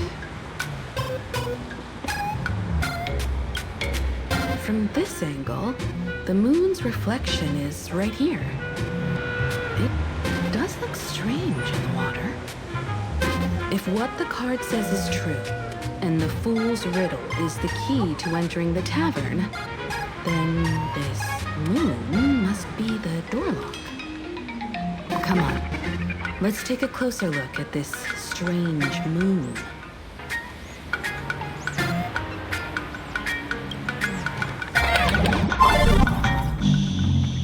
Keep going. Chase that moon's reflection.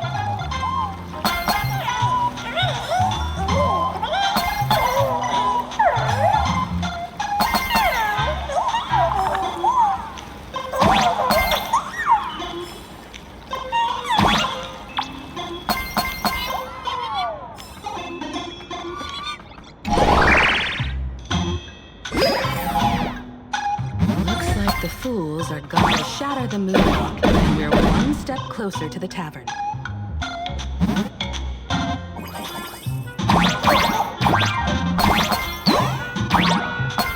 Let's try again.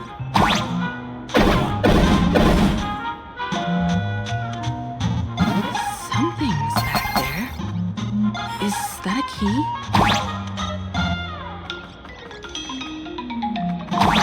The moon is about to break. Let's try again. The key has dissolved into the water. The water's surface is about to change. Look, the tavern's shadow has appeared.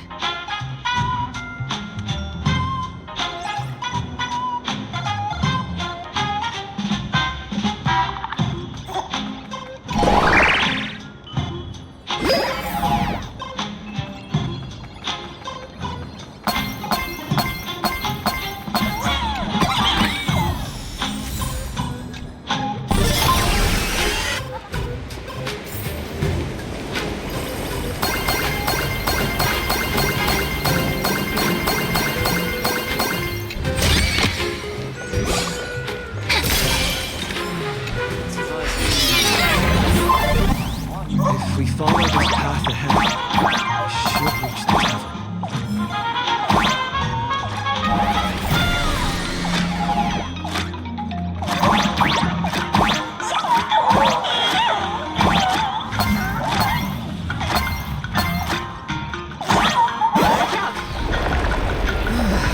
I almost forgot. You're a full-fledged trailblazer now.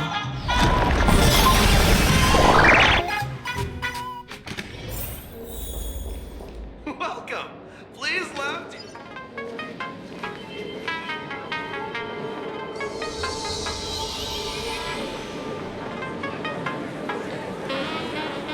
So this is the World's End Tavern. No. Allow me to correct you.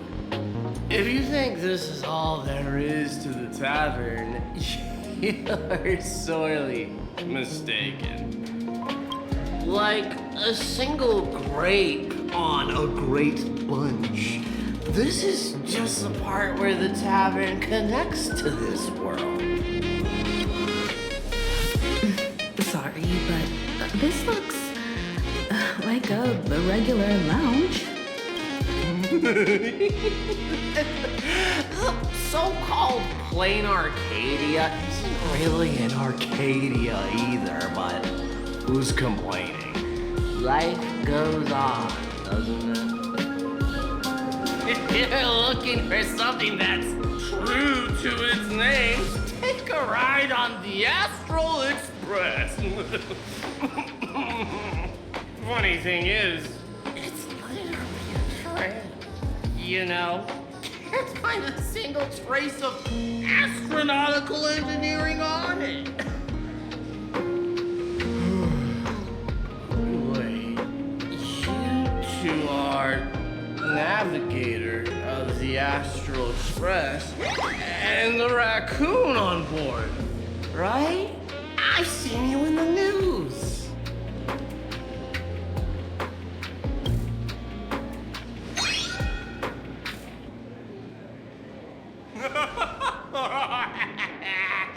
Friends, a big shot is here. A real knee slapper incoming.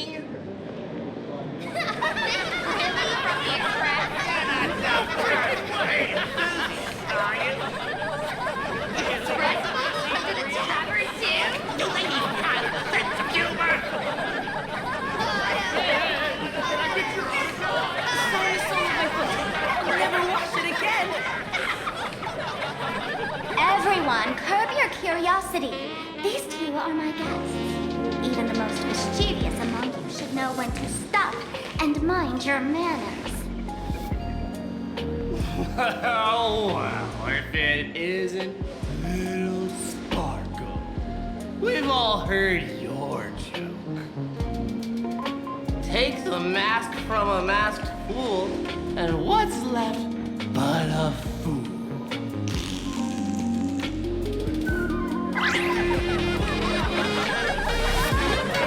Oh my! Wouldn't a masked fool be better off without the fool? An empty mask sounds even better, no?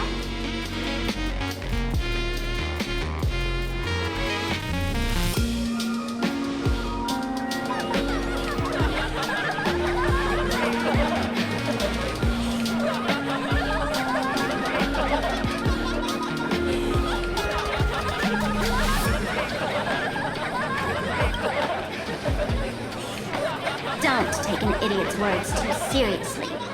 Unless you want to join them.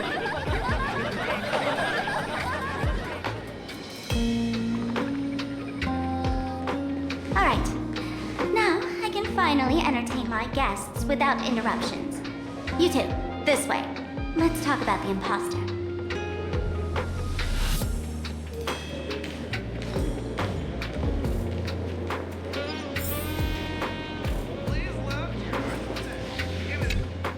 Alright, you two. First round's on me. What'll it be?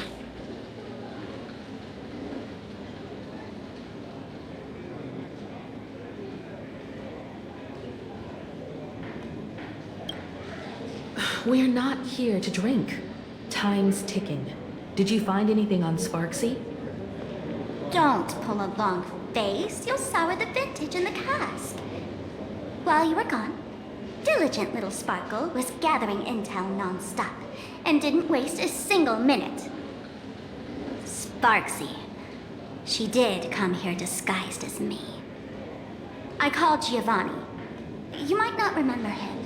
He's the poor sap who drew the short straw to manage the storage area recently. Old Gio told me that a week ago, I came here and took a few things.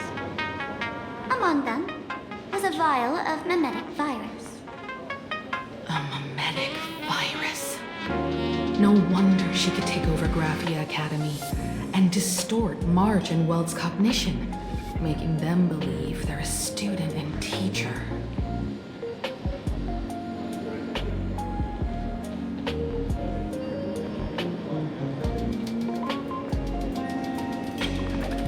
Close enough.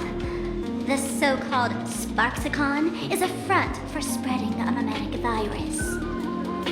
Knowing that isn't enough, what type of mimetic virus is she spreading? What are the symptoms? We need more on her plans and actions before we can counter it. Thought of that already. So I visited a few friends and learned where the imposter's been haunted. To dig up details, we'll have to get hands-on. Lead the way, then. Let's move. Stay close.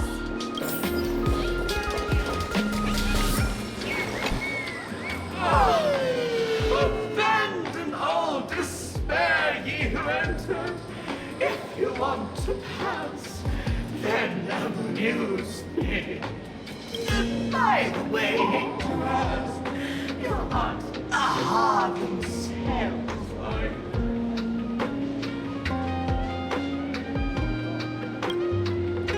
now you're not Aha. You got that smooth talker air, but you're not. If you were Aha, a wave of your hand would cure my melancholy. You can't do that, can you? Isn't this the Tavern of the Elation? Don't you welcome the laughter, gracing you with their presence? You're wrong. It's not that they'll unwelcome. See that? The fools put up a sign over there. Aha and morning actors stay clear from the door. Stay clear! Ridiculous as it sounds, it's true. After 666 invitations to Aha went unanswered, the younger fools voted to expel the laughter from the path of elation. Oh, I get it. It's like students expelling a teacher from a classroom. The action is meaningless. The message is loud and clear, though. All right, Mr. Doorway. I assure you that none of us three is Aha, and none is a morning actor. Oh, it's Sparkle. Is it really Sparkle? It's not someone else pretending to be Sparkle. I can't tell, and I don't care. Listen up, gray-haired bag. If you want me to open, pay the toll with saying a joke. I've been waiting for the one joke that can cure my melancholy. Now, move me.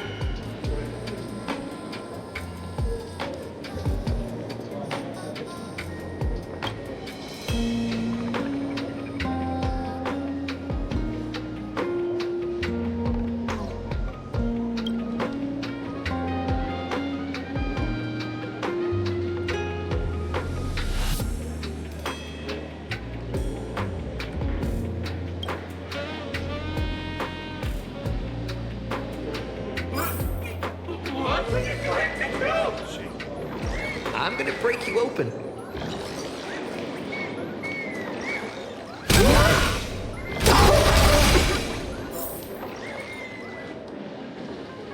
Didn't expect you to have the pull to get me into the tavern. As expected of a detective's assistant. Back when I still had a sense of humor, the fool gave me an invitation. You can thank him for that. You're really going to see the Stellaron Hunter case through? They can only pay you in dirty money, you know.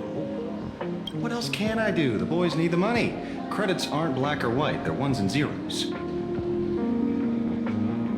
All right, I reached out to Costide. He said that one of the 3 people who stole the mask looked familiar. He might have seen them in the news.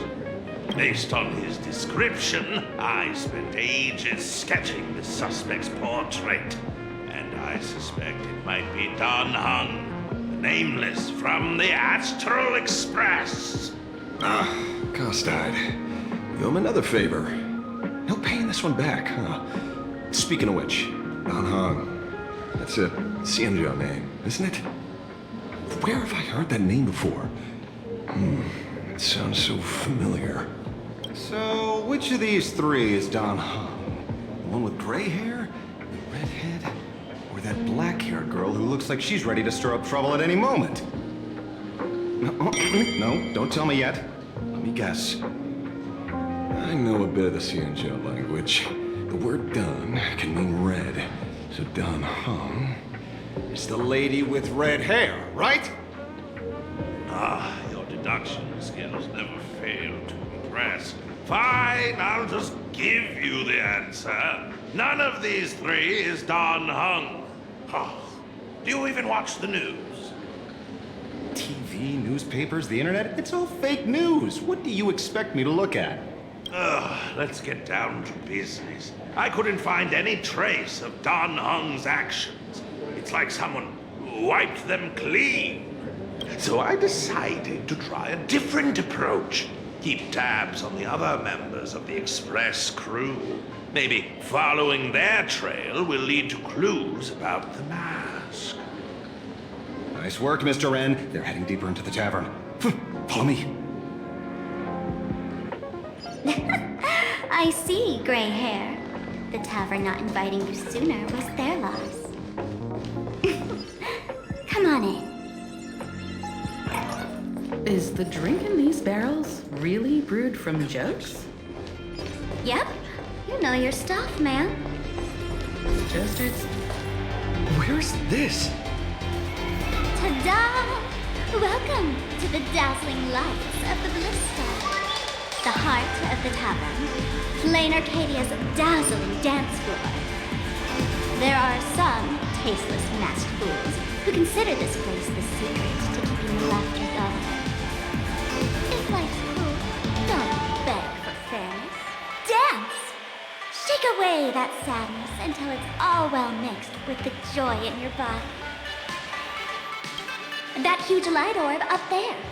For a tavern, it's as essential as the faintest moon in the sky. If we get the chance, I can take you inside for a real eye-opener. Speaking of which, 2 months ago, some idiot, after downing hundreds of drinks, had the bright idea to knock it down with a super overlord spinning top. So, we had to reinforce the blue star with a steel frame around it and seal it inside the world in canvas.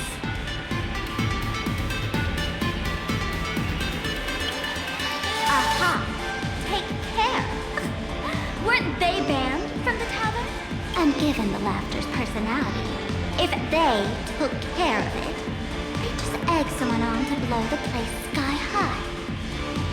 This fool you're talking about. It wouldn't happen to be Sparxie, would it? If it were, I'd already be tied to that light orb as the scapegoat.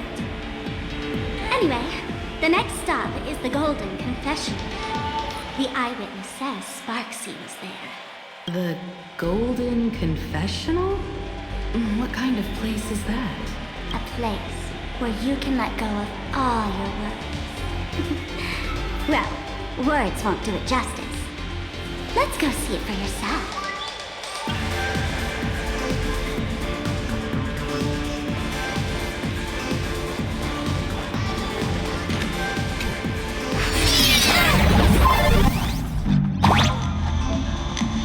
Let me show you how to open a path. Play according to the sheet music, and the path will naturally open up.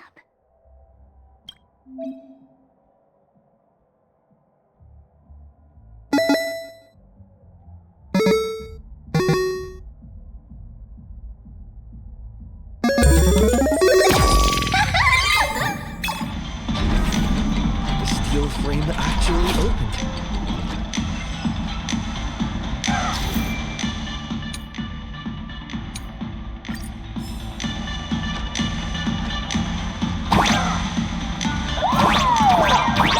The wristband here actually changed color at the least. Fun, right?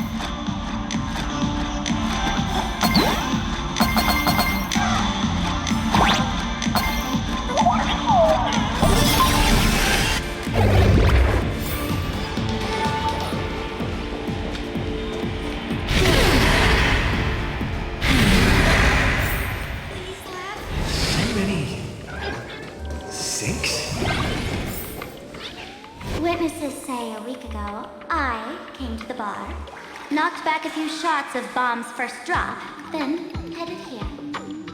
The Golden Confessional is an emergency shelter for fools who've had one drink too many. Here, we shed our excess baggage before marching light-footed into the next second.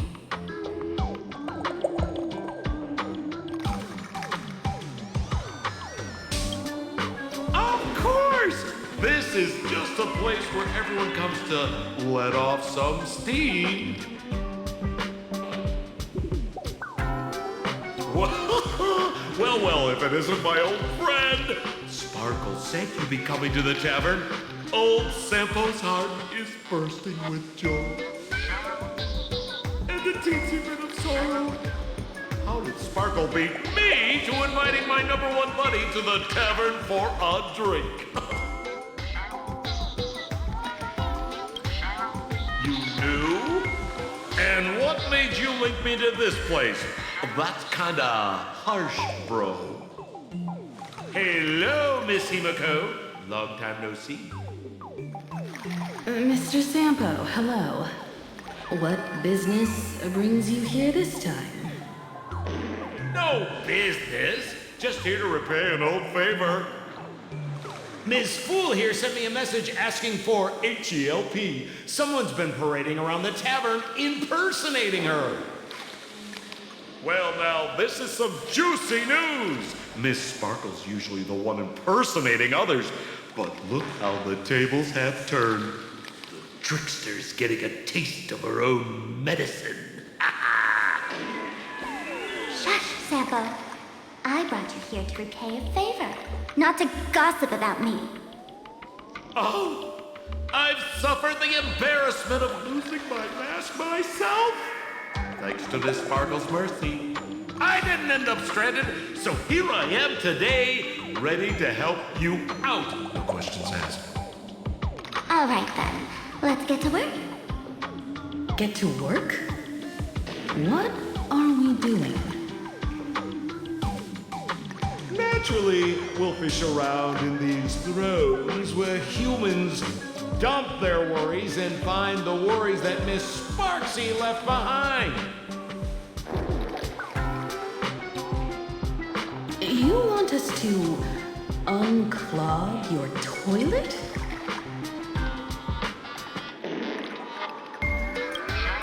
I'm not joking.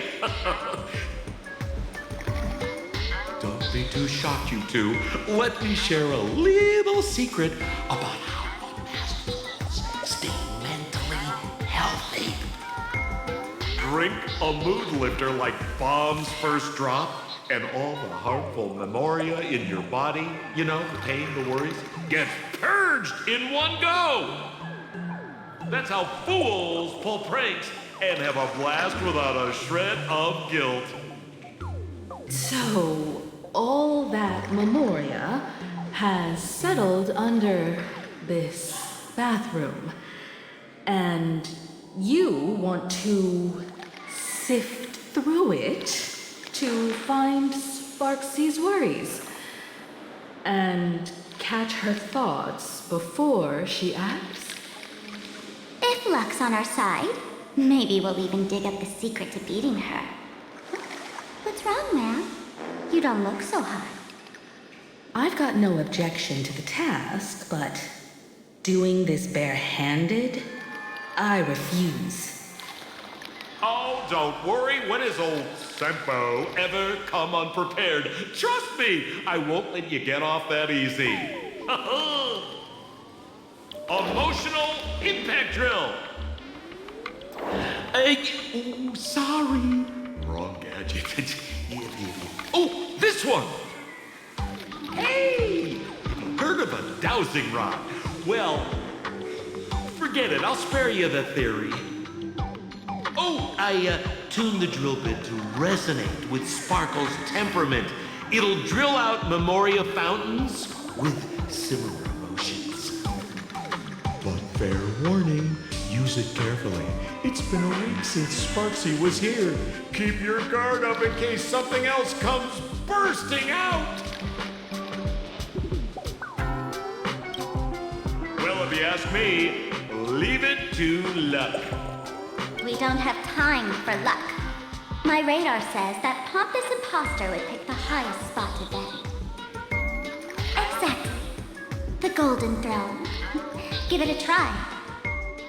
Bro, pick a spot to drill and start mining that gold. Sampo, does this thing even work?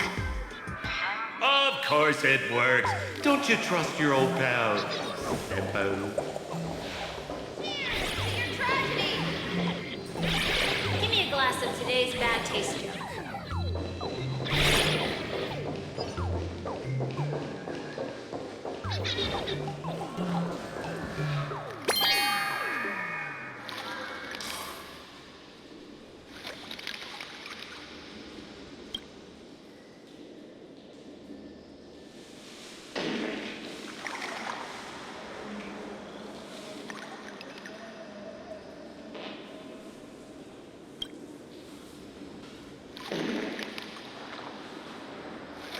Sampo? How did you get up there just now? Oh, right! Silly me. Through that pipe on the side.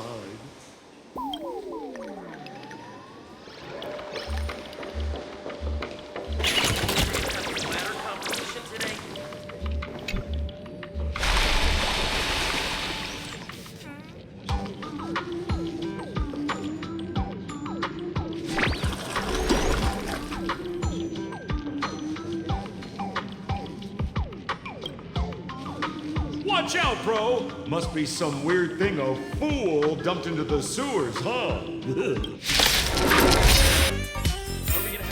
Every memory turns into ripples.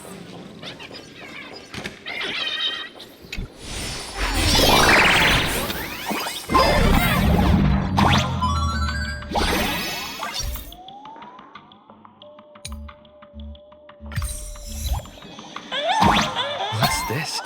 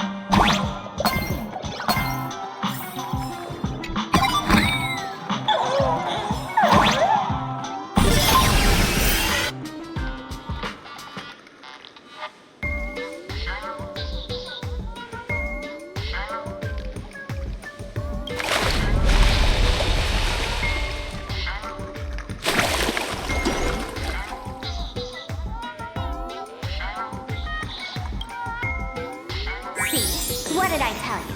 The imposter's worries have appeared.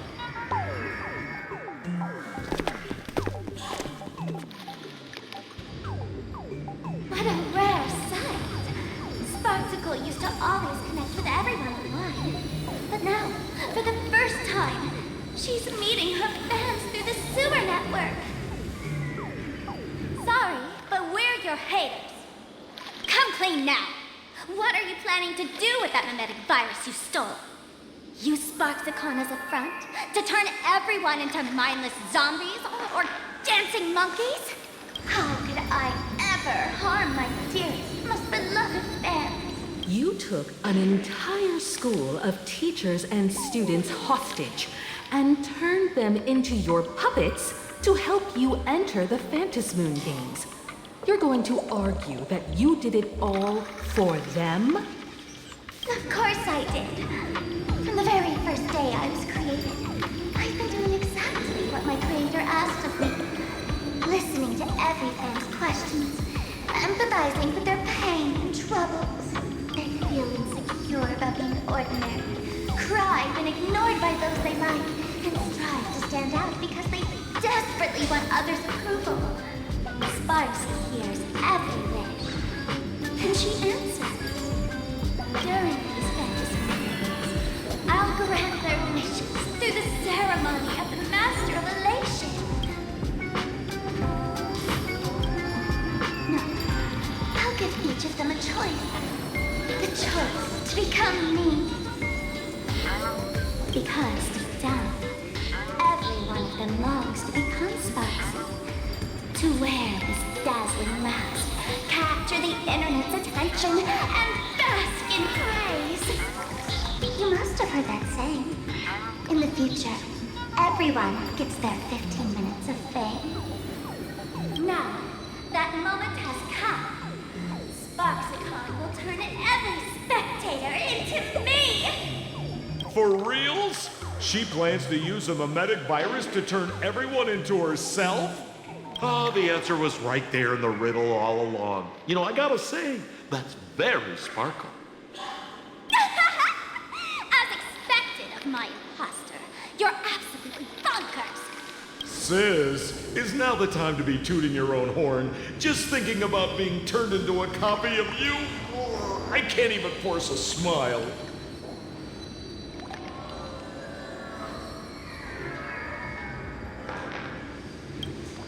Bro, what part of this is elating?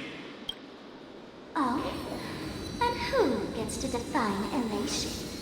The laughter, the fools, the IPC, or every me seeking joy on the Arcadian internet? Contrary to popular belief, the masters of the Phantasmoon games were never us, the sufferers, but the spectators watching us. Sadly, the Inner Astral Peace Network showed people other worlds in the cosmos. Once horizons widen, expectations climb. Nothing they hear or see feels fresh, interesting, or thrilling enough. And everyone fears that they're outdated, uninteresting, or unexciting in others' eyes. So the world's like a derailed train, racing toward thrills and madness. Nameless of the Astral Express. Am I wrong?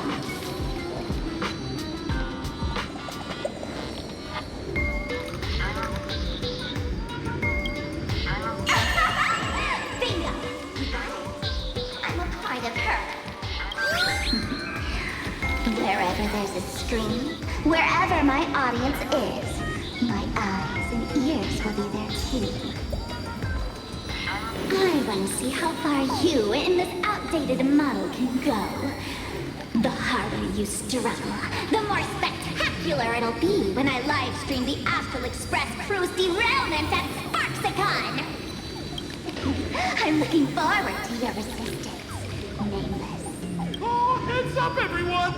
She's getting serious. Oh man, the other day I ran into this fan.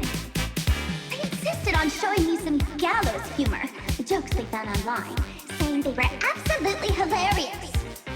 But all I did was show me a video of someone being killed by an anti-matter and hurt to weapons. Come, let's all enjoy this gallows humor together!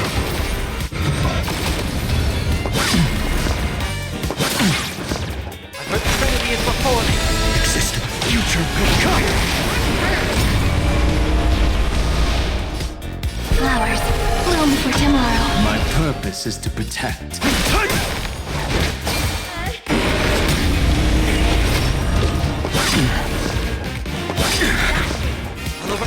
Down, farewell.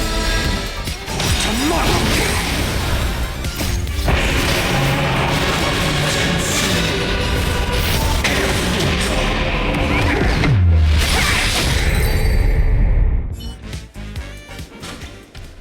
Listen, Sparkle, you only asked me to do your dirty work, but you never said anything about being your thug. You owe me compensation for emotional damage. Everyone's going to become me soon. Sample, crawl out of your money pit for a moment, will you? To think, Plan Arcadia's elation would end up like this. Back when I still lived in this place, the internet was just for sharing information. Live streaming and virtual idols, we'd never even heard of them. Coming back now feels like stepping into a foreign land. Like returning home, only to find home isn't where it used to be. It's just madness wrapped in a cheerful shell.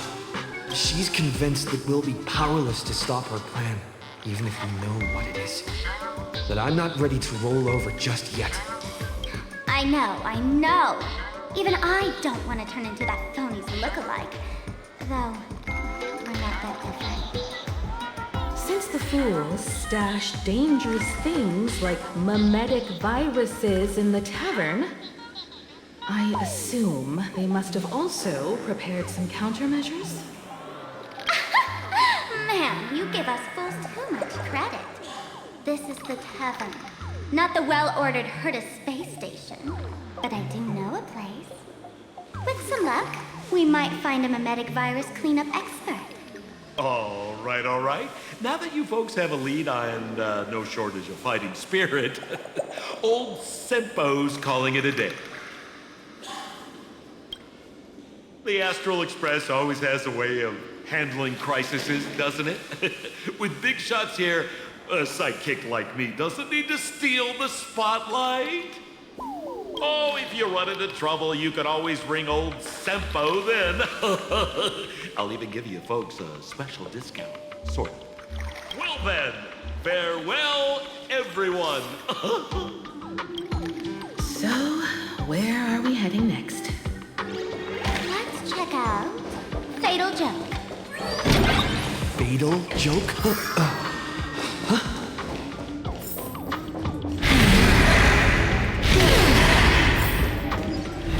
This place feels more like a maze than a tavern. Well, it is a space-time.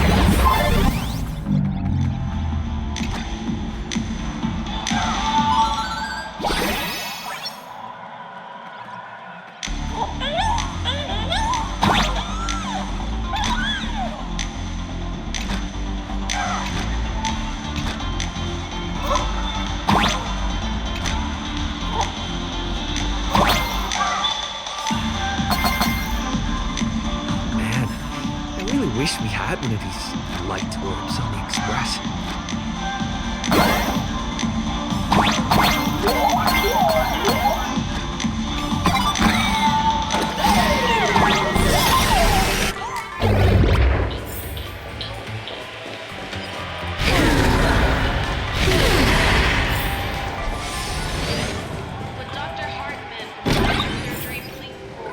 Why is there a hospital hidden inside the tavern? Well, because those who can become fools are all a bit sick in the head. Not your regular headaches and fevers, but matters of the heart. Every time someone goes bonkers and stirs up trouble in the tavern, like scattering nosewalker parasite ticks in every corner, or spiking the beer barrels with truth serum that makes people spew insults. For each time the whole place goes topsy-turvy, there's always some fool who, in the spirit of elation, volunteers to treat them. Yep, they get sent right here to Fatal Joke. Strange. Why isn't there even a fake doctor around today?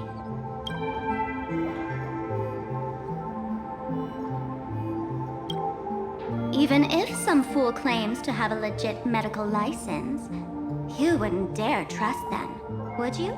Attention patients. Please refrain from eating beef hot pot in the hallway. If you wish to dine, please invite the hospital director to join you. Thank you. Would Dr. Hartman for plastic surgery please report to the director's office immediately? This hospital doesn't even have a plastic surgery department. Who on earth are you? Dr. Zhongshan from Mental Health Care, please report to Exam Room 1. We're one player short for cards. Thank you. Is this a theater or a hospital? Alert. Patient detected ahead. Patient detected ahead. Please line up in an orderly fashion for registration and wait for the doctor to begin consultations. Patient number 01, Akavilli. Is there a Mr. Akavilli? Mr. Akavilli, diagnosed with Stellaron symptoms per the records. Are you present? Please proceed to exam room 1. They called you by name, Mr. Akavilli? You might as well go take a look.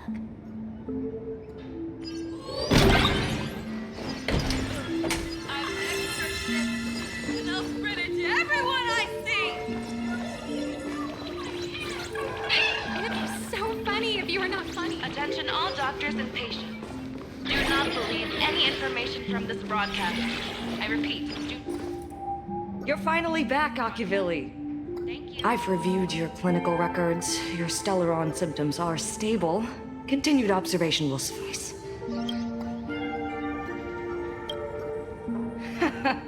Talk about fate. Ever since our little escapade with the Unshackled on the Xianzhou, I've been wondering when someone as interesting as you would grace our tavern. Next time you come to the bar, I'll treat you to a drink with topology olives and Barnsley fractal pepper. Good news for you. You don't need to rush into treatment just yet. Though I can't say the same for Miss Sparkle over there. Patient number 02, Miss Sparkle, please come in. Hello there, Miss Sparkle. You're one of the few who didn't mistake me for that imposter, Doctor. But just a reminder, yours truly isn't sick. I'm perfectly healthy.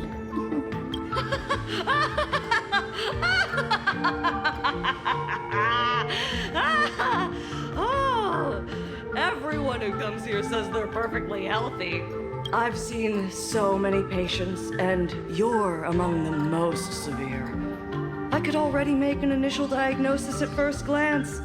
Your ailment is loss of self.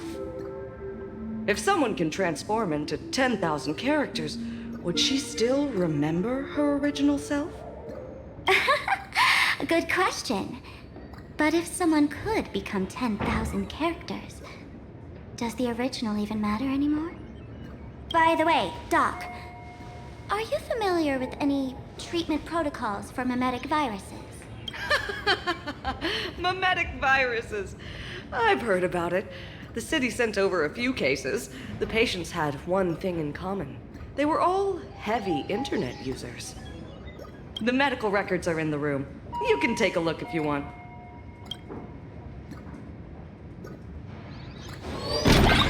Is this Duomension City? How is that possible? The medical records are on the bookshelf. First file on the left.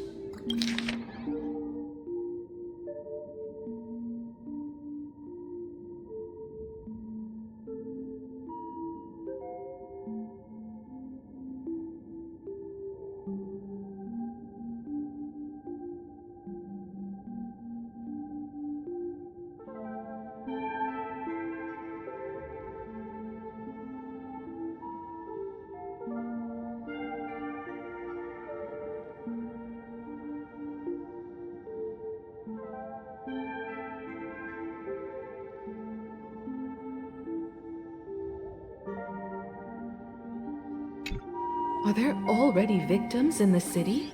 To eliminate the mimetic virus, helping patient 0 face reality is a crucial phase of the treatment.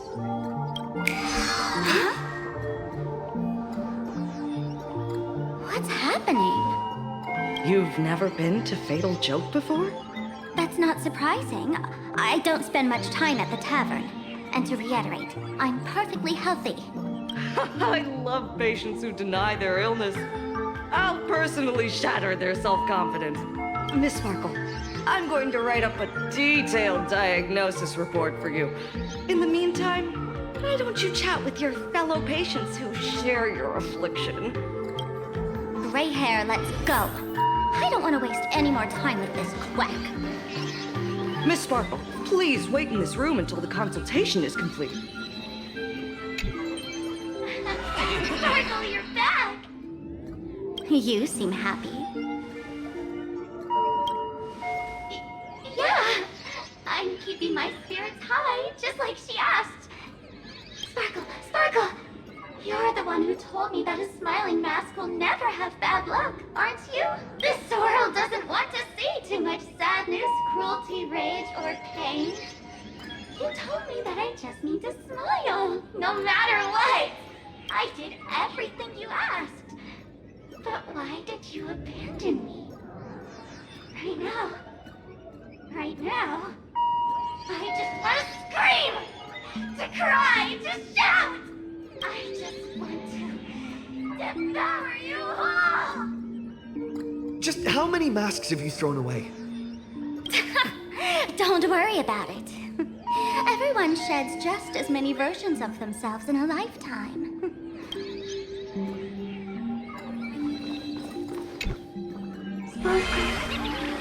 you still remember me? More people got my name right today than in the past week.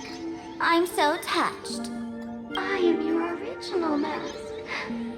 The Sparkle Roll mask.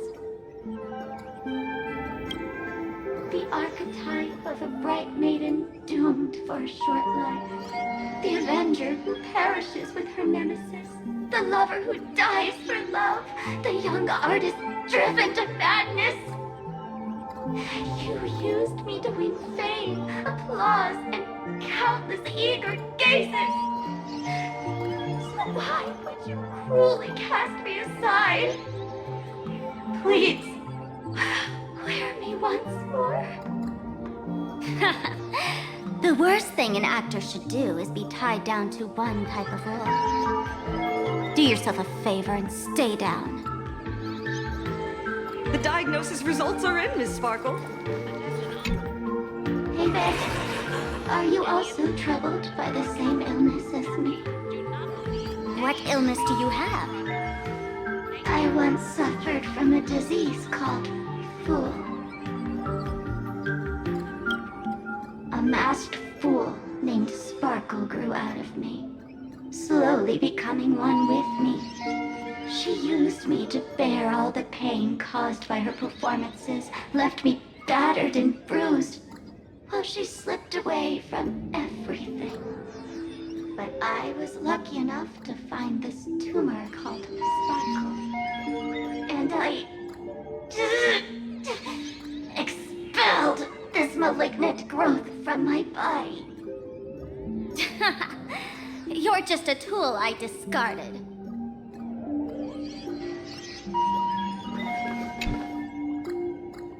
Miss Sparkle, I have your results. Your main components are madness, humor, and a theatrical personality. Unfortunately, the proportions are badly imbalanced. You're beyond saving. But the silver lining is your mask has fallen off. She's free of blast. And that's where everyone's misfortune began. None of the masks I've cast off ever had such strong opinions or such a temper.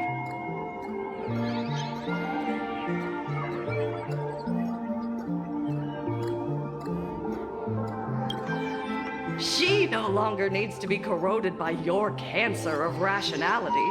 Now she can do anything that you wanted to do but didn't dare to do. Ha! As if there's anything Miss Sparkle wouldn't dare to do. For example, you don't dare wear any one mask for too long. Like a butterfly shedding old skin, you keep discarding every mask just so you won't be defined or bound by them. You're afraid to stop, to be stuck in some stereotype. You're afraid that one day you won't be elating enough. That's why you drew Miss Sparxie and became her online. As a dazzling mask, everyone confides in her. Everyone wants to be her. Everyone feeds her their clever ideas. You thought this would inject new life into your elation. But sadly, once the mask is on you, you become its accessory. People care only about the image the mask paints. No one cares about the you beneath. And that is why she came to life. Human recognition and desire will flow through the internet, providing nourishment for her to bloom. She'll become a bewitching flower, conforming to everyone's wishes, letting them wear her, become her, and blossom across all of Plan Arcadia. What a beautiful sight. Stop? You mean treat? Yes? Cremate Sparkle. That's the best treatment I can prescribe. And here I thought you had something clever. After all, there's only one radical cure for all suffering. Make oneself disappear, right? Miss Sparkle, don't think I'm joking around with you. I only misbehave outside the tavern. But here, I am a doctor, without quotation marks. My treatment is real and effective. Generally, when a fool vanishes, their mask loses its power and becomes a dead thing. You're two sides of the same coin, after all. But as for Sparxie, I can't say for sure. During SparxieCon, she'll be worn by millions of ordinary people in Plan Arcadia, feeding her with sustenance and strength. Your window of opportunity is therefore fleeting. Go on, lie down on that bed and say goodbye to your friends. Press that button and the nurse will come wheel you away. There's a door in the tavern that absolutely positively leads to a still-burning star in Sidunirama. The nurse will send you there, and that'll be the end of it. And if I say no? Then I'll have to be impolite.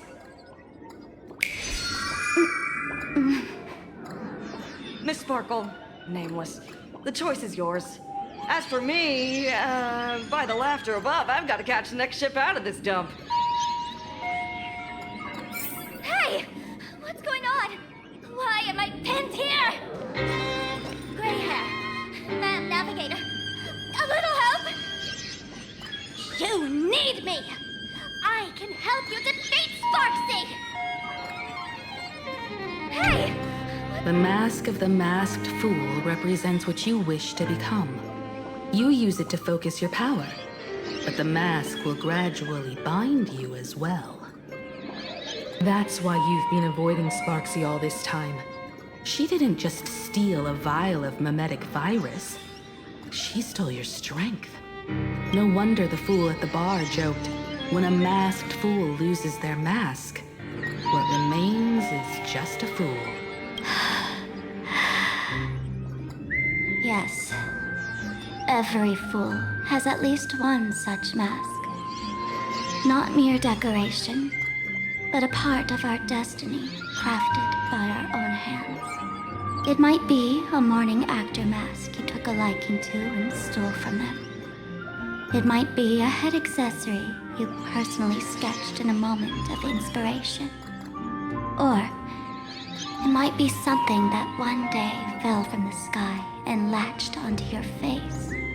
To become a fool, one must experience at least one such instance of destiny. The moment of masking one's face. Through the mask's eye holes, we gain a different perspective. Finally seeing how the universe is simply churning with endless jokes, and the absurd nature of our existence as living beings. The mask is who we want to be. And now, this imposter is more me than I am. Do it! Press the button. Call the nurse and cremate Miss Sparkle. At least then, the imposter will lose her power for a little while. You should be able to take her down easily, right? You're not actually going to press it, right? Give us a moment to hesitate, to think. Waiting is torture, you know. You're not doing this on purpose to punish me, are you? Hey, gray hair!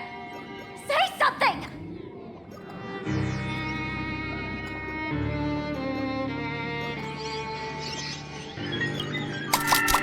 Hey!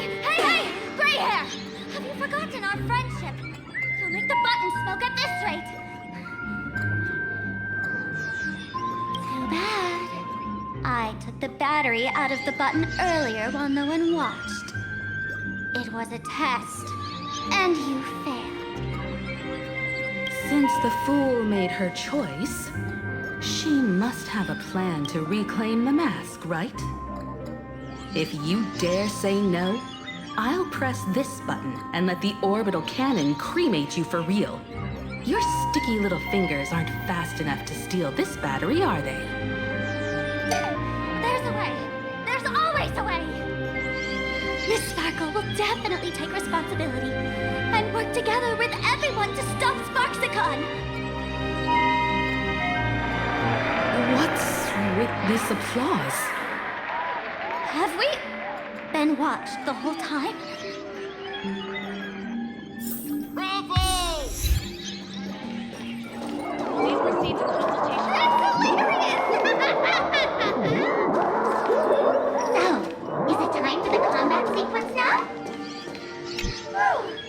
Miss Sparkle lives to fight another day!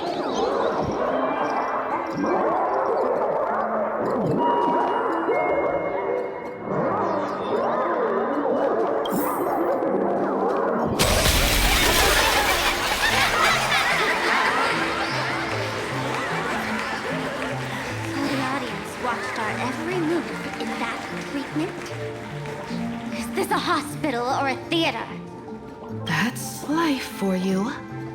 While there's life, there's judgment. In every unseen corner, countless judging eyes are watching, diagnosing, and writing their own prescriptions. I must admit, Fatal Joke is a fascinating place. Real shame I didn't come check it out earlier. Ignore the spectators. They're just here for laughs. They won't help and couldn't if they tried. You said you had a way to stop Sparxie. Let's hear it. What's the plan? I've got a few anti-sparkle weapons in my collection. I've always had this premonition that one day Miss Sparkle would become an unstoppable terror in this universe. Someone has to find a way to stop me before that day comes. On a trip, I met a girl who shared my tastes. She had quite the knack to be a fool. In our battle of wits, she nearly turned me into sparkle paste using the local tumbleweed specialty. She also had a massive mech with beam cannons up the wazoo, ready to blast away any time. I quietly replicated those powerful goodies from my travels. With these anti-sparkle weapons, that imposter won't know what hit her. I gotta say, I'm quite the visionary. You two, let's head to the storage area next. I've already contacted Giovanni. He's doing an inventory check of the lost items there.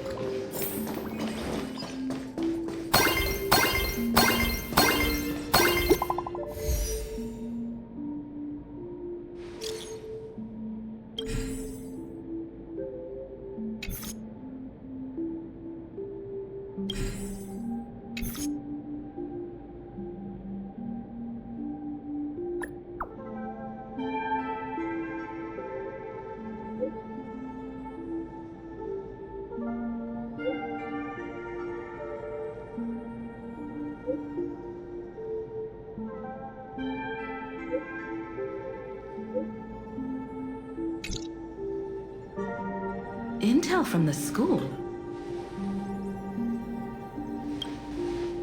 The Furbo journalist couldn't find March or Mr. Yang, but they did spot Sparxie taking down the wave mural in the school courtyard. Oh? That's noteworthy. Looks like Sparxie is busy making preparations too. But why do all this? Never mind her for now. Let's check out the Fool's storage area.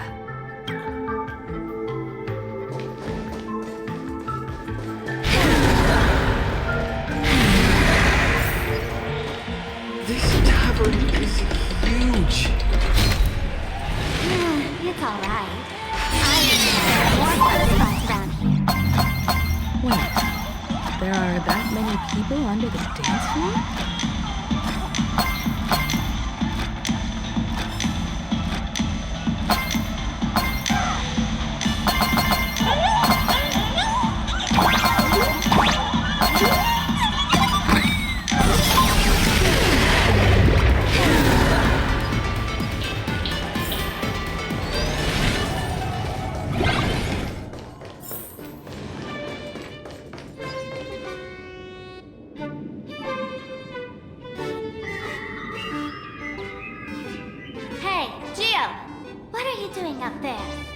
Working my tail off for you, tallying the losses. Wait, who'd you bring with you? Oh, it's Mr. Trailblazer. I knew you'd step into the tavern and become one of us someday. Those with the makings of masked fools are naturally drawn to one another. You sure know quite a few fools. Ah, and the lovely lady behind you. You must be Miss Higo, navigator of the Express. A pleasure to meet you. Mr. Giovanni, just call me Himeko. Normally only fools may enter, but since Sparkle brought you, and you are practically an old friend, I can make an exception as the caretaker. Let me show you around. Gio, cut the spiel. Sampo says you recite that intro so often he's grown calluses on his ears. Want the fool's treasures, souvenirs, and prank gear? Come to the Grand Treasury Storage. They've stashed everything here. You stole my line again.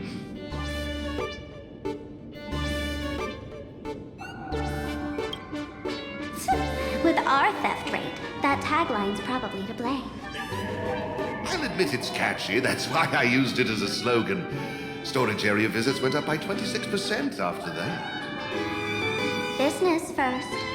Did you see my pickup message I sent? Where's my stored anti-sparkle weapons? Well, your storage list is a total mess. You never leave any notes. If I hadn't been called to audit, who'd know how many surprises you got stashed away? As for the anti-sparkle weapons, oh, I'd love to know what on earth that's supposed to be. Bah, why don't you go in and look for yourself? As requested, I've linked the vault entrance to your collection room. Gio, did the imposter leave this behind? How should I know? Huh? What's this? Oh, that's one massive stellar jade. Let's go in and take a look.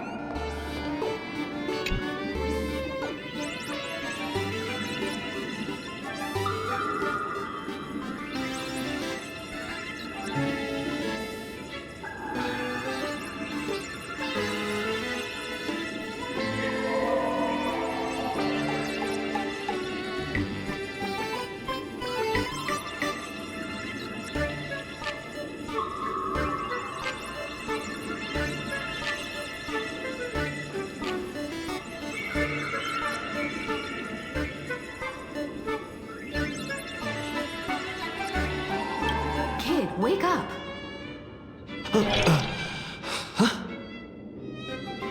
This rock is dangerous.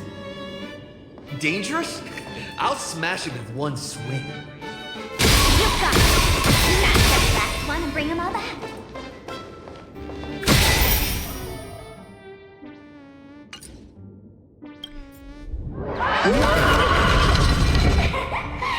Stellar Jade is the perfect bait for catching the nameless. How generous of you. First time I've seen a thief steal something and leave something even more valuable in the vault. Isn't this exactly the type of phantom thief flair we masked fools adore? Remove the carefully curated piece and leave a gift in place to seal the owner.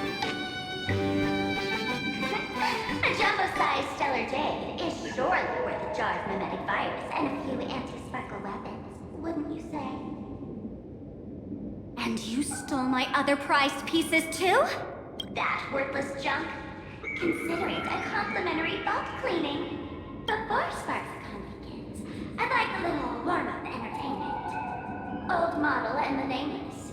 You should be able to break out of this room, right? Don't disappoint me now!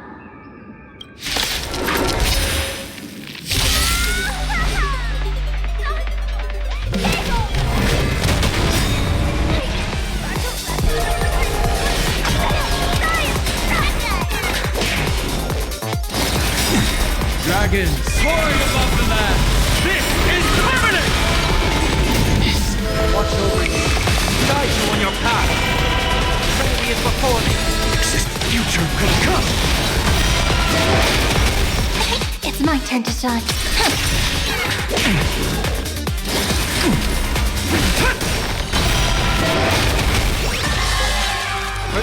Doubts are wet. No other choice. Tomorrow! the heroes.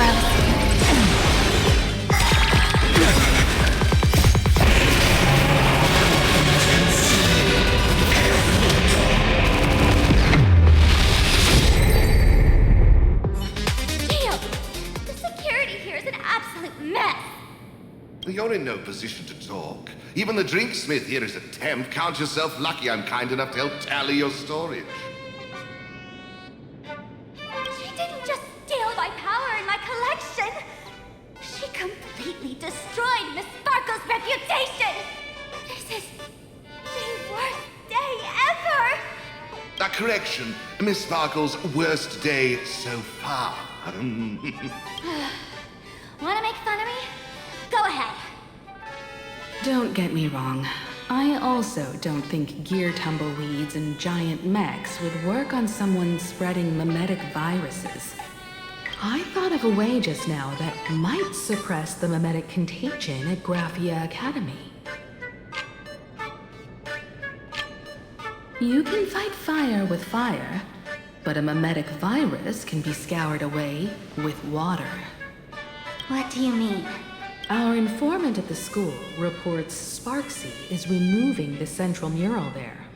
The imaginated mural, World Breaker Waves, is said to be a work left behind by Graphia herself. Legend says the wave comes from the Dove Brook river water she used to wash off her painting mistakes. The artists say it is blessed. That's why they kept it in the school.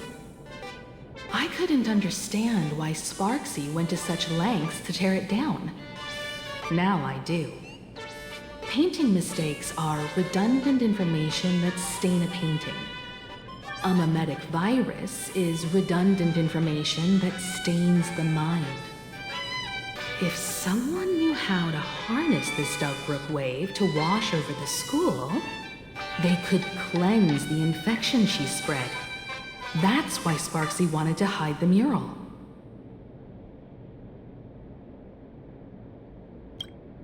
Exactly.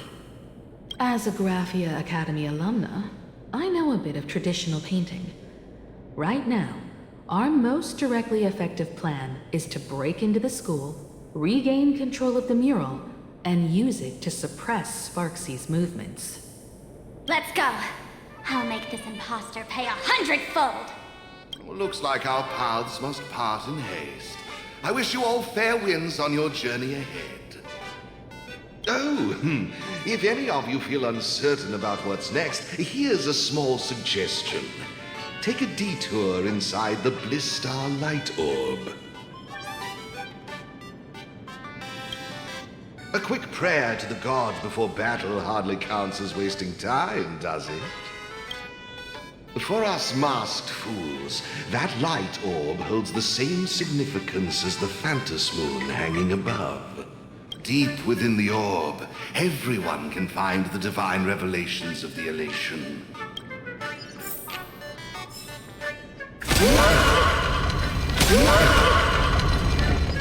But this doesn't look like where we came in.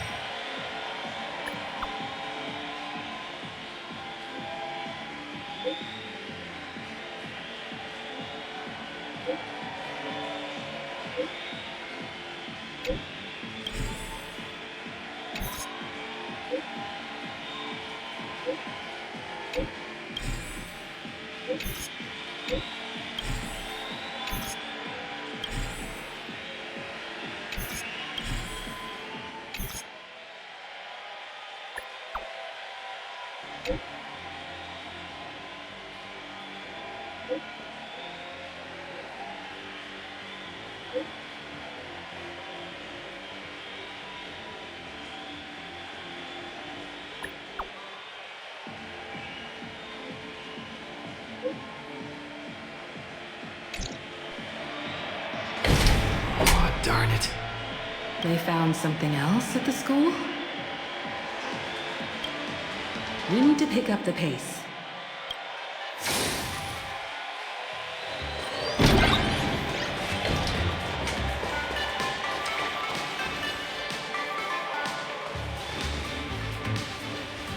Giovanni said we could find the divine revelations of the elation inside the light orb. Don't tell me this orb is another tavern room.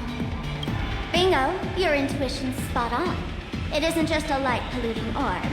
Think of it as a shrine for fools.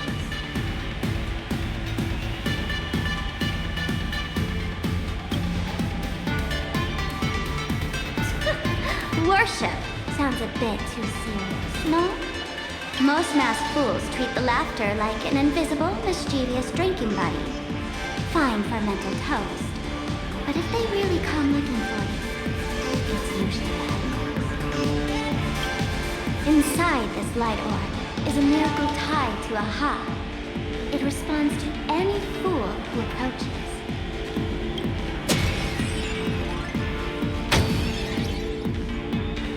Let me show you something mind-blowing. Here. Open sesame!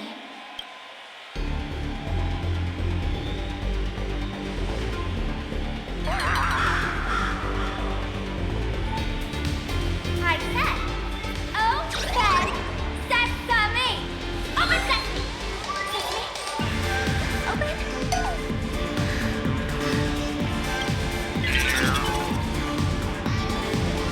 Hooray! Seeing their eyes, I don't even count as a masked fool anymore! What a wonderful surprise! The imposter stole my identity too!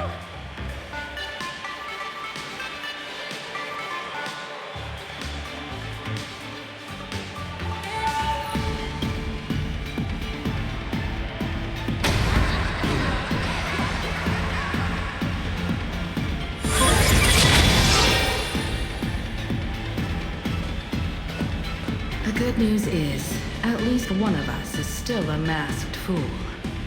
Hey! That's way too harsh.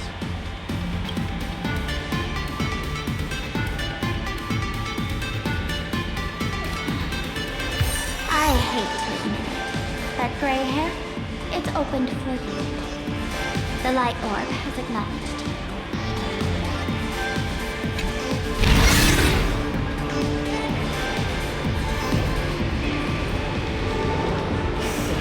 This is the miracle you meant? Yes, among the masked fools, a myth is told.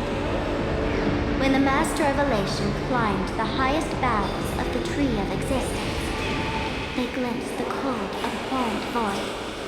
The stars turned like machine, and all meaning yielded to nihility. They gazed further, until they witnessed a newborn fall and cry as if wronged beyond measure. Then they burst out laughing. That crystalline laughter tore through the cold, dead universe, echoing through the realms to this day. Many think the laughter that tore apart the cosmos is just a metaphor. But sadly, it's real. The tavern folks call this sound the echo of primordial laughter. It tore open a spatial rift. They say other tavern branches have this too, in multiple locations. No one knows how many there are, or what their existence means. When we shout into it, there's no good. Tossing trash, and it merrily swallows it. No one knows if this thing will keep widening and swallow the tavern whole. By the way, it just sits there, right over there, motionless, grinning at us forever. Just stick your hand in there. It's said, at a turning point of destiny, a fool need only reach into the rift and grasp it. The tavern folks call it the laughter's gift. No one knows what this thing will bring to those who seek it, fortune or otherwise. But one thing's for sure, your destiny's bound to get much more chaotic. Hey, gray hair, wanna give it a try?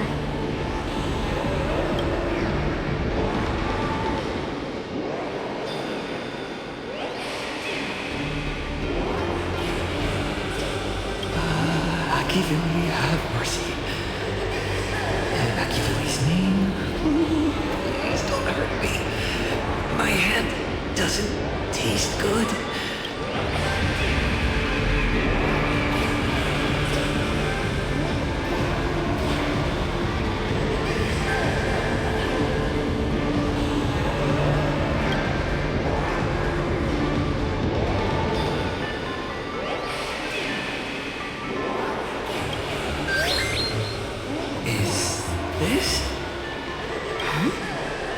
What's this?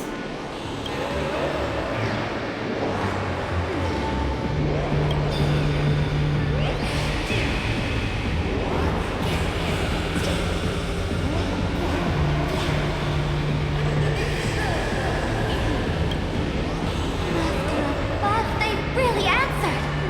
But what's their deal giving you another mimetic virus?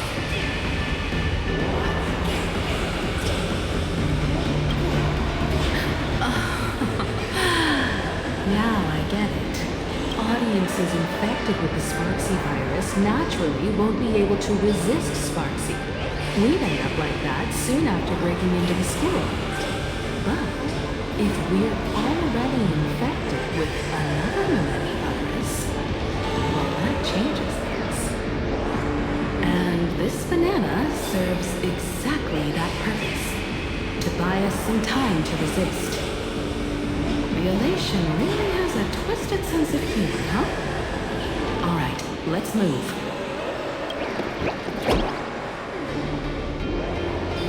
Who are you two? Haven't you heard the rule? Only one fool's allowed in here at a time. Who am I? I'm just a passing detective, his assistant. Have I been asleep too long? Or has humanity sunk so low they don't even care if they turn to monkeys? Meanwhile, the ignorant criminals believed they had discovered a treasure that would change their destiny, completely unaware that what they held in their hands could shatter the sanity of the entire world! Hey, Mr. N, cut the narration when it's time to fight. Well, I gotta do something right. Like this. Whatever floats your boat. Now, listen up, you three. Put that banana down and walk away. Bygones be bygones. But if you try anything funny... If you want to get to them, you'll have to get through these little toys first.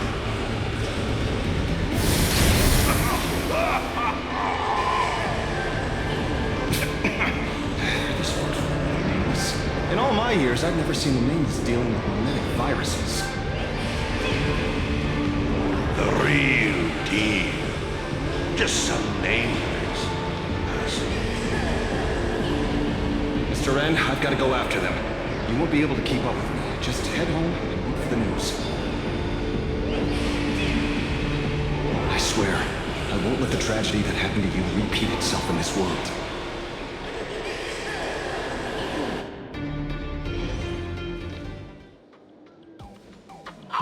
Over here! This way! Run faster! You don't want to get caught by that guy back there, do you? Yo, bro! Just how many troublemakers did you people manage to tick off when you landed?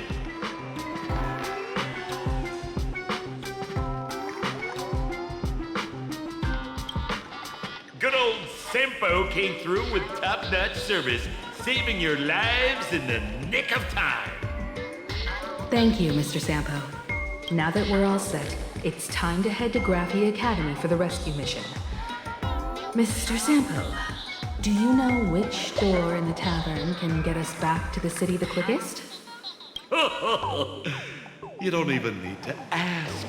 When it comes to knowing all the secret passages and shortcuts in this tavern, you won't find anyone who can match old Sempo. Then lead the way.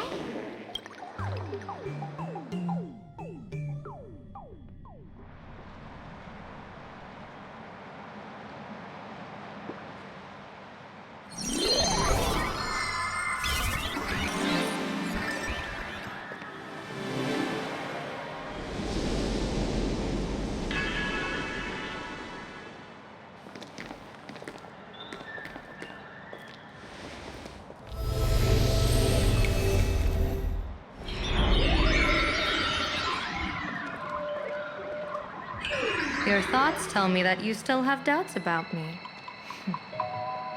Did you ask to meet here so I could clear up some of your doubts? Greetings, Lady Yao Guang.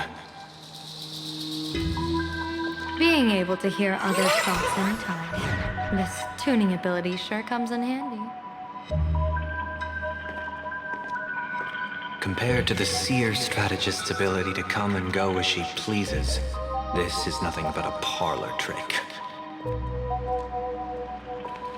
I've heard that Xianzhou folks are big on etiquette, yet here I am, and you're still playing hide and seek, General. Isn't that a bit discourteous? Sorry. I have this old problem of suddenly disappearing. It's really something beyond my control. As for the reason, I'm afraid I can't disclose it. Please forgive my rudeness. Or, if you're truly that curious, why not use your tuning and find out? You know I won't do that. Besides, I couldn't even if I wanted to right now. Couldn't.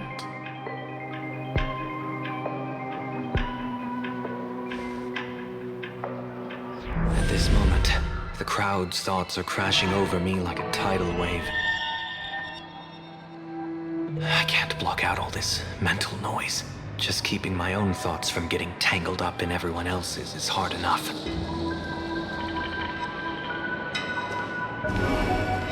I see. So that's why. When you were speaking with Miss Himiko earlier, I accidentally intruded on your private conversation. My tuning is spiraling out of control. This mask is distorting my abilities. I see it differently. The loss of control is temporary. That mask is amplifying your power. How is this possible? This tuning power is bestowed by the Harmony. How could the Elation meddle with their authority? Perhaps the Elation simply poured more fuel into this divine authority? In my humble opinion, this mask binds the supplicant to all beings of Plan Arcadia, drawing strength from those who share the same path here for your use. That's why you're hearing others' thoughts surge toward you like a tide. Your tuning is steadily expanding, and you've become the center of this melody.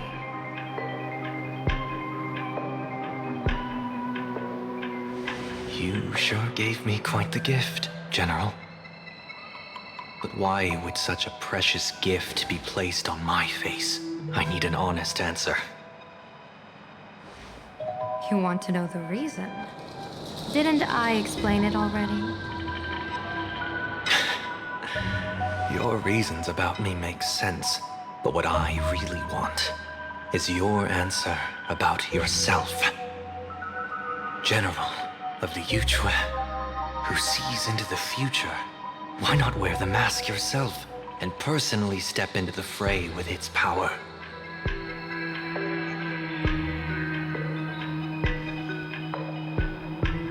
Words can deceive, but only tuning lays the truth bare. Mr. Sunday, why not use your enhanced tuning to feel the weight of that answer for yourself? Well then, pardon my intrusion, Lady Yao Guang.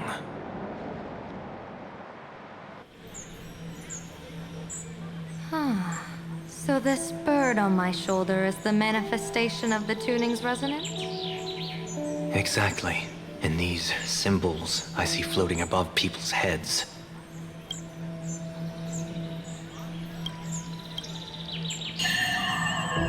Would be the wheel and woe signs you mentioned, General? That's right. To become an Arbiter General, one must undergo 3 ceremonies. The Rainbow Ordainment, the Rainbow's Gaze, and the Bestowal of Spiritus. Only then can one truly take up the mantle and live up to the title. When I was appointed as the Yuchue's general, I was bestowed with the rainbow spiritus called Kalachakra Sky Plume, which represents the vision of the hunt among the 7 aspects of the rainbow. A symbol of foresight, verdict, and self-discipline. Thanks to that, I gained the Eye of Ishvara, which allows me to read the flow of destiny. Since the day I arrived on this world, every person I've seen bore a crimson woe sign above their head, without exception. Within days at most, a catastrophic disaster will befall this place. So, that red glow rising from the edge of the city is... The blazing light, formed by the convergence of all those woe signs in Plan Arcadia. In that case, General, it's all the more reason for you to wear the mask. Once your sight into the future is strengthened, you won't need to fear the deathly omen in your readings. Mr. Sunday, have you heard the diviner's iron law? Never divine the same matter twice. In Penacony, diviners also warn clients beforehand. You can't ask for another spread just because you dislike the result. There's a reason for that, isn't there? Divining the future is, in essence, a form of observation and calculation. It's an interference with the future. Each reading drives the murky future towards a definite outcome. A collapsed quantum state, even if that outcome isn't to one's liking. To be honest, when I set out for Plan Arcadia, I had fully intended to personally participate in the Phantom Moon Games. But the moment I laid hands on the mask, I understood the consequences of wearing it. Once this miraculous item is donned, the Eye of Ishvara would transcend mere sight and permeate throughout this realm. The Kalachakra Sky Plume would predict the future of all beings at tens of billions of instances per second. You're saying that simply by your observation, our future would become fixed. Indeed, just like how the Wisdom Walker expounded the way of destiny, anchoring the fated moments. If I wore the mask, I would become the noose of Plan Arcadia, and I would personally anchor a destiny that drives us all into a bottomless darkness. We will become locked in a dead end, with not a shred of hope for salvation. Close one. I passed the trial. There's still a sliver of hope in this round. Now that makes me even more curious. Pardon my bluntness, but the fate of billions in Plan Arcadia never had much to do with you, General. Your encounter with the Express and the IPC was merely a chance meeting. You are a messenger of the Xianzhou. Since you foresaw the omen, that an Arbiter General will fall here, you could have boarded your ship and left at any time. Why choose to stay and help us? To help this world break free of this death trap? Because I am guided by great compassion. Every life is precious beyond measure. Such diplomatic pleasantries won't fool the former master of Penacony like yourself, would they? Then, how about this reason? The Astral Express has distinguished itself time and again against the destruction, and bears an irreplaceable duty for the future. I can't just sit idly and watch you face annihilation.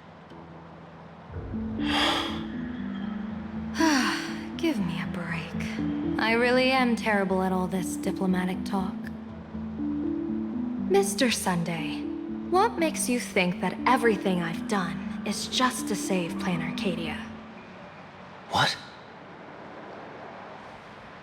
Weal is where woe lurks. Woe is where weal leads. The good fortune of some often births the ill fate of others, and a dead end for someone may hide an opportunity for another. This treacherous land where life and death turn again and again, where fortune flips to misfortune, is, in my eyes, the perfect board for a game of wits. A game with whom?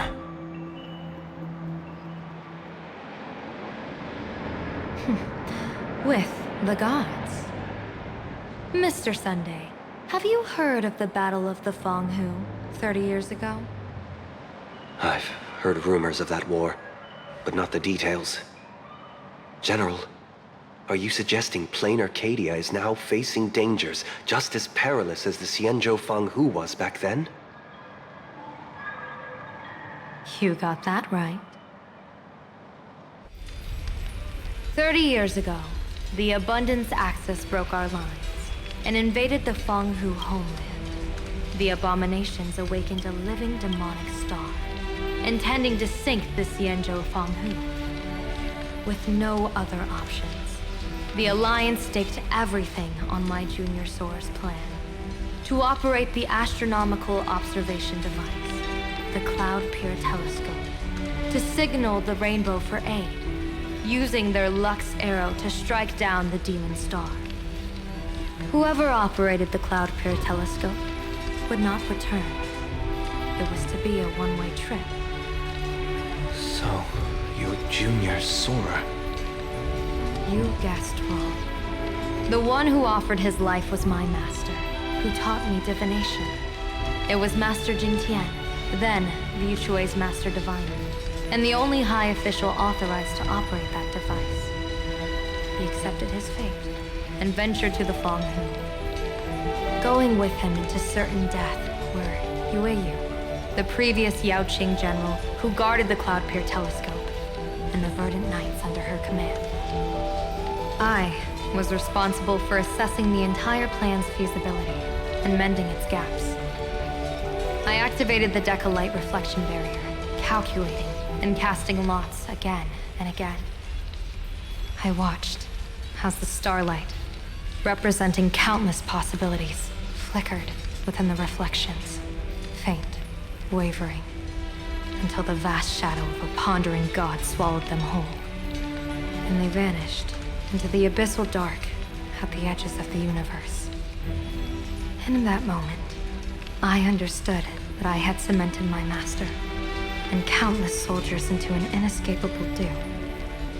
When the Lux arrow fell, they would perish along with the enemy and that demonic star. All reduced to ashes. You sacrificed so many comrades just to ensure the enemy's fall. To Penaconians, that must seem incredibly cruel, right? As someone born in an era of peace, I have no right to judge. Perhaps the founders of Penacony could understand the necessity. Fool or not, it was my duty.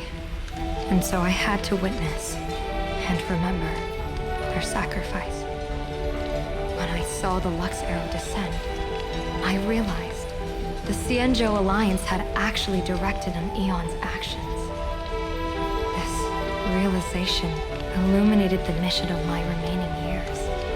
In this cold, merciless cosmos, when you're trapped in despair, an Eon's intervention is often the only hope. We are not ants, helpless beneath the celestial spheres as we simply watch the stars turn. Instead, their trails were forged by us, who offered up a portion of our insignificant destiny. Even beings as mighty as the Eons can be pulled by our will. Is this what you want to do in Plan Arcadia? Indeed. I will seize those starlights of possibility I once buried with my own hands. Just like the Battle of the Fang Hu 30 years ago. An Arbiter General will fall, and an Eon will descend. I will forge the destined death into wagers and game pieces, and invite the god who delights in meddling with destiny to sit at my table. This time, I will invite them into my calculations, to draw a great wheel for the cosmos' future. Mr. Sunday, surely you can understand this mad idea of mine, having once reached the divine throne of order yourself.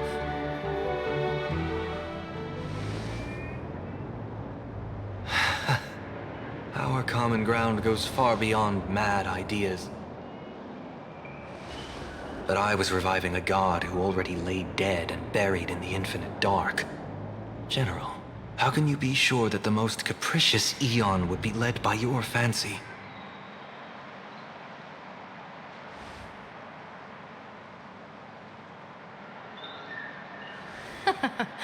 Have you heard this myth about the elation? They say Ahab once climbed to the highest bough of the Tree of Existence. Gazing out, they saw stars turning coldly like machines, and the meaning of everything yielded to nihility. Only the cry of a newborn made them burst into laughter. Mr. Sunday, answer me. Why did Ahab laugh?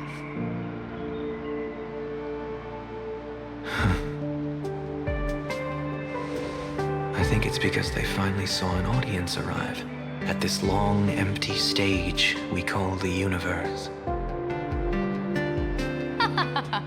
Oh, well said. You're way funnier than you look. As divination teaches, heaven creates 49 paths. Humans find the one unseen. We are the greatest variable this blind, mindless universe can produce. The universe and the gods set riddles for us, and we shall give them a surprise. An answer beyond the finality. Ah, looks like it's about time. Don't tell me you're disappearing without a goodbye again, General. No. This time, we will set our eyes on the same place and carve a sliver of possibility out of destiny with our own sight.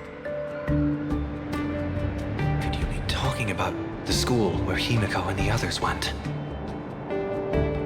Yes. The crimson light bear pierces the sky today, marking it as a locus of woe. The Arcadia's first calamity will erupt there. I should have asked you to give them a few secret strategies before they left. Forget it. The stuff in those pouches is all harmless banter anyway. We should let them off the hook. Hello, everyone. Welcome back to Foolish TV's special news segment, Arcadian Morning Report. I'm your host, Goofy.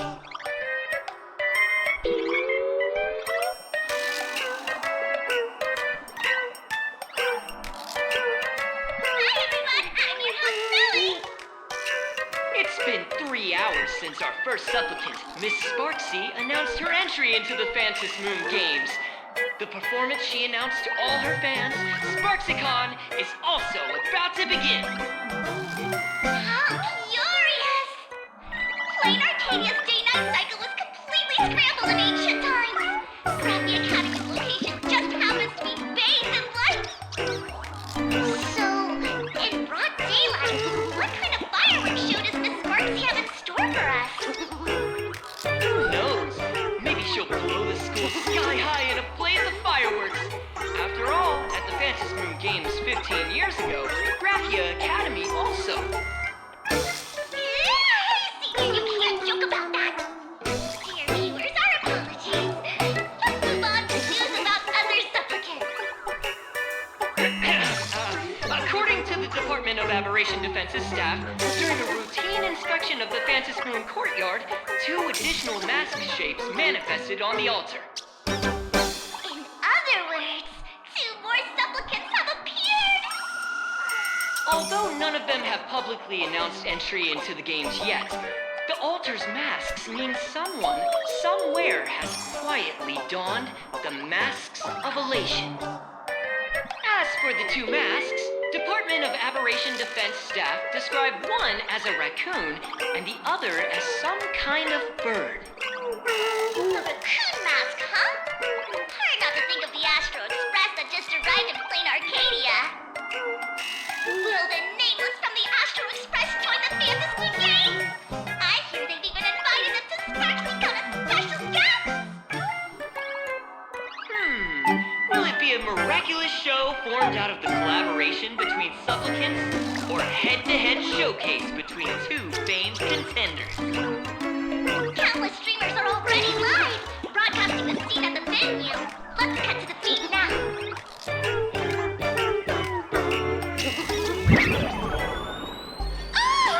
Look, it's the Nameless from the Astral Express! One girl, 1,000 faces. 1,000 faces, one girl. Welcome to the SparxieCon live broadcast. Dear lovely fans, please be patient. SparxieCon is about to begin. This horror stream is about to end. Time for you all to log off. That woman has Miss Sparxie's face. What a pathetic imitation. What? My face is the original. Miss Sparxie's face alone is the greatest masterpiece in the world! Everyone should listen to her sweet voice and gaze upon her adorable face! We shall become Miss Sparxie! We offer everything to Miss Sparxie! Sparxicle! Sparxicle! Sparxicle! Sparxicle! Sparxicle! My eyes. I've seen something cursed. The mimetic virus spread among people is way worse than we imagined. There are walking Sparxie shrooms growing on the ground. I bet we'll all end up with Sparxie, or rather sparkle faces, before we can get very far. If we don't take down that imposter before the virus hits, we'll all be monkeys in the jungle. Become a fake of a fake or a carefree monkey. Your call. On second thought, being assimilated by an imposter doesn't sound that bad. Enough talk. Eyes on the banana.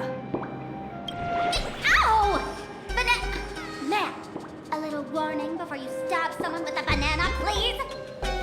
Come on, banana. Remember the plan we made at the tavern. Yes, we dig out the imaginated painting Sparxie, then use waves to give Grappia Academy a good banana wash over. But what if that imposter figures it out? Just try to keep her busy and buy us some time. Let's do it!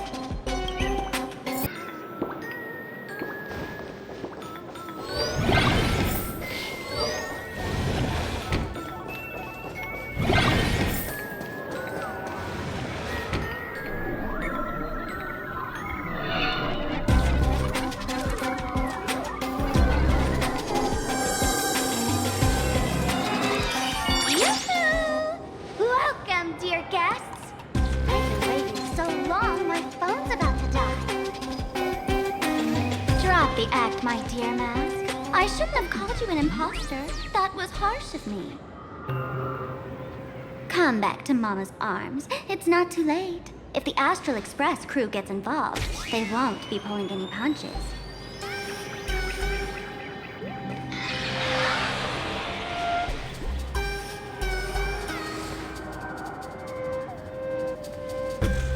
Of course I get it. Surrendering now would ruin the stage you so carefully set. Total buzzkill, right?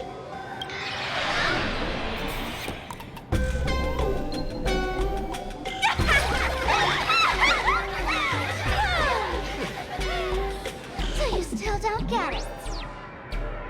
The worst thing an actor should do is be tied down to one type of role. Standing before you. The loyal friend who's been by your side all along. The masked fool who never played any tricks. She is actually the old mask I have shed.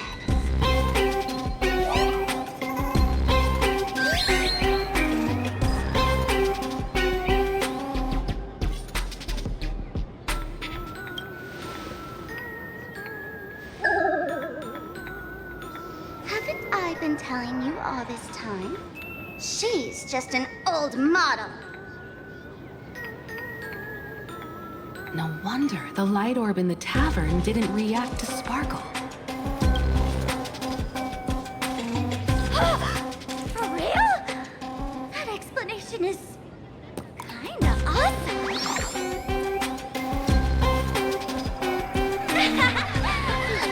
Scratches on your faces. This is the best opening act for Sparxicon ever! I shed that old mask, and with it, the weak, timid, all too human me. This new me will break free from all shackles, gather my fans' wish power, and stride onto the stage of the Fantasy Moon Games! In return for the wish power offered by everyone in the Arcadia, every supplicant must show them what elation truly means. We will demonstrate the elation we desire!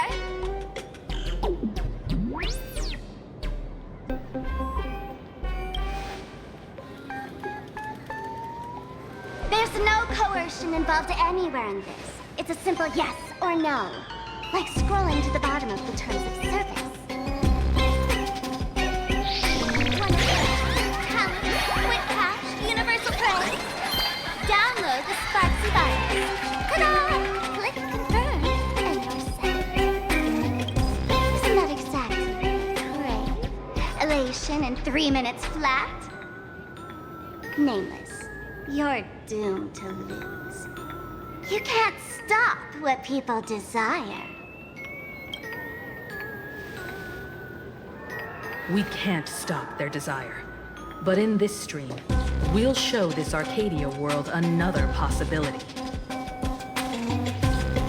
What did you just say? We'll show everyone watching the live stream the elation of the Astral Express.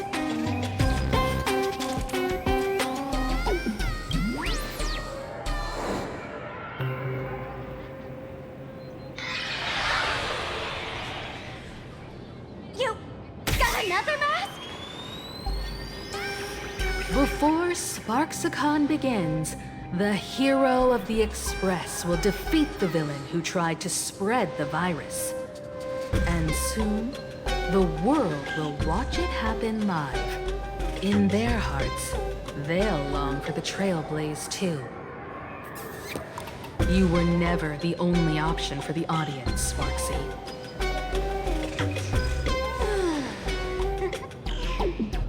You know why I can't stand heroic stories? You lot always wave the flag of justice, then stomp all over the fun with brute force. The elation has nothing to do with justice, and you haven't won yet. Ma'am, gray hair, don't tell me you forgot the plan. I'll stall her.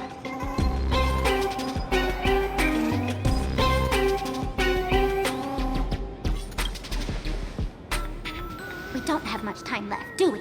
I'm trying to give us better odds of winning here. There's one thing I've always wondered. Who's the real Sparkle, and who's just a mask? Shouldn't the last one standing decide that? Then right now, I'll make you the opening firework of Sparxicon.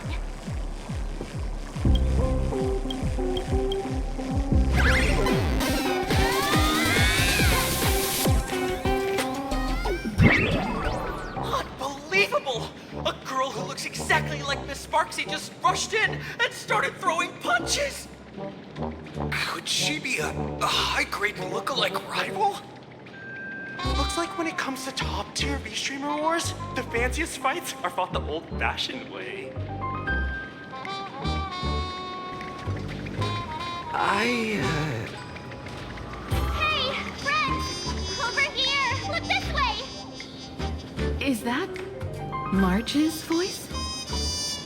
Over here! Mr. Yang and I are in the art classroom! While Sparkle keeps her busy, let's regroup with March first.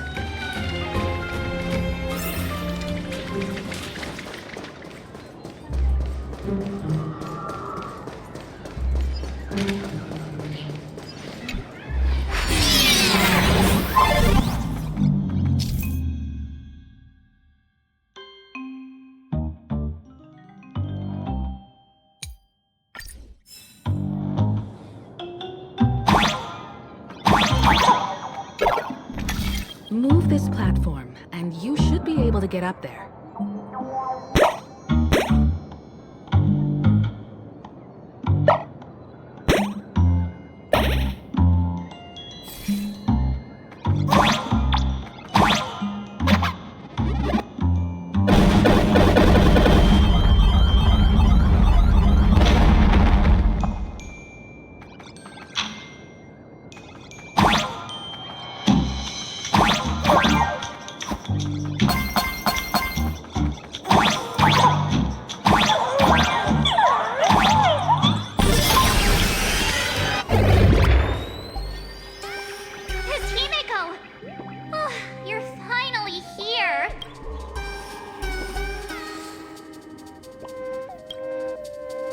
March, I'm just so happy you're safe, Bana.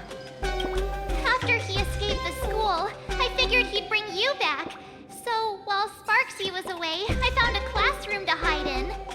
The students around here have been acting weirder and weirder. Good thing my heart is pure and untouched, so her tricks don't work on me. Hold up. Were you two just talking with some weird verbal tick?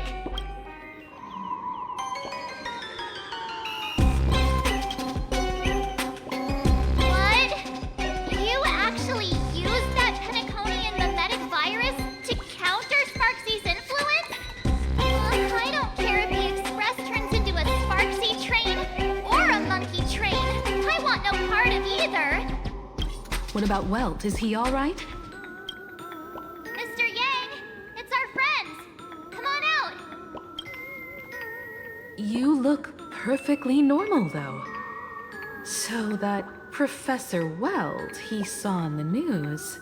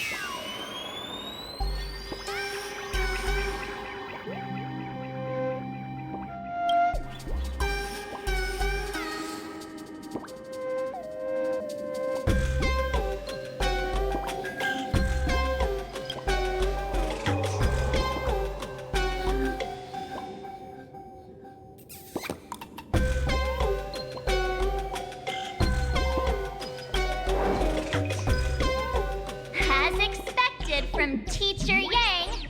We might have a lead on the other two painting pieces. Have you seen... Furbo, Nana? You mean... a Furbo? We sent a local reporter into the school, but his luck turned sour, Nana.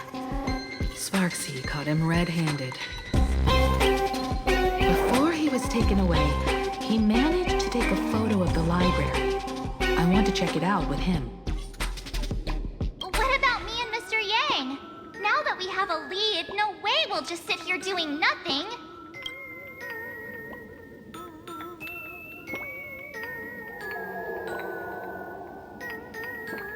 That's the plan. Let us know right away if you find any leads. Himiko, where's the library? I know the way. I just hope they haven't renovated the academy in the past 15 years.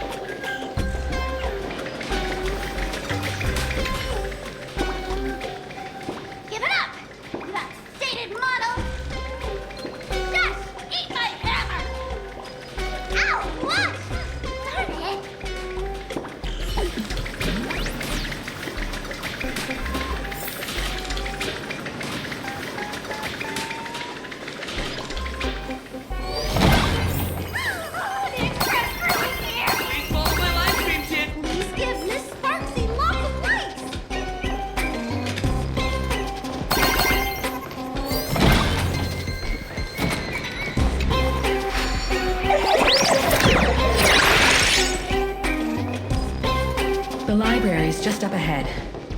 Finally, I can get away. You're here, Bana. But I don't see any waves or moon. Where could it be? Like I'd ever tell you. Miss Sparxie herself ordered us to guard this place with our lives. Hey, get that stream running. Ugh, kids these days. They ignore their studies just to focus on the internet.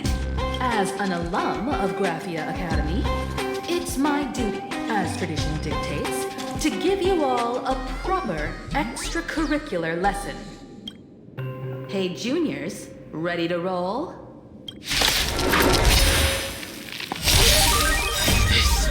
Watch over you. Guide you on your path. Stars, shine for the heroes. How do you do? I'm fine. Now farewell. Future could come. Dragons soaring above the land. This is permanent!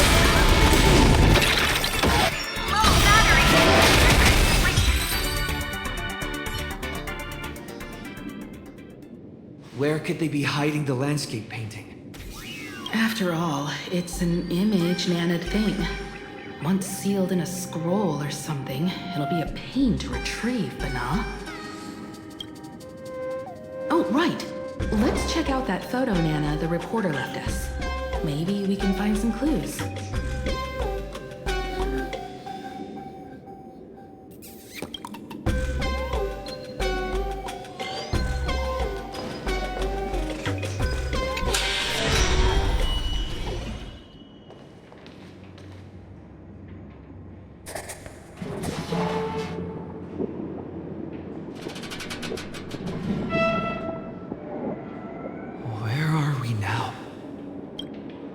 This place looks just like any other classroom. But something's off.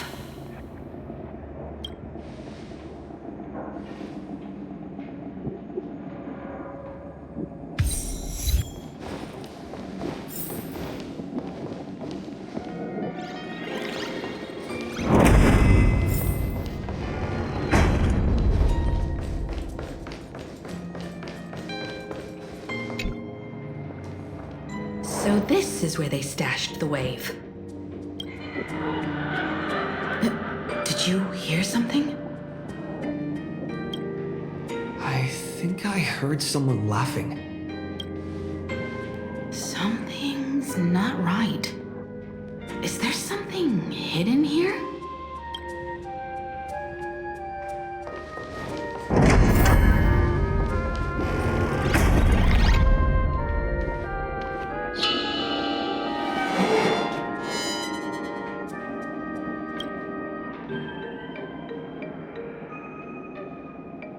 July 22nd, 1984? Belle? Could this classroom be...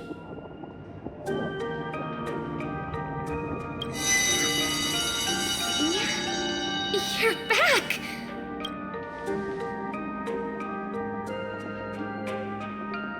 Belle? And you are? But how is this possible? It really is you, Senior! You look so different. We almost didn't recognize you. Still, that dashing aura of yours simply can't be obscured. And so many of us, we've been here, waiting all this time. I'm so sorry. I was gone too long. It's unforgivable that I never came back to visit you all. You apologizing so seriously? That's not like you at all, Senior. Yeah. After all this time, the least I can do is smile. But all of you are already dead. Himiko, These students... who are they? They're the shadows cast by my past regrets. Young lives buried here by a tragic accident. What? Oh no, Senior, he's here! That thing is coming! Wait, what did you just say? Everyone, hide! We mustn't let that monster find us! Run, Senior! The Herald of Death is back! Bell!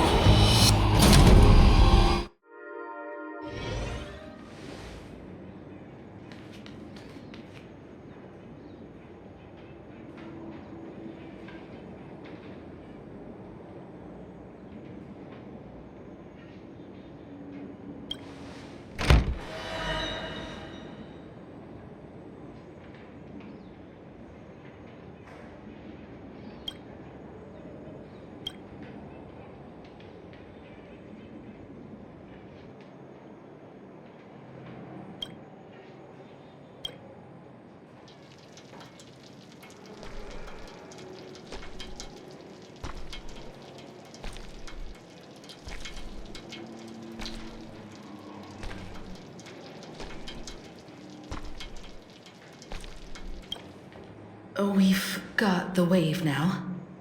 Time to regroup with Welt and the others.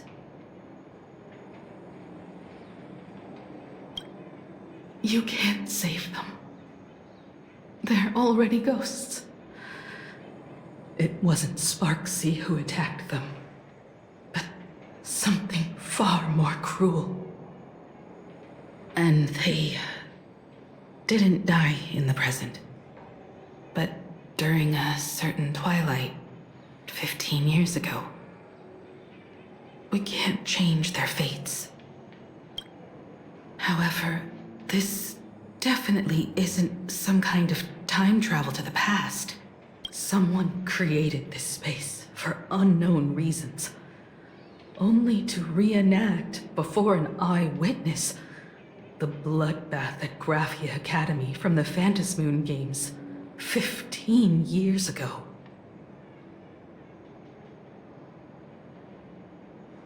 That's right.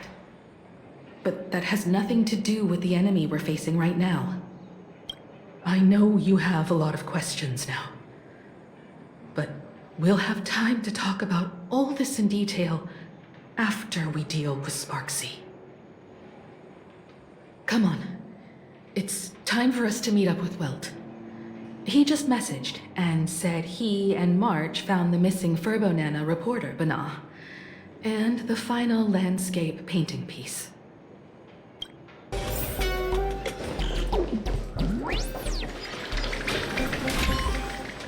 Get your fist out of my face!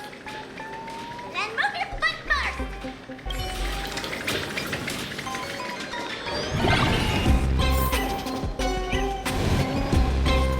Good thing we got here in time, or you would have ended up as a target practice dummy. Oops. This Furbo nearly bit the dust. President, you're here! You're gonna give this Furbo some hazard pay, right?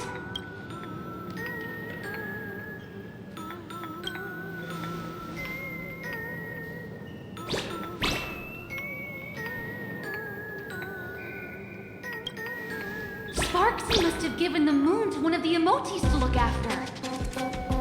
She really went all out, didn't she? The whole gym's full of moons. Now what? It's Sparkle or Sparxie. Both are equally just as headache-inducing. All right, everyone. Let's round up these emotes and take a look.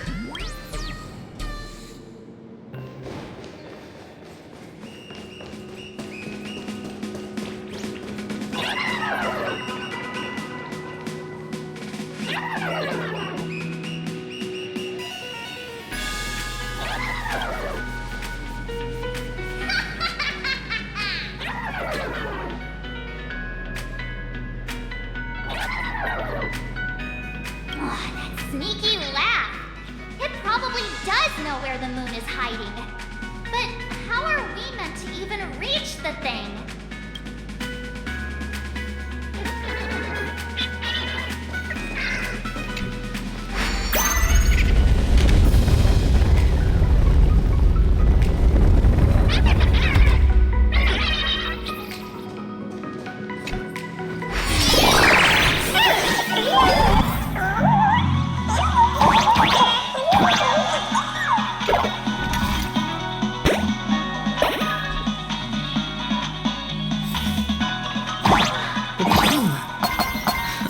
missed this.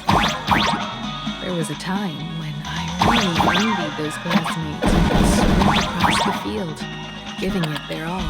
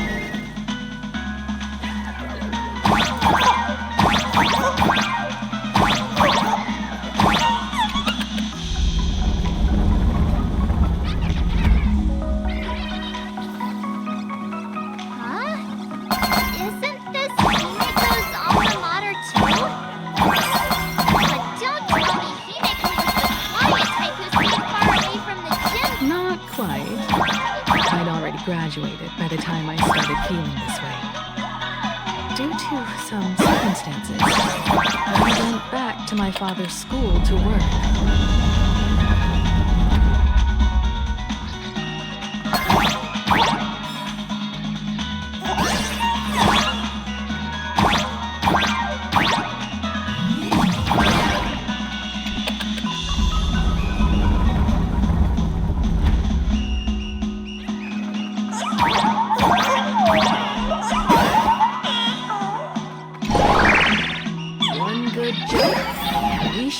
To reach that emoji.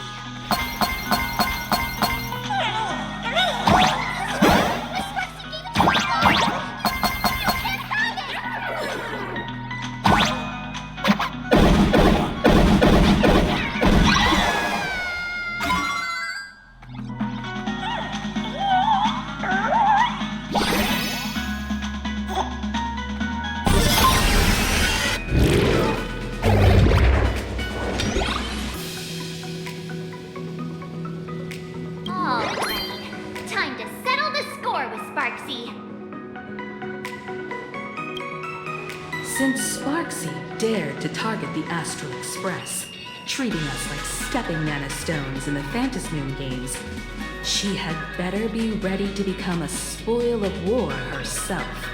He and I will head to the atrium next, piece the imaginated landscape back together, and help Sparkle take down Sparxie. Welt, March, I'm counting on you to protect the students at the Academy. Dovebrook's waves should suppress the mimetic contamination they're experiencing, but they might panic and run into the combat area. This time, I truly hope no innocent people get hurt during the Phantasmoon games. Don't worry, Miss Himeko. Mr. Yang and I have got this. You better give that girl a taste of her own medicine for messing with us like some comedy act.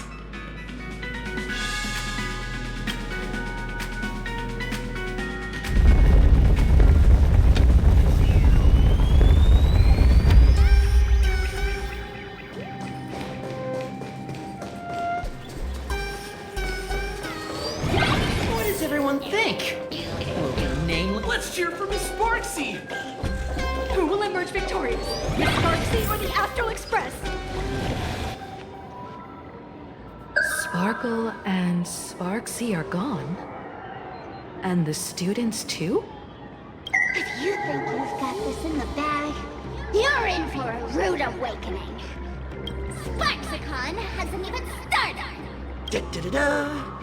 Time for your SparxieCon Grand Finale!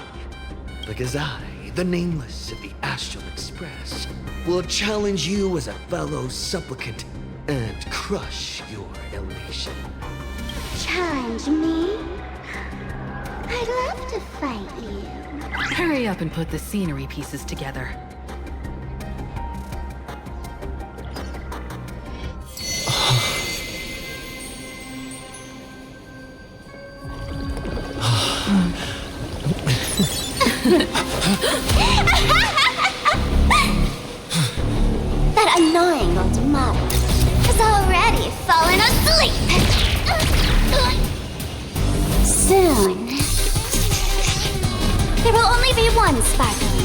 Or maybe everyone will be one.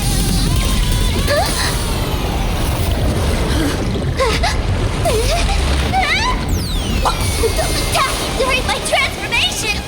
Despicable! Too bad. The audience has all arrived. Our heroes play the first battle of the Fantasy Supplement has commenced!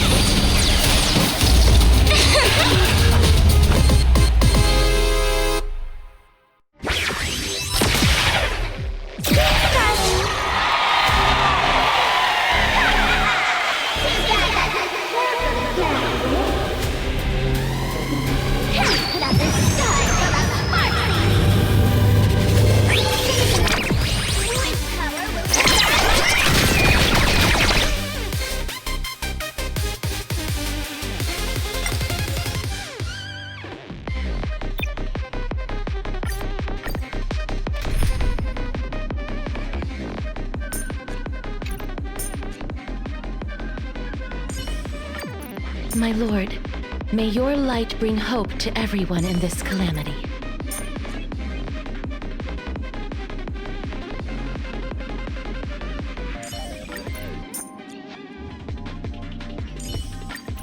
Lady Treeby? Dance, darling!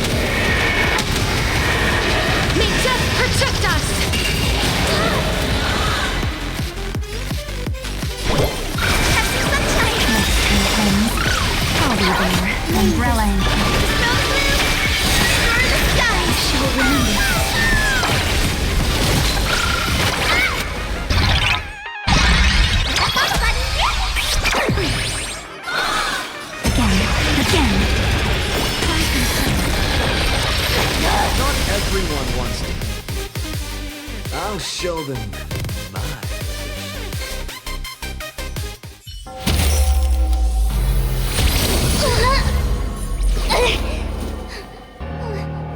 SparxieCon isn't over yet!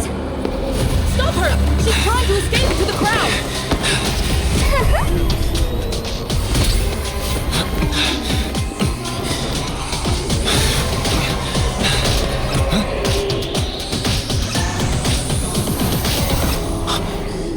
No need to panic, you two. Sunday will share my vision with you. Let my eye of Ishvara see through it all. Wheel and woe, clear as day.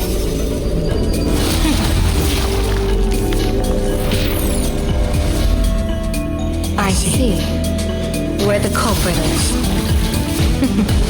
Fought you.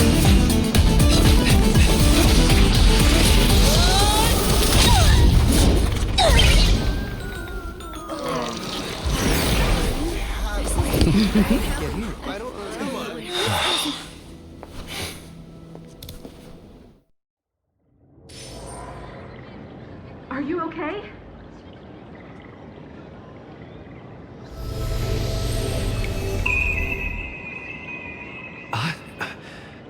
Where did everyone go? Look over here. General Yao Guang? Am I seeing things? We're just attuned to each other, that's all. Oh, feeling dizzy? Don't worry, it's just a minor side effect. When I first opened my eyes, I couldn't even conduct basic self-care for nearly a month. Don't worry though. With my reinforcement, you'll be back to normal in a moment. Thank you, General. By the way, above your head... Can you see the sign above my head? So, whether it brings weal or woe, whether it changes or not, please keep this secret safe from me. Don't let me know, and don't let anyone else, okay?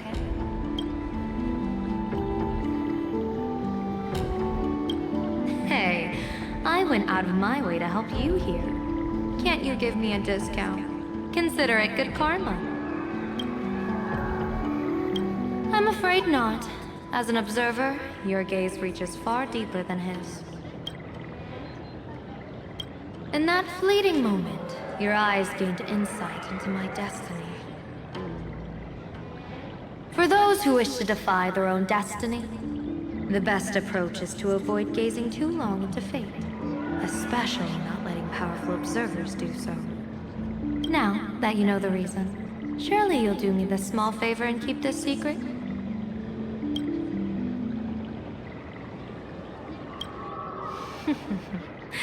If you dare to spill the secret, I'll tell everyone all about your true identity. You're a former Stellaron hunter, aren't you? Oh, just imagine the chain reaction that would cause. I don't even want to think about it. Doesn't this feel like the opening scene of a comedy? Two people who barely know each other, yet they're keeping each other's destiny a secret. I guess you could say we're now partners in fate. No surprise there. After all, both comedy and fortune-telling thrive on unexpected twists and turns of fate, don't they? All right, looks like the side effects have worn off. Time for us to say goodbye. And you? Are you okay? What just happened? I was so confused. I couldn't see a thing. All I remember is Sparxie and the Nameless got into a fight. I saw everything. The Nameless from the Express smashed Sparxie right into the wall with one swing. That strength was unreal. That was such an epic fight, as expected from a cosmic hero. That was seriously awesome.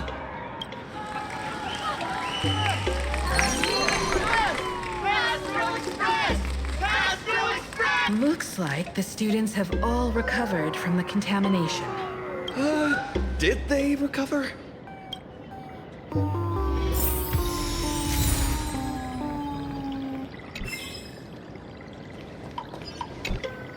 Sparxie probably didn't expect that the first miracle of the Phantasmoon games wouldn't be everyone becomes her, but the Express hero defeats the villain spreading the virus.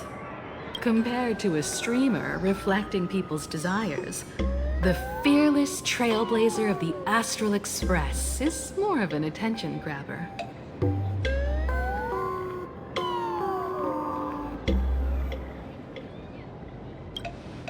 You're one step closer to an audience with Aha. Right now, all of Plan Arcadia is watching you, and all of their attention's flooding over you. And the mask you wear. Make the most of that attention. From now on, you'll represent the Trailblaze to show this world of elation what elation is. Show mercy. Or don't. No, I'm just kidding. Lower your bat. The audience in this Arcadia doesn't go easy on losers at the games. She'll lose her wish power soon enough, and the Sparxie virus will fizzle out. You can hand her over to the Department of Aberration Defense for imprisonment, or set her free. As a supplicant who's become the focus of all, I'm sure you've already made your decision, right?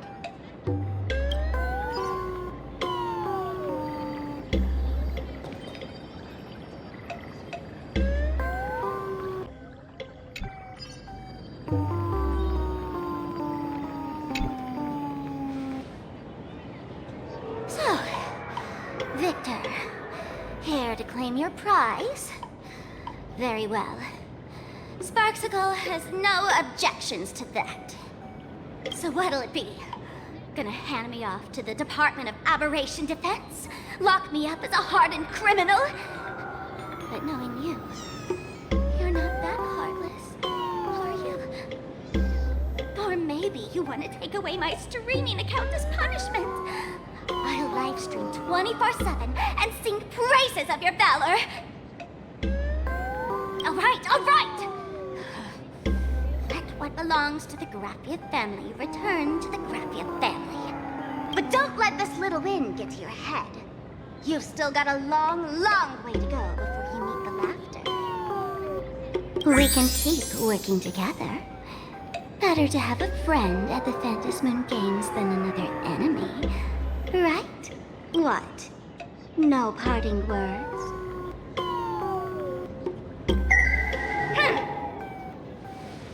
How do you like this ending, Sparxicle? Old model, you and your powerful supporters won this one. I've got no comeback. As a mask, what do you plan to do with your original self? Who's the mask and who's the original? Shouldn't that be decided by the one left standing? Your plan is finished. Your elation has been eliminated. You're the one who should be called the old model. That elation isn't mine.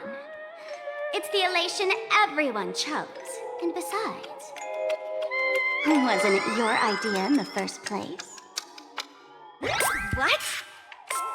You told me to leave you behind. You also told me to take the idea and its relevant memories and go chase my dream.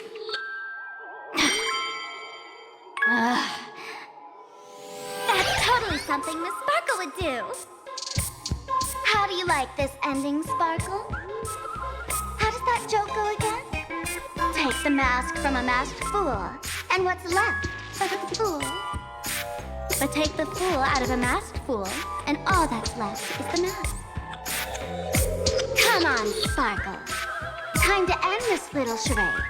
No show is complete without a curtain call. Shall we become one at last? Ladies and gentlemen, friendly reminder from Miss Sparxie. Don't underestimate the Phantom Moon Games. You won't get another opening act as spectacular as this Sparxicon, you know.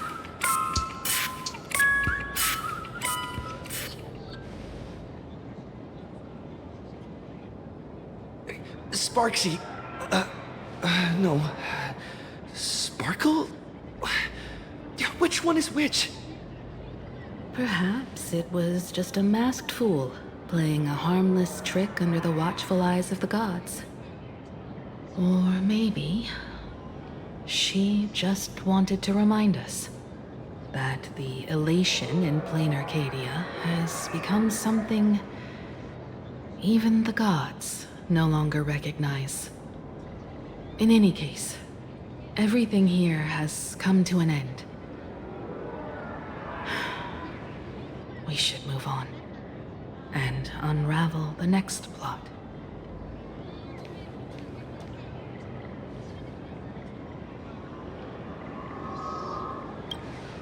Indeed.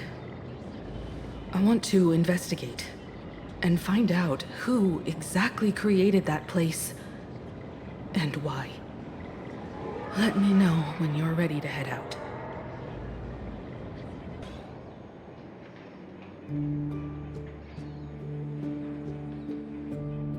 This place.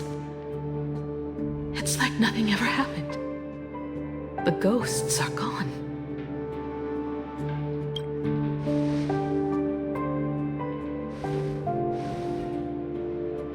"15 years ago, during the last Phantom Games, I participated as a supplicant. I once believed that all it took for a supplicant to win was to show the people a magnificent miracle. And then I'd have an audience with the Eon of Elation. How foolish. How naive I was. Not everyone wants to obtain everyone's wish power in a positive way. On July 22nd, year 1984 of the Arcadian calendar, a supplicant harboring immense malice stepped into Graphia Academy. He slaughtered 22 students who had stayed behind after school, then went on to Dovebrook District, where 146 innocent civilians were either killed or wounded. That spirit moved like a deranged artist, leaving corpses, imprinting his signature mark. The Bloody Bloom. The media dubbed him the Herald of Death.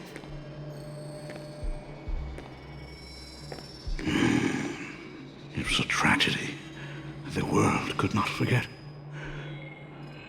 The Phantom Games of that year came to be remembered as the Blood-Stained Games. So many parents lost their children. So many people lost those dearest to them. One of the victims was my very own daughter. Upon my return, I stood before the grave where she was laid to rest. Her name was Himeko.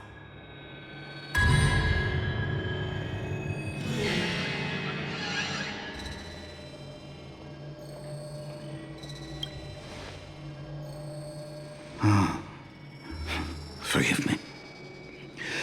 Allow me to introduce myself. I am Ryusuke, the current dean of Graphia Academy. So, this lady who bears her name, who exactly are you?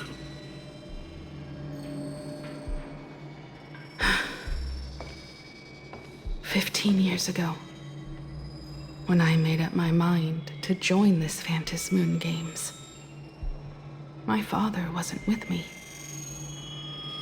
Even as I fought for my life against the Herald of Death, my father was still off somewhere, wandering the cosmos. Strictly speaking, ever since I can remember, his presence in my life has been as thin as the air in space. So, I would ask you, who bears his name? Who exactly are you?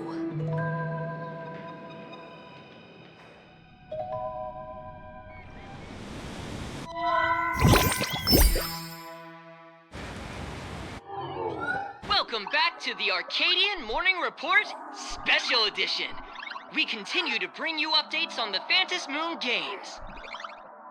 The SparxieCon hosted by Supplicant Sparxie came to an abrupt end less than an hour after it began! Under the watchful eyes of the entire network, the Nameless from the Astral Express went head-to-head with streamer Sparxie in a spectacular showdown. Unbelievable! I used to think all of the Trailblazers' fight scenes in director Rekka's latest film, Holy Grail Stay Night, were just special effects. Turns out he's got real moves. We'll continue following the Astral Express's activities and bring you... Breaking news! Around 4 p.m. today, the Security Bureau uncovered multiple corpses at the Sinwish Syndicate's headquarters in Dovebrook District. Initial reports suggest violent infighting among gang members as the cause.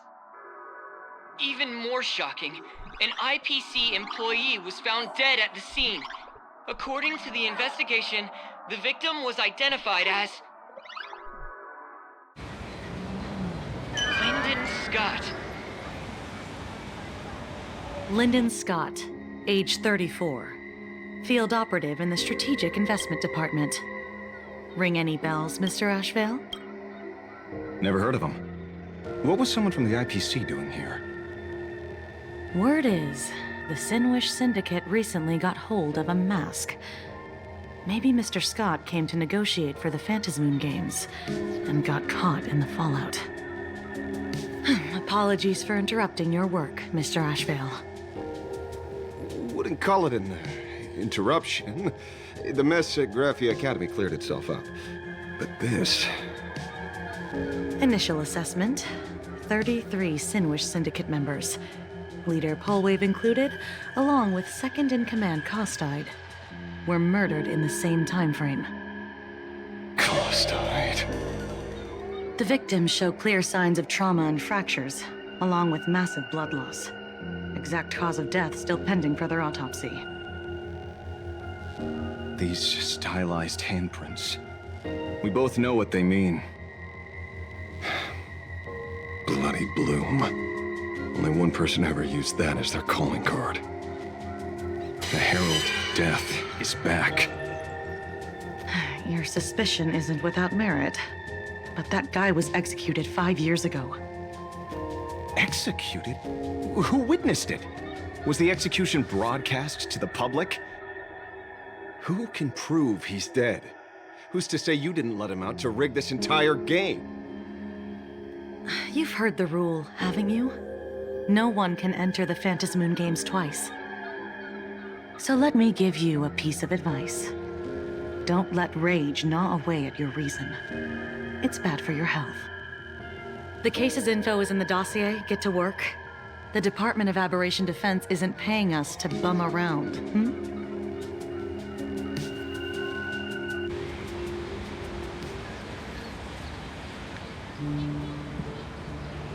Rage sparked quietly in the detective's chest, and not even the wind from Dovebrook could dispel the metallic tang of blood clinging to his nose. When he first heard the Sinwish Syndicate had obtained the mask, a grim premonition stirred within him, but he never expected it to be the omen of a friend's death. Mr. N, he's no longer with us. Now he's just a body, another nameless casualty buried beneath a headline. People only care about the stars twinkling above, about the epic tales of the eternal conflicts among the cosmos' great figures. Compared to all that, who would mourn a small-time thug from a petty gang? What should we do next? I've been slacking off for far too long.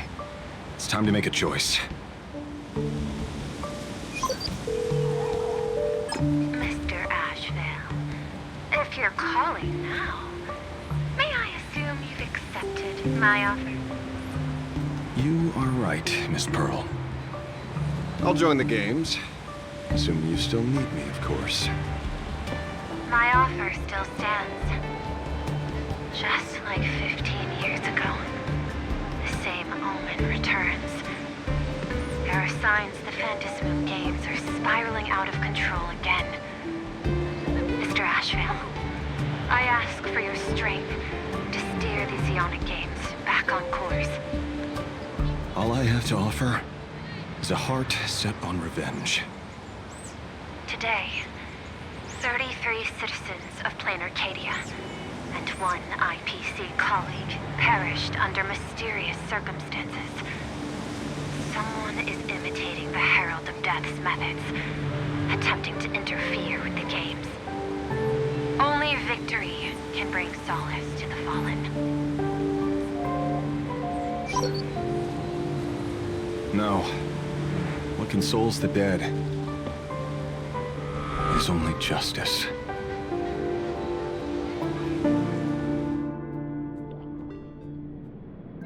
What's the matter? Found a better candidate? Don't I even make the short list? This is a game shaped by the most capricious Eon. Surprises and twists are its very nature. It's only right I choose the strongest players. Even so, I have to ask, what makes you so sure that I'd hire a wanted criminal to fight in the Phantasmoon games, instead of tossing you into an IPC cell? Throw me in prison? But the Strategic Investment Department in Penacony clearly extended an olive branch to us Stellaron hunters. No? Changed your minds already? You suits sure turn faster than a page in a paperback. So let's cut the fluff. Give me a mask. Call it your first strategic investment in us. What do you say? Understanding comes first, then the investment. Tell me, how do you plan to earn my trust? Apologies in advance. Before I came to meet you, I broke into your collection room. I know what you've been working on. Let me imaginate. Tell me, have you heard of Zero? Greatest hacker and most feared player in all of Punk Lord? Some say she's an emanator of elation, while others say she enters the dark zone created by Mythos, as if it were her own backyard. She caused Punk Lord's data meltdown and infected IPC branches in 28 segmenta, isolating them from each other. Most information about Zero is half true, half false, much like the rumors surrounding you Stellaron hunters. But one thing is certain. Zero suffered a major downfall, and is now a prisoner of the IPC. It's obvious she left a deep impression on you. Traumatic, even. In that case, you should also know that ether editing and imagenesis stem from the same technological source. Or art. I know. I've studied it. How could I forget? You stole Zero's tech to make that lousy cash grab game Ethereum Wars. Of course, you know all this. But you corporate moneybags will never comprehend it. The the fleeting, ever-changing power of the elation. Zero once tampered with a parameter of reality, creating an independent realm that belonged solely to her, just like that other one. Just like Graphia. Are you willing to trade the secrets of Imagenesis? I can think about it. Deduction. You may be lying. I've heard that those who join the Stellaron Hunters have long since abandoned the path they once walked. Who knows? You're in the Arcadia of Elation. Wouldn't it be a waste not to test your luck? Deal, Ether Hacker. And to seal it with confidence, let me show you a little trick of the trade. A hacking trick?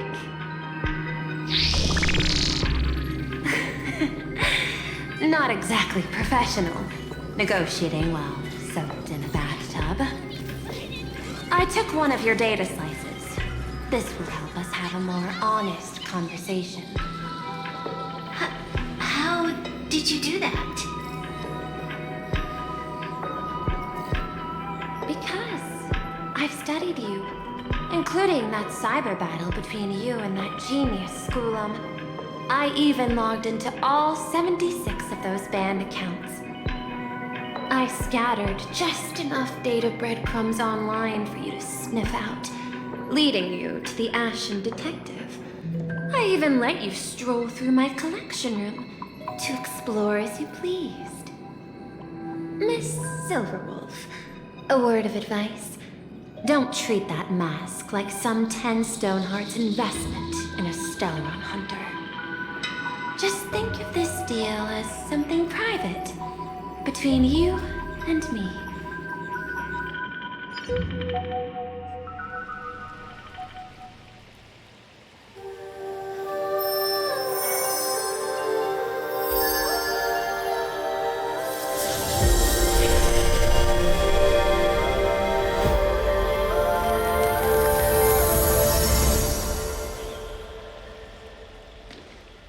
What the heck? I just blinked and suddenly half the supplicants are wearing masks? I was hoping the show would get better. Streamers clashing with cosmic heroes. A flashy brawl without anyone getting hurt. Wouldn't that have been nice? But now we've got a crow, a shell, a cat, a wolf? How many more mystery guests are crashing the stage? And this thing? When did it sneak in?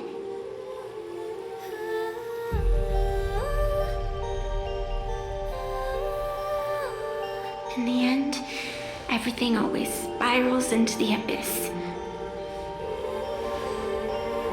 But you're the rare exception. Your first battle wasn't bad for a greenhorn protagonist.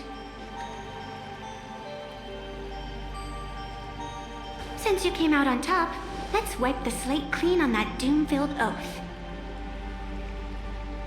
Who knows if the owners of those masks will become your friends or opponents? Or maybe one of them will bring about that terrifying future I saw in my dreams.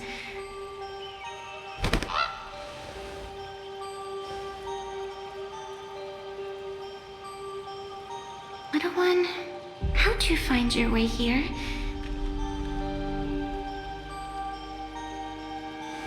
The supplicants in this Phantasmoon Games